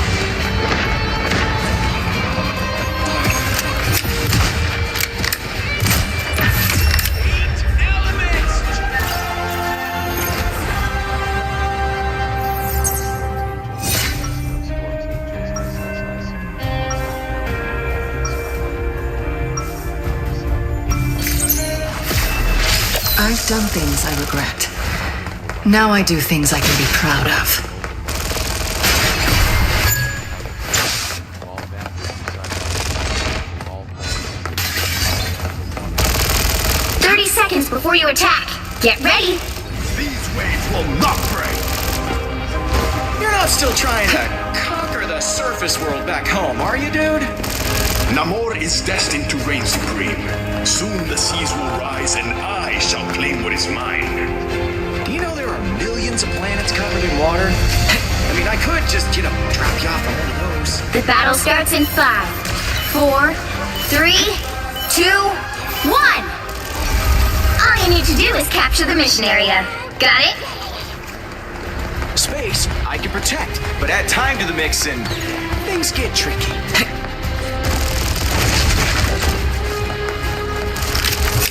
Our enemy. Help, friends. A piece of you.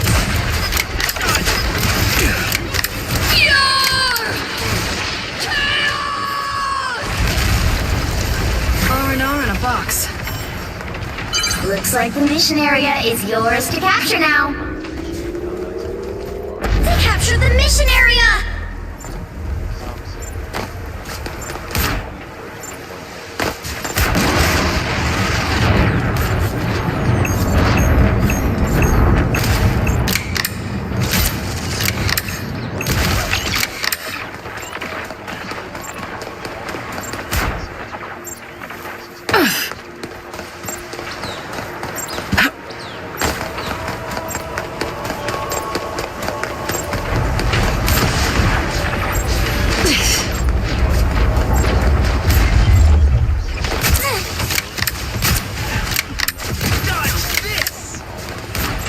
Here's an Ankh. Moonlight must be close. We are undefeatable! Target neutralized. Fire from behind. Watch out. Every little bit helps. Their team's capture progress has passed the halfway point. Oh, I need assistance. Armed and dangerous!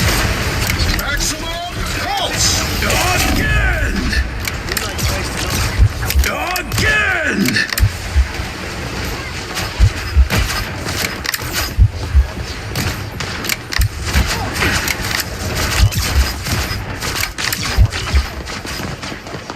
That put a spring in my step. Let's cook some more! They've almost got it! I spy some bad guys. Ankh spotted. It is natural anger.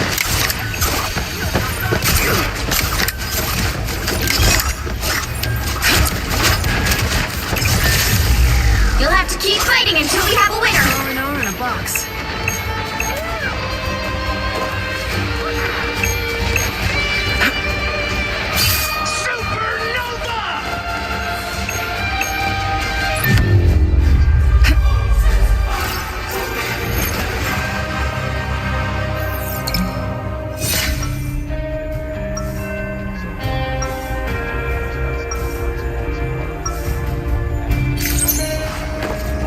People like Doom always overreach.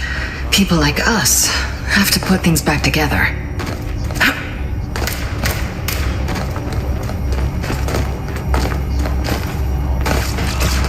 30 seconds before you attack. Get ready. Nat, you're looking pretty good for, what, 150 years old? I stopped counting a long time ago. How long have I been gone in your timeline? Don't keep track of that either, but I'm glad to have you back.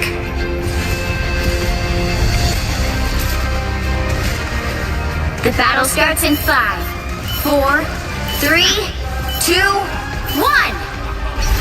All you need to do is capture the mission area. Got it? Khonshu gave me my mission, and nothing's going to stop me from seeing it through.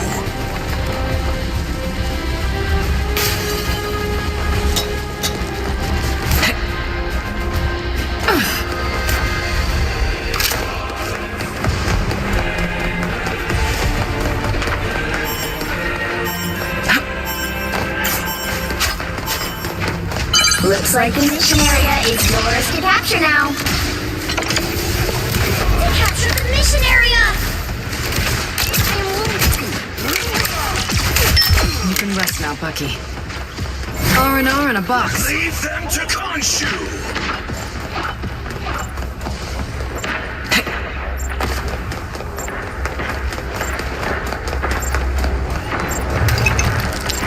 The moon haunts you!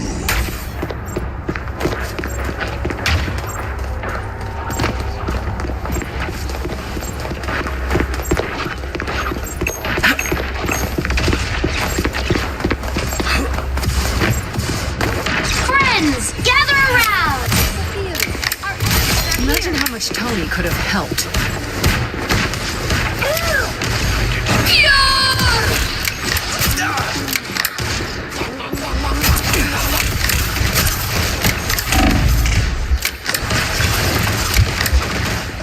Your team's capture progress has passed the halfway point. Sensational! I'll finish the job this time.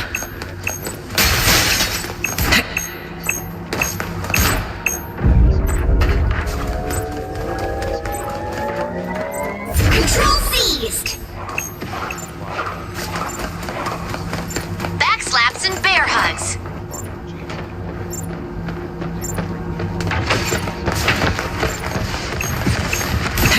Don't step on lava!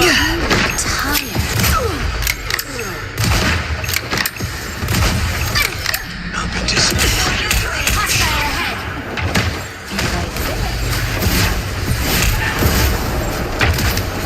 Supernova!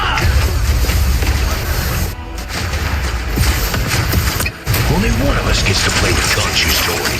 Measure your strength. So, we haven't won yet? Control lost! I love skating so that's why I love that shop. Their clothes and fashion are centered. Focus on the battle. Armed and dangerous! I'm bright like a star! They've almost got it! These creatures obey. Help, friends! Honestly, you deserve to burn.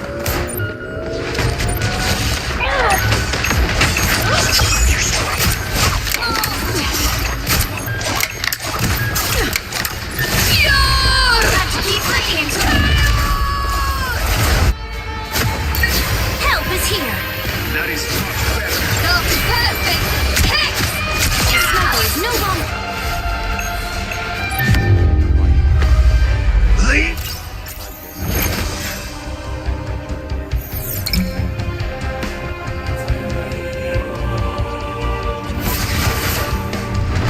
Well, you can't expect to win them all.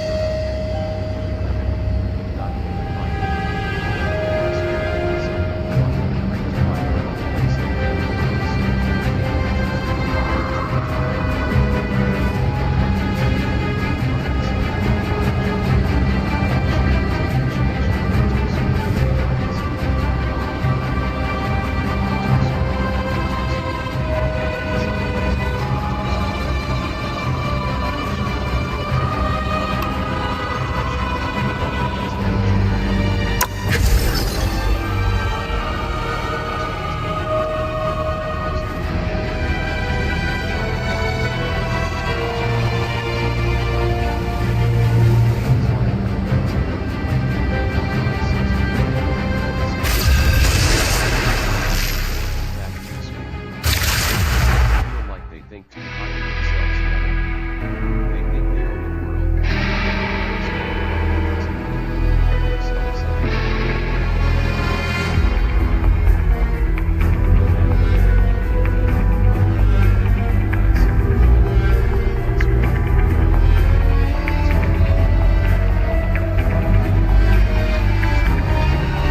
The right heroes could make all the difference. Stepping out of the shadows.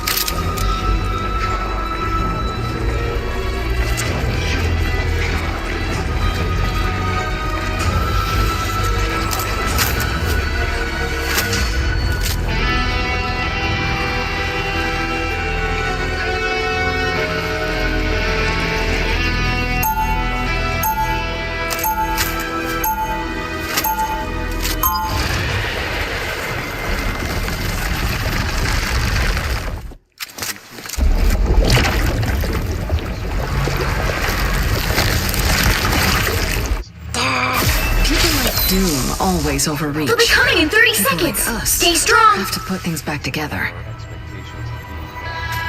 Where'd you learn how to pilot an armored suit? Oh, all I have to do is interface with the spider in the suit's command cortex. She does all the hard work. Here, I'll show you. Is she a Black Widow by any chance? You know they're the best. No, there's already one of those. The battle starts in 5, 4, 3, 2, 1! You have to stop them from securing the mission area. I got it. It's fun getting in the lab now. Two arrowheads. It's Venom time! I am too good at this. Let's do this. That's supposed to hurt. I suck! Penny Parker! Go, girl! Sick boy!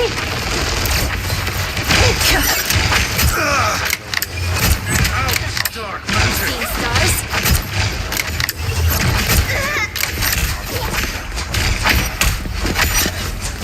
You can't hurt me. Every little bit helps. I suck! That one hurt.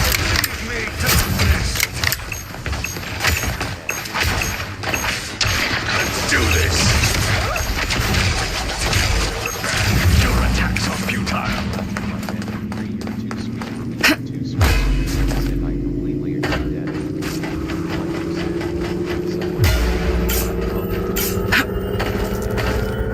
A nice deep. You need to stop that vehicle in its tracks!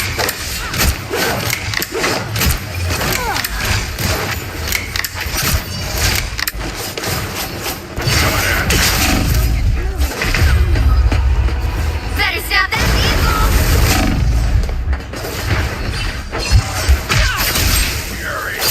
Double KO!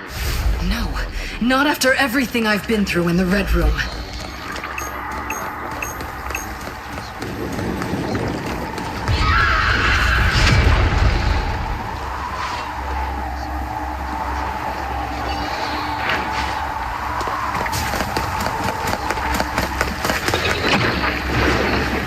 Better stop that vehicle!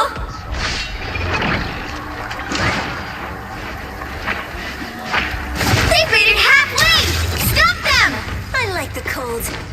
Be strong together. I'm clocking some bad guys. By the eye of Agamotto! Us against the world! Thanks. I suck! The darkness. I'm bright like a star. That child!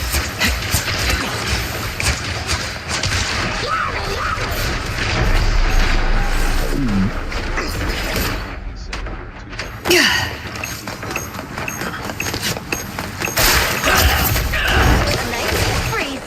Go ahead, little girl.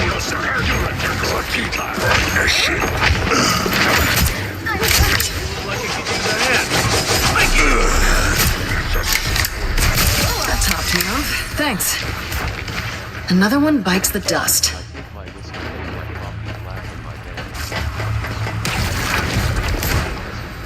knocking some bad guys. I like the cold. You stop them in their tracks. We're finding our groove.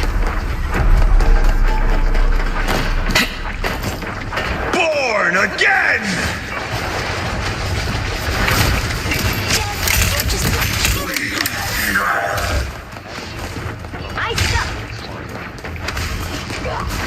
I am too good at this.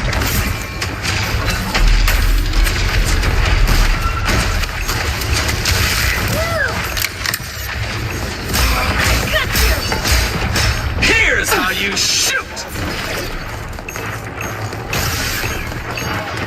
I suck.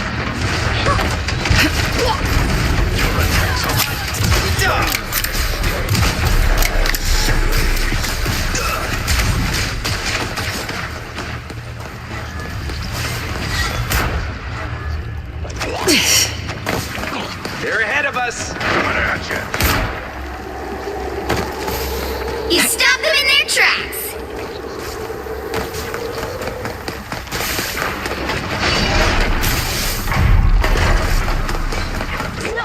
You'll scrap. I put you on ice. Fear Magneto! It's the grand finale.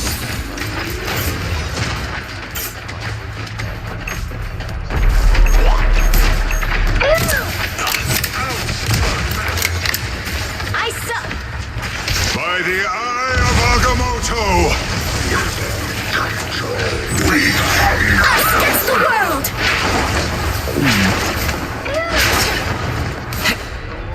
Be strong together.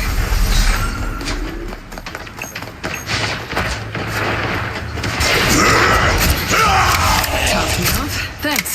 I like the cold. I put you on ice.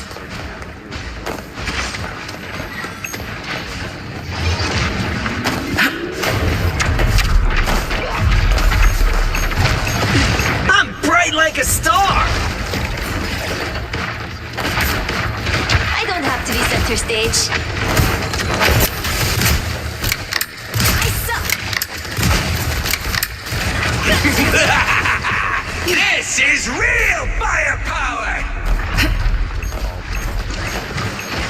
Behold, Dark Child. Every little bit helps.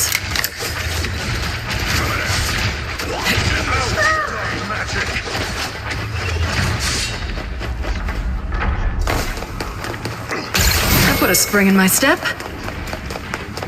There's still a chance to stop them. Better stop that vehicle.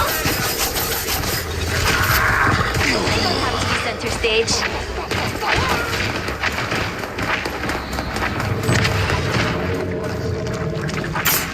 Fear Magneto! I put a spring in my step. They hit a checkpoint. Now might be a good time to stop them.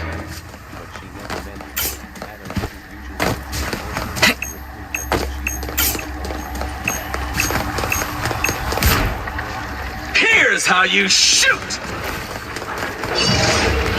Move all you want. I'll just aim where you were.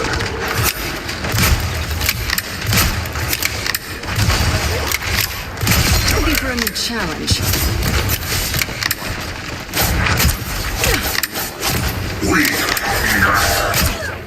Every little bit A helps. nice deep freeze. We got company. Another one bites the dust. Is that my arrow?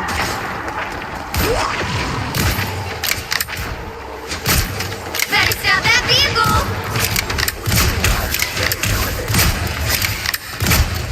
A nice deep freeze.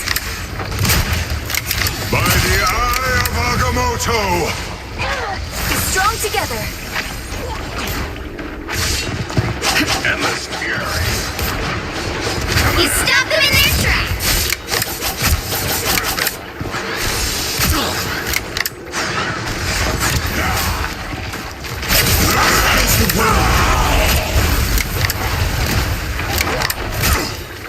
Let's do this.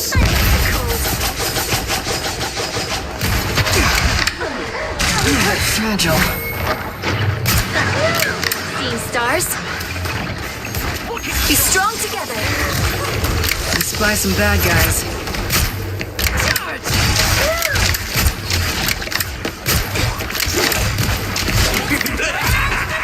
This is real firepower! It's now or never. Stop them! Behold, Dark Child!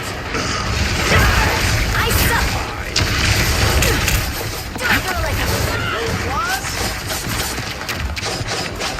Only 60 seconds left. I put a spring in my step.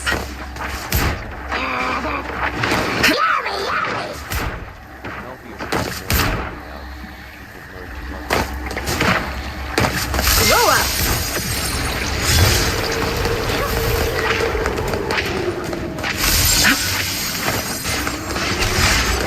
You stop them in their tracks. Down to 30 seconds.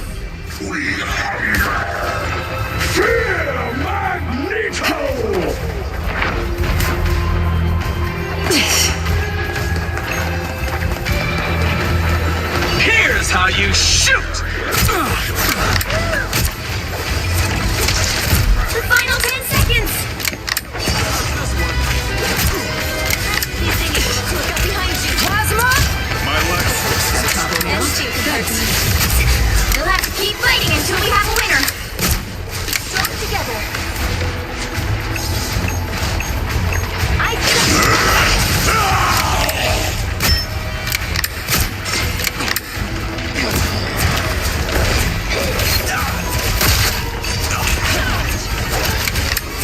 Us against the world.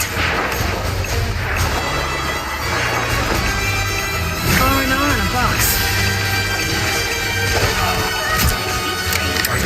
By the eye of Agamotto!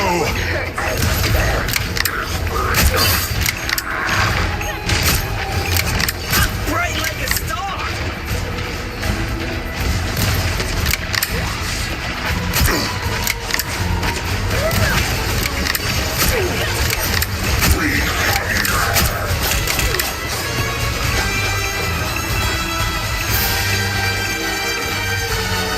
I am ready to put on a show.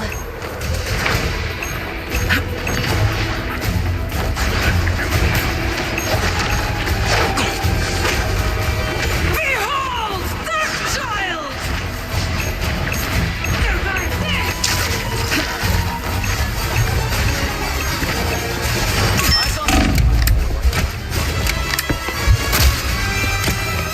Don't give them another inch, or else.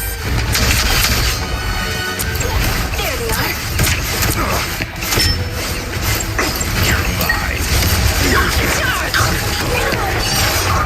I'll finish the job this time.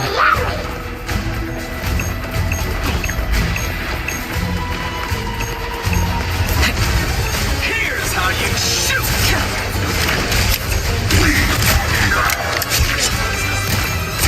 Nice shooting, Clint. Another epic victory!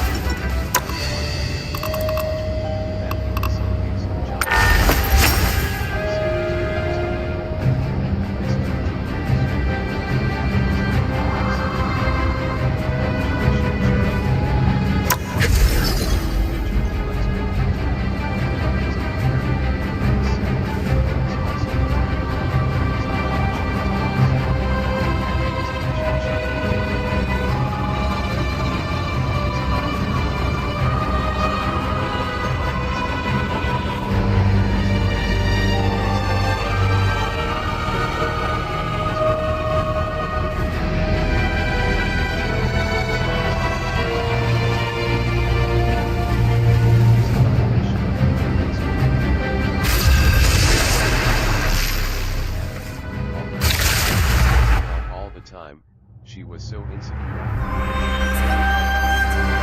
Pick your hero. Or villain, I'm not judging.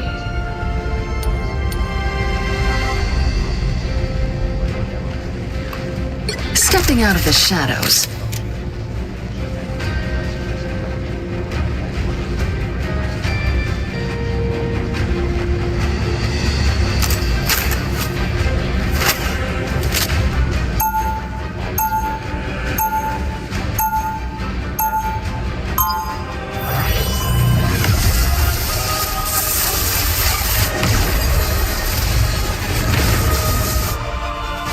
Sometimes the right thing is the hardest thing. Do it anyway. 30 seconds before you attack. Get ready. Dude, those are some sick tunes you're blasting. Wait, someone who appreciates the classics? Now that is what I call a hero. Tell you what, after this, I'll hook you up with my personal playlist.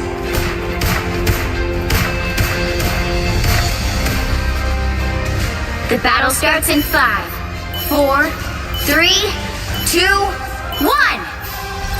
All you need to do is capture the mission area. Got it? We may have to ally with one Doom temporarily to defeat the other. Oh boy, here they come! Help, friends!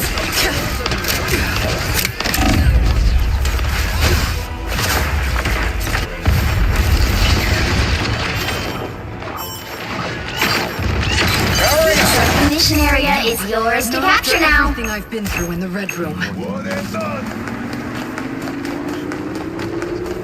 They captured the mission area!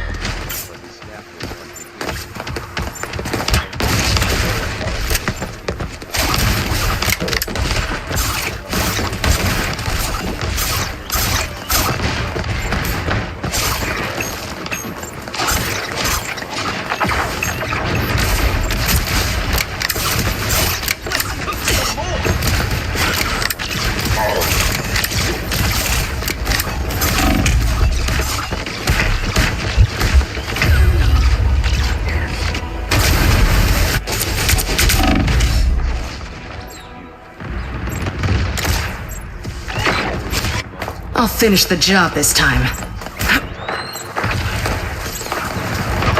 Johnny,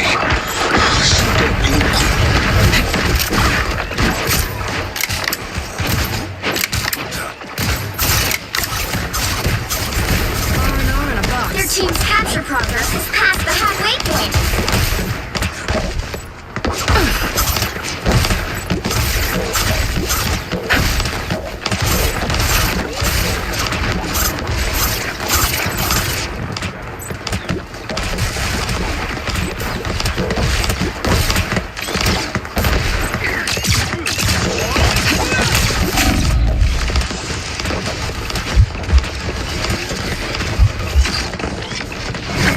My step.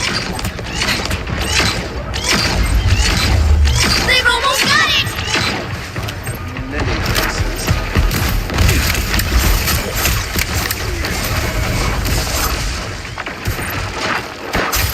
That put a spring in my step.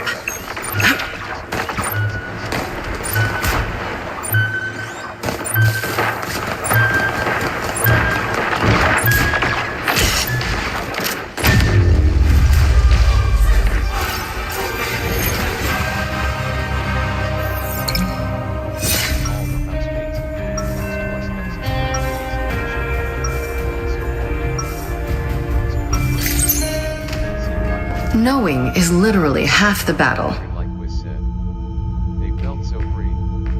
Adventurers.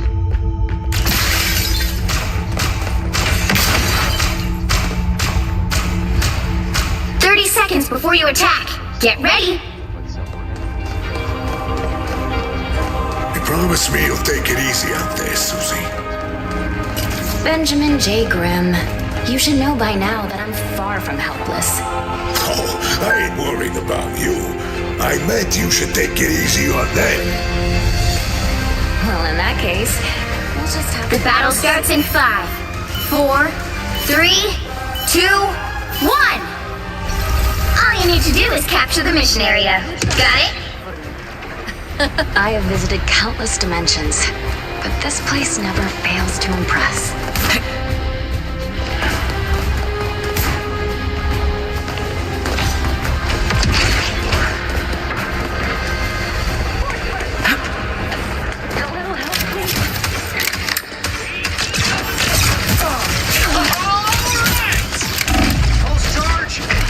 Looks like the mission area is yours to capture now.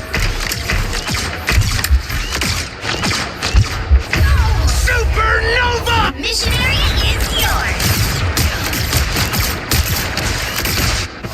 Her love for music, her love for fashion and old. Back where I belong. Khonshu's avatar is here. Control lost.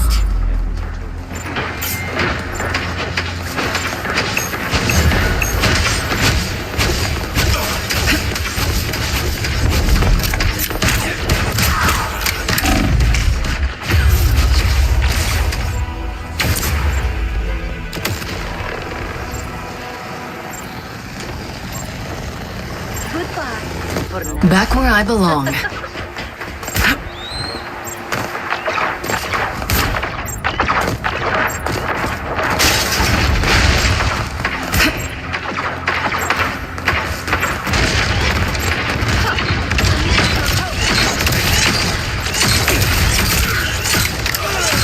How we do it in the red room.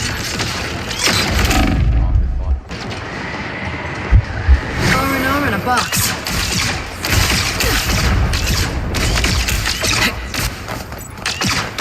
Their team's capture progress has passed the halfway point.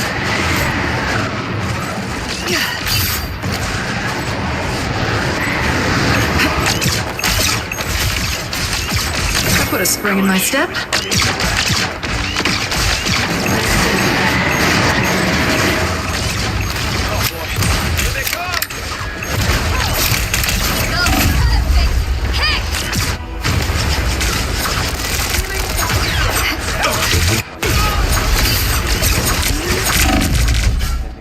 Back where I belong. They've almost got it! Coming right at ya!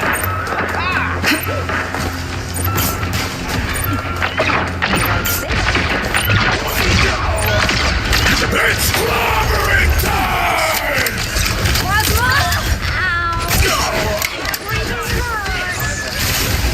You'll have to keep fighting until we have a winner.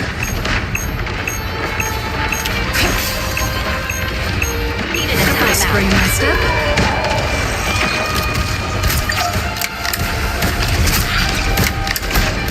She brought a slingshot to a gunfight.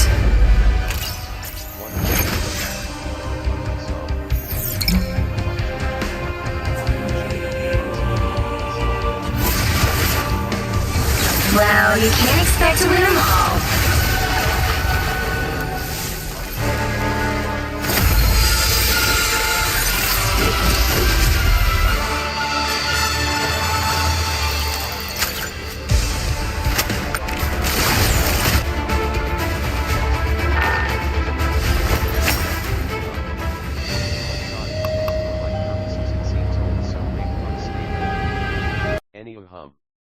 Adam kept making love to cheer his girlfriends up. Other women would join, and he did it to make them happy. They were really pretty and cute and it made them happy. They denounced the culture, they denounced the fake, they denounced any man who wasn't him, and they loved him. Love Lies 67. Adam made love to them for multitudes of years. Eventually the babies they had were in heaven. God moved them there, but the virgins stayed on earth, the ones near Adam, that is, the rest of them went to heaven. This was all just a simulation, a story. The first Golden Hotel was just a simulation, or like a story. All stories were, but we act like they're real to learn empathy and imagination. Adam helped his girlfriends write some stories. Him, Ash, Lace, Soph, and Ren all sat in his room writing stories. They discussed the intricacies of what it was to write a nice, neat, swell, nifty, dandy, polite, mannered, cool, good, and great narrative. They talked for multitudes of hours with multitudes of friends and girlfriends about his current romance book, and he thanks them a lot for having read what he wrote so far. They talked about how if his book was an anime, the beginning of every chapter would play Diva, and how at the end of each chapter Payday by Doja Cat and Young Thug would play. Adam loved his girlfriends a lot, and he intended it like purpose to prove it. They were surely a step above the rest. The friends decided to take a cruise ship to find Australia. They went in an amusement park while in the ship, played shuffleboard, swam in pools and in the ocean, and had a really nice time. Adam made love to his girlfriends on the way, and the friends enjoyed their time sailing the seas until eventually they reached where Australia would have been. At that time Australia rose from the waters, and the friends took a Mercedes Sprinter an hour into the country, while seeing the demons intending to harass the poor spirits, but they were tied down to posts with chains. As they drove by, the kids were set free and sent to heaven. They made it to a facility where they fought some of the demons and gained invulnerability. They beat up all the demons and found a red button that raised the continents of the world up. From this time on, the beings of Echo populated the whole globe. The friends found a teleporter that sent them to Mars, where they found a button to turn the planet into a habitable space for nice beings. They went around forever and did this for all the planets of the universe. They didn't know there were demons and spirits on the other planets, but eventually, because of their prayers and thoughts, all the demons went below and the spirits went above. The friends went to heaven in the end, where they lived happily ever after. The universe they came from was just filled with nice NPCs they could visit whenever they intended or like purposed. And that was the end of the story. Love Lies. Adam was allowed to stay married in heaven, and he and all his friends lived happily ever after. Thanks for reading, and please feel free to reread whenever you want. Bye. The end. Chapter 1, Bizarre Blizzards. One day a young man went into a golden hotel. It was so large and so big. There were waterfalls all over the walls, and the floors were made of ice and diamond. He had been meanly wounded by men in shies ties just outside the hotel. They stole his wallet and all he owned. He went to the nice, neat, and swell hotel looking for salvation, but what he found was even greater than he thought. "Hello," said the receptionist. "Here's a place where all your wildest and nicest dreams come true. You only have to believe, you know, so, looks like those ruffians the Blacktails got you, not to worry." A helix of little light particles began to encircle him like a dragon, or like Twilight Princess, or like floating water droplets rose off the ground and began to twirl around him, but all of a sudden his wound healed. "Thanks, so hey, we just spawned in this world, sorry but, where are we?" Max said. His name was Max, by the by. Smiley face. "Max, you're in the Golden Hotel of Jesus Christ. These hotels were made by Jesus Christ to protect those who wish to do the right thing. You know how hard it is in the dark mirror after all." "The dark mirror, what's that?" "Is that the world we're in?" "Correct, Max. Also we know your name because we know you, Max. We dreamt you'd be here. In our dream we saw you'd make this world of dark a world of light. We'd be impressed, Max. Who you want to see in a Beijing? He can answer more of your questions than we can." "He's at the top floor." The receptionist Alex began to call Abeju, and he answered. "Hello. Hello Abeju, it's Alex. Max is here." "Perfect. Please send our nice friend up to our room right away. Tell him Kamina and Simone are here, but he must hurry, for there's not much time until the black and white siren stops time again." "Very good, sir, consider it already done." "Bye, Alex." "Goodbye, Abeja." "Well, Max," Abeja said, "you can head up to his room. He's in room DS15. He said Kamina and Simone were there. We have no clue who that is, but he said you'd know." "Good luck, little man." "Thanks, Alex." "God bless, man, love you." "Thanks again." "God bless you too, little hero." Alex smiled warmly at Max. He said this with a soft excitement, like he knew this D be hard, like he knew everything. That man surely had the heart of God. The interior of the hotel was utterly golden, like soft and hard at the same time. It reminded Max of Hunter x Hunter, that one scene where Gon and Killua cut the lights off, or maybe like Grand Budapest Hotel. Max was surely and utterly discombobulated. Kamina and Simone. What like? Gurenlagen. There wasn't time, surely we need to hurry, he thought to himself. Max was us by the way, or like, you, or you, or you. Max walked over to the elevator in disbelief, his wounds healed. Memories began to pour into him like an overflowing half-earth.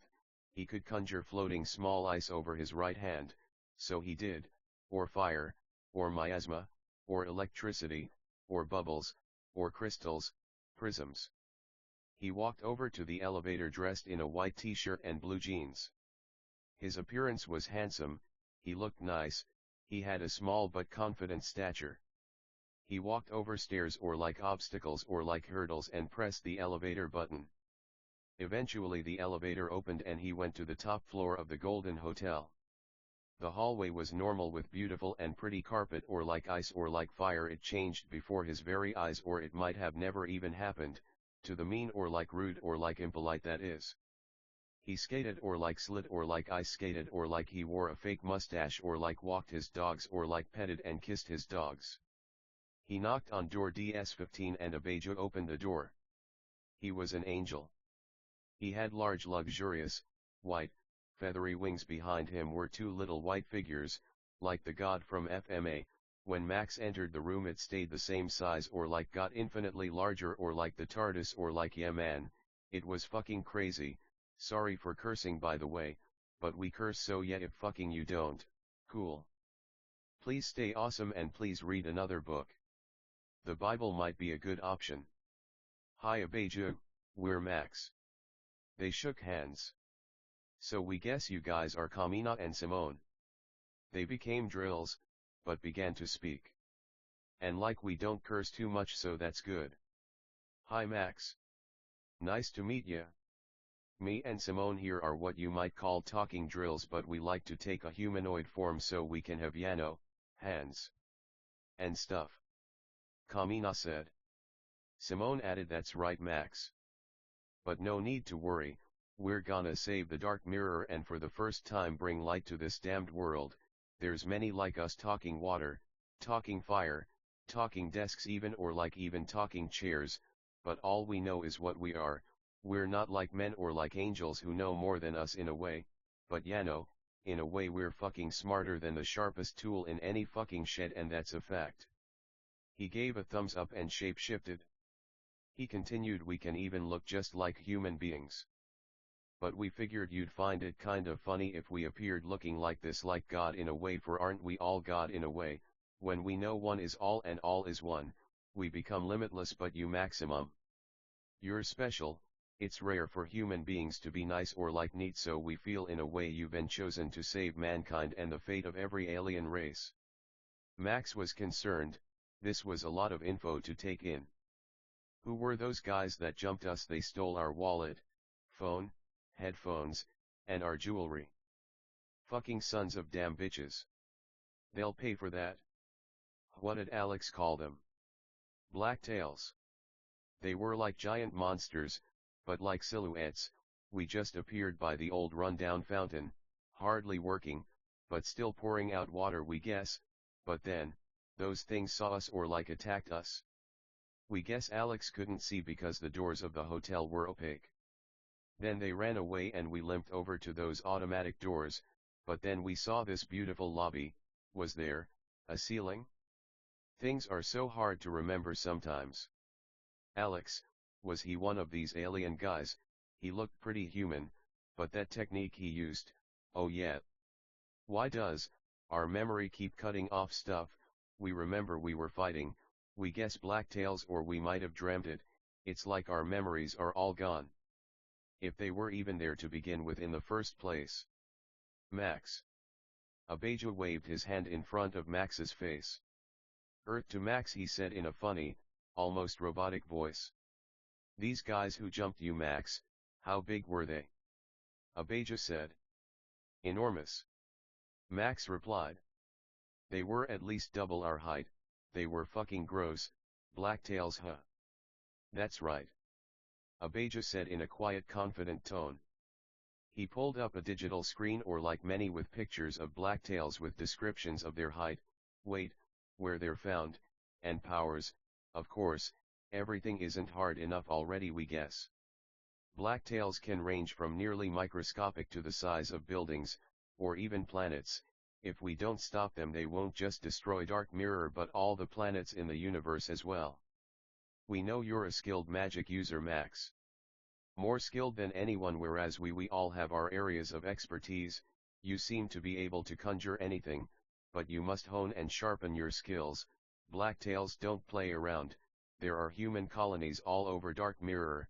It's called Dark Mirror because it's thought there's a second half of Earth just below this, so dark that there's no light there, but hopefully one day we can make the half of Earth light and make it just like this one, huh? So what do you say? Can you help us, Max? Abejo finished. He was a manly man, surely the kind to protect women and children. He spoke like he meant every word, like this wasn't his first rodeo, if you catch our drift. Sure. Why not? We don't really know much about magic or blacktails or anything really, but what we do know is that if someone needs our help, we'll help them if we can. Max said this with quiet confidence, a running theme among our heroes. Quiet confidence is knowing if someone won't listen to us if we're quiet, they surely won't listen if we yell. So listen, Max, we've got a game plan for 15 Maple Avenue. We know a drug deal's going down here between the Darktails. We figured we bust in the warehouse, kick some ass and flush the drugs down the drain. Kamina said. He seemed happy and excited. Max was sure he was a skilled and competent warrior, someone who wouldn't back down from a fight no matter what. So no offense, but like, where are the police? Max said. No police, no one really knows where this planet came from. We were notified of its existence just yesterday, that's when we figure it was made. There are small pockets of humans all over Black Mirror. They reside near golden hotels, but they're so scared of dark tails, or black tails, they won't enter them, or if they do they usually don't stay long. That's what makes you different, Max. You're not afraid of these guys, and it looks like you even got some superpowers there just to show 'em what for. Max laughed. We love to see it, nice people doing the right thing. We gotta admit though, we don't remember much of anything, even we know it's unlikely for everyone to do the right thing in this world. That's so fucking mad to us. You can be happy and safe, but instead you choose to live poor, fucking depressed because a bunch of fucking monsters tell you to. Could never be us. Max said. He seemed kind of angry, tears began to stream down his face. The other men felt for him. It must have been hard. They came from alien races where it seemed everyone was nice, but he was different. Maybe had he been the only man it would have been different, but he wasn't. There were men, and they usually fucking weren't the nicest, but sometimes. But we're sure he pitied the women and children too. So when's this supposed to take place? Max said with quiet confidence. We'll be sure to be there no matter what. He raised his arm in the air and made a triumphant fist with it. Don't oppress the poor because they're poor. This Bible verse flashed into Max's head, but he didn't know what the Bible was or anything, but he knew it was true. Well, Max. It's tomorrow night, take our advice, get some fucking shut-eye. Healing doesn't mean you've forgotten the memory of pain. Take a shower. Eat something. You'll need your energy, kid. God bless you, man. You're a good kid, Max. Abeja said. He was like an older brother to Max, and he was older. Max was 26, Abeja was 30, Kamina was 30, and Simone was 20. Abeja was a good leader. He had the nice, neat, swell charisma of someone who knew how to handle pressure. Poor Max. For now it seemed he was the least of which, but that didn't mean he wasn't going to be the greatest someday. They all hugged and shared partings. Later, buddy. Love you, and don't worry about tomorrow night. We'll have about 15 people there who got you covered. We know you're just getting used to your powers. You might not seem that strong, but your ability to conjure anything is an invaluable asset. Abeja was very bubbly and upbeat when he said this, but then he began to cry, got really quiet and serious, and hugged Max really hard. He said, listen, we love you, you're the greatest, Don't let anyone tell you otherwise. He emphasized the word anyone in a way that's hard to describe on paper, but you'd know it if you heard it. He smiled and wiped his tears. His hands were on Max's shoulders, his arms were fully extended, and he smiled in Max's face. Max was only 5 feet 6 inches, Abeja was 5'10" with a blonde bowl cut.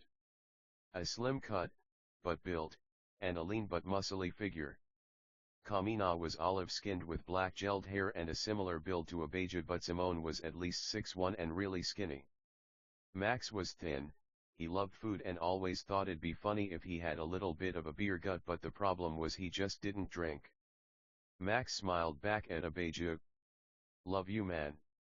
Thanks for those encouraging words. We might not remember who we are, but we know who we're going to be. Someone who loves his friends like you guys.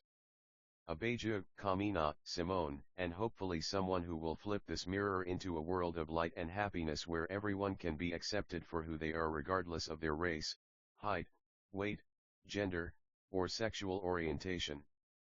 That's what we fucking like to hear. Everyone said in unison. Listen, we know when things get hard in this world you wanna. Kamina made a motion of his thumb going across his neck. Let me tell you, man. Life is about your ass handed to you until you memorize what the fuck it looks like. Then kicking other people's asses until they don't have any damn ass left. Love you and God bless. He had a quiet confidence. Max cried. Right, he said and nodded quickly once. His voice broke. We're all counting on you, Max, so don't let us down. If you need anything, remember we're here, but please don't, 'cause I'm kinda tired. He laughed. He was like a chibi anime with a huge sweat drop. Duh. Well, love you guys, see you later. Max smiled with his tongue out and a peace sign. His eyes were completely closed, then he vanished. Well guys, let's hope for the best, huh? The remaining members of team all said. They were chibi or vanished or slept or played video games or trained outside. Remember, like Ellen White said, guys, it's open-ended for a reason. God made another floor on top of Golden Hotel for Max. There was no elevator to it or no other way to it but just teleporting in or going through a window, but there was a door to the roof. The suite was huge. It had little stairs that boxed the area that lead to a lower floor about a foot down. It had a huge luxurious bed with fine sheets and super soft sheets and blankets with high thread counts. It had a fridge in a wooden wall that blended in seamlessly with lots of food and drinks. It had a personal pool and hot tub with tons of video games and a high-tech desktop with a water-powered build with rainbow lights. There were huge red curtains that elegantly folded into themselves that tied at the middle. The floorboards were polished wood that looked kind of burnt in places. Max was near where a door would be and he walked over to his bed and sat on it. Tomorrow night, huh? We hope we'll be able to help. We can barely produce any puffs of fire or splashes of water. We might just have to watch, or like conjure someone a sandwich or something. Max began to cry. He cried all the time. He turned the TV on and started watching Dragon Ball. He saw how Goku said, "Oh man, it's not like we can fly or anything," he cried. Goku, he thought humorously and a little disheartedly, how far you came, friend. You can do anything if you set your mind to it. You were flying in DBZ, so we just have to be patient and take our time with stuff. We're like you, Goku, we don't feel so strong now, but one day we will. Max chose Dragon Ball because it had the scene in the beginning of the first episode. Contradictions contradict, friends. How does Max know Dragon Ball if he doesn't have any memories? They might flash into his head like lightnings at night's fall, or like tears, or like fucking shooting stars, or like apples off trees. Wind by Naruto is a good song. It teaches us the value of pain, friendship, adventure, and fighting. Listen to it if you get the chance. Max had ice cigarettes. They were literally just sticks of ice, but with magic he could inhale, and ice dust and particles that glowed and glittered would fill his lungs to calm him down. Oh kids, he thought. He loved to smoke, but the cigarettes had fake smoke, but his kids didn't know what he meant, so to break it down or fucking demonstrate or like condescend even, he made these cigarettes. Fire cigarettes were sticks of fire that produced fire sparks and glitter or even threw flames that were huge. Electricity cigarettes tingled his lungs as the electricity would dance, bounce, jump, and drip on the inside of his iron lungs or diamond or ruby or emerald or sapphire. He took a toke of his ice cigarette while lying on his back and blew the ice dust up. "Where are you now, kids?" Max wept. He had memories of raising children. They were a rowdy, rambunctious lot. They were poor orphans he adopted in a place a lot like Dark Mirror, probably more dark than black 'cause that's a really popular show, but Yano, God bless, they squatted in an abandoned factory. He actually found them all in a box. They were dogs at first, but he made them people. They were all girls 7. They were poor but taught them to play music, to street perform for food. When Max got magic powers, he moved them to the Arctic because he wanted to live in an igloo, and that's where they lived. Elizabeth, Ashley, Alexandra, Lindsay, Angel, Diana, and Ellen. Max was an orphan too. He was 10 when he adopted them. Him and God helped raise the kids. The kids fought with God a lot like Job's kids, but they were good kids. He loved them, they just had some chips on their shoulders, that's all. Elizabeth liked dogs a lot. She also loved code geese and exercising. She wasn't afraid of anything and she liked fire the most, so we can also call her Fire. Ashley was tall and loved fashion and modeling. She always had big dreams of being a model and wearing expensive clothes. Nothing wrong with that. She loved water, so we'll call her Water. Alexandra was tall too and blonde. She loved hanging on trees and reading Max's Dark Academy series he'd write on a laptop he got from playing music. She loved fishing and camping too. She liked electricity, so we'll call her Spark. Lindsay was a bookworm. She liked learning about world affairs and was very cautious to avoid doing drugs and alcohol. She never even tasted one of the cigarettes. She liked the forest and fishing and camping too. She loved green light and leaves, so we'll call her Leaves. Angel loved video games. She had a Switch she took with her everywhere she went. They lived near a river, so that's how they bathed. If they were lucky, they could get a fire going to boil some water to get it hotter. She loved camping too, but usually just sat at the camp playing her video games. She liked ice, so we'll also call her Ice. Diana was tall and loved to sing. She loved Britain and fish and chips, Big Ben, the London Eye, and Princess Diana, who is who Max named her after. She loved playing Mario Kart with Angel, and she loved playing as Baby Mario, but Angel usually picked Baby Luigi. Diana loved the idea of royalty and she hoped to go to heaven one day. They did go, but there was an earthquake that knocked Max out of heaven down to the Dark Mirror. Diana loved light, so we'll call her Light. Last but not least was Ellen. She also loved Mario Kart but preferred Smash Brothers. She loved her igloo and had posters of Justin Bieber all over her walls. Everything was made of ice, but it was the only conceivable place Max could think to go without the bad influence of the world. He also didn't like taxes, so that helped. Ellen conjured little icebergs and Mario characters no bigger than a thumb for Max and her sisters. Max kept them in a glass case in his room. Max was single. He felt like he didn't have time to date with all his children. Ellen loved shadows, so we can call her Ultraviolet, Blacklight, Shadow, Moon, or something like that. Max laid on the bed and looked up at the ceiling about 20 feet above him. He had white sock on, blue jeans, a white t-shirt, and as he took another toke of his ice cigarette, he thought about what Kamina said.